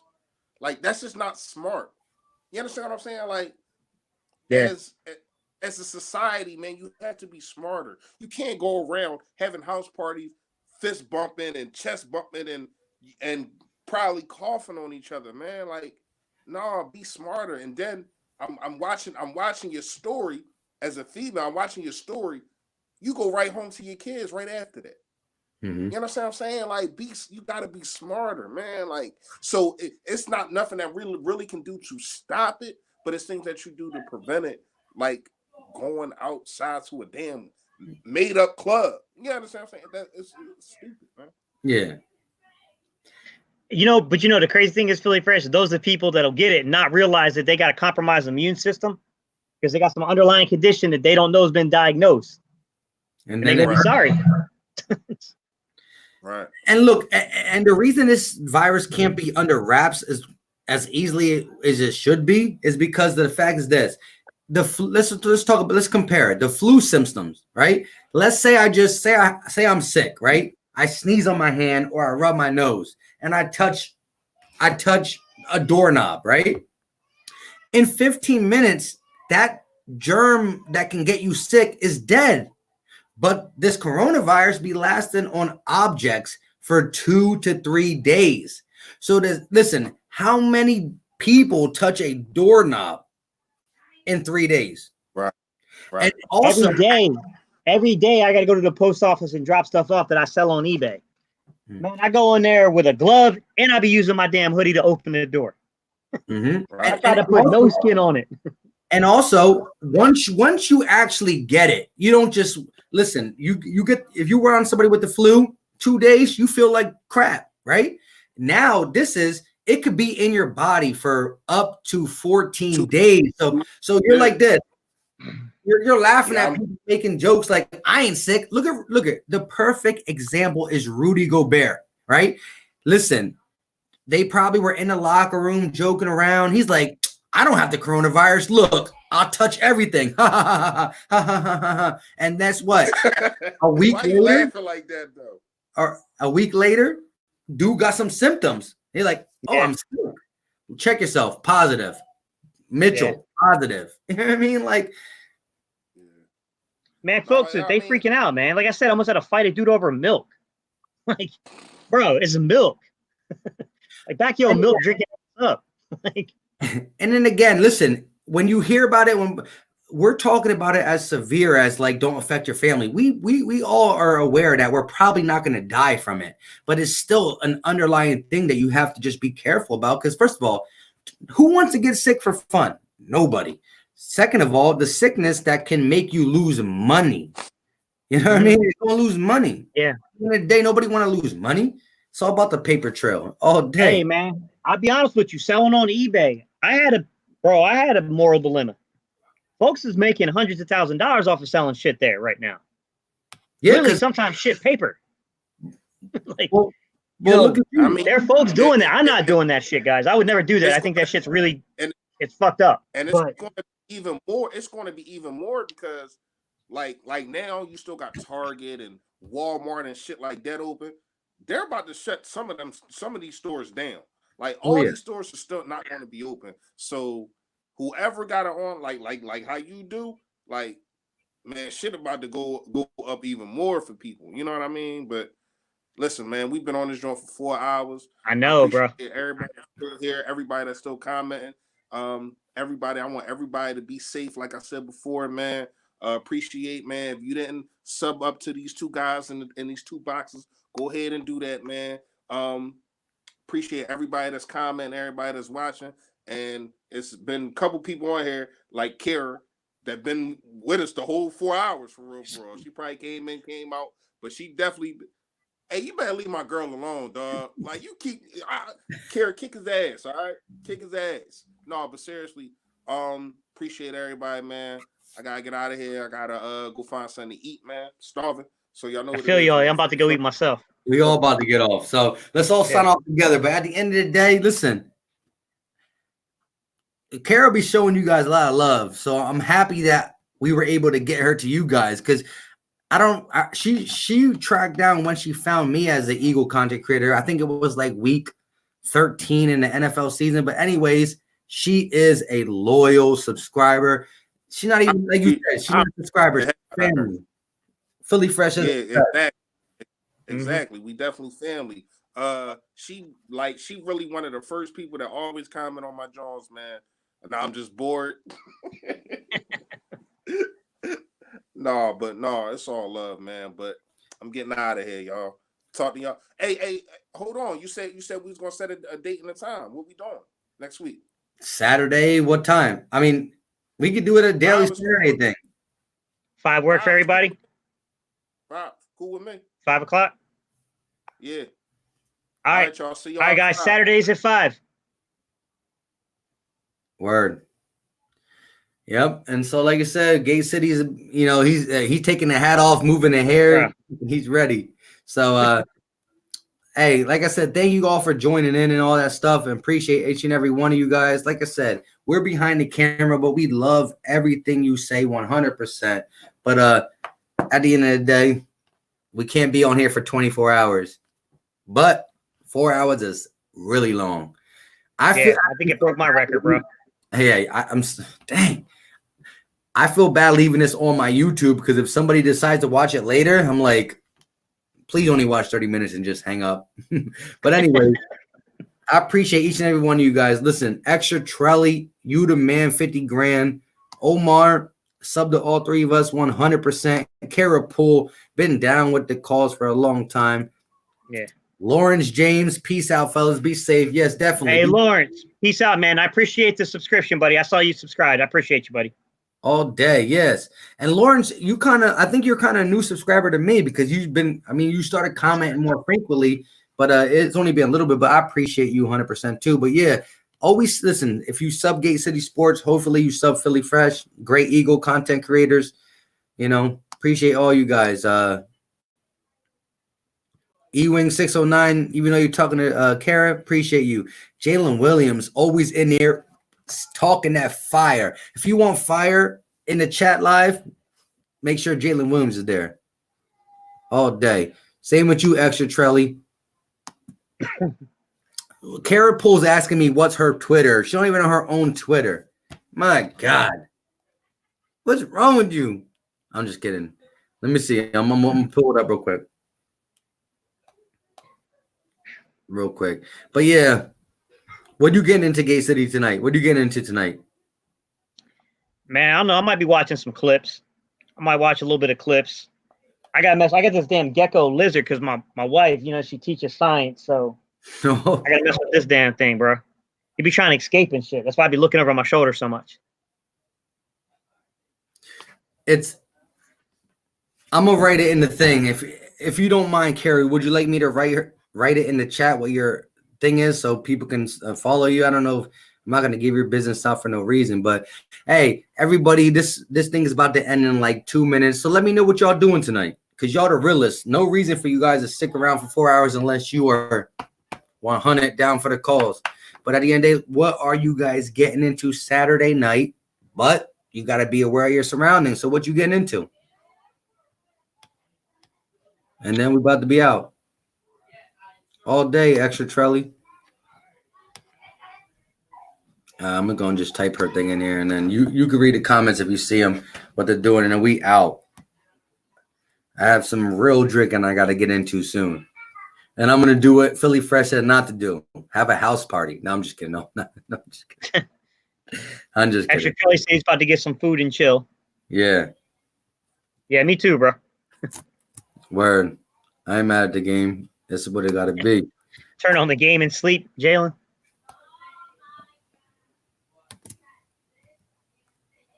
Well, I can't type right now.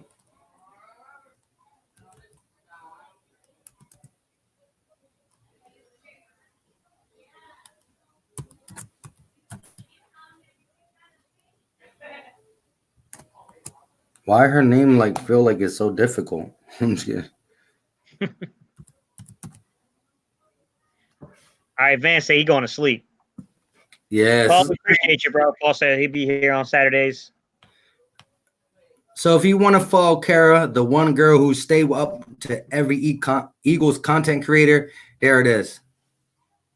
She's like, I'm on every. Hey guys, if you see when Mike posts, if it shows both of us post, it's because we're uploading in both our channels. So if one of us posts, it's gonna post both of us. Let's click off. Yeah. But at the end of the day, like I said, appreciate all you guys. Gate City, my man, when it comes to Eagles content creator. It's my dude.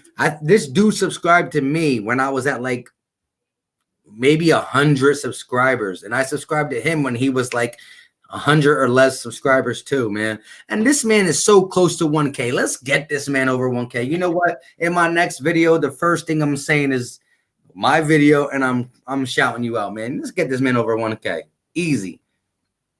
Appreciate you, man. My man Orange James, what you on the West Coast, bro? Yeah, so on the West Coast, it's only like 6:14 over there. He just got done eating dinner. Extra Trelly, that's funny, bro. I saw that.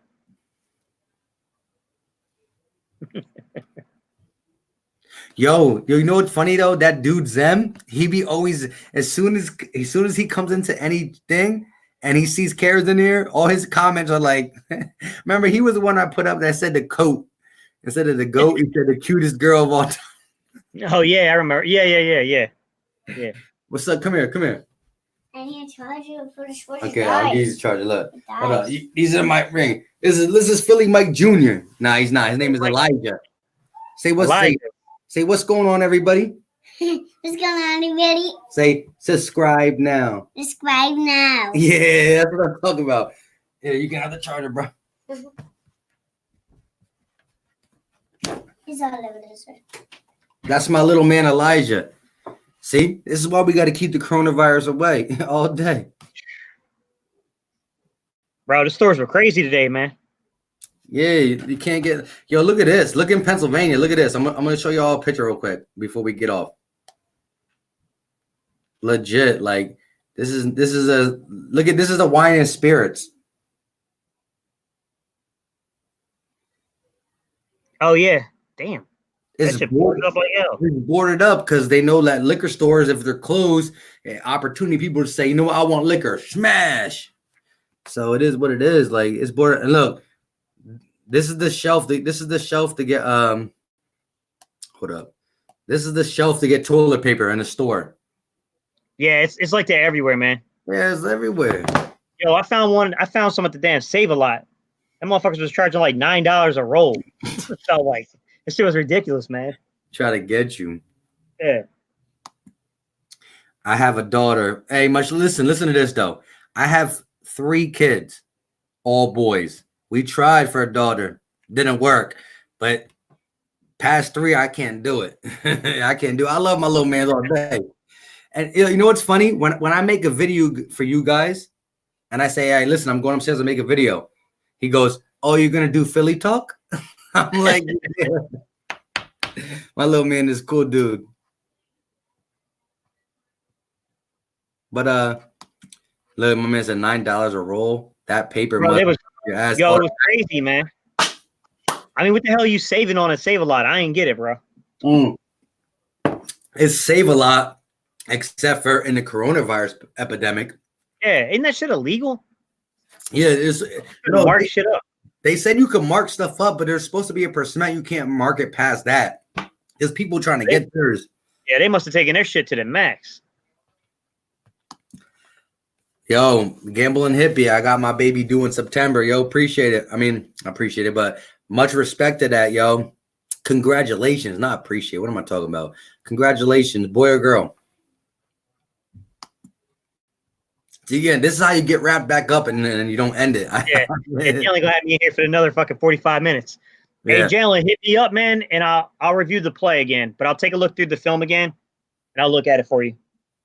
Yeah, I didn't know that. Are you sure Isaac? I don't think Isaac calls though, man. I'm pretty sure that's Kelsey. It's Kelsey and Wentz that normally. It's normally your center or your quarterback, not your left guard.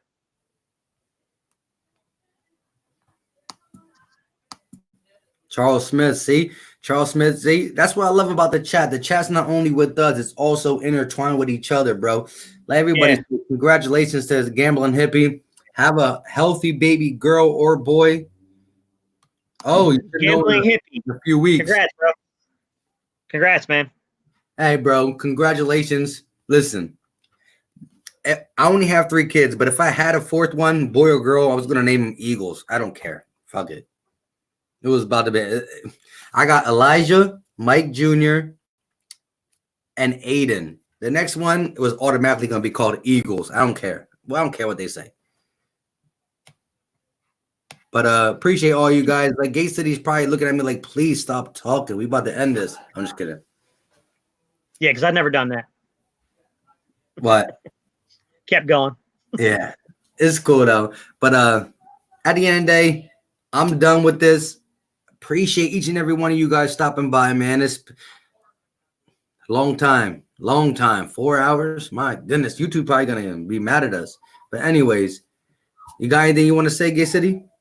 Hey, Jalen Williams, if you want to hit me up one time, maybe we can work something out. We'll do a live and we'll watch film or something. We can't watch film on the live, but we'll break down some film together.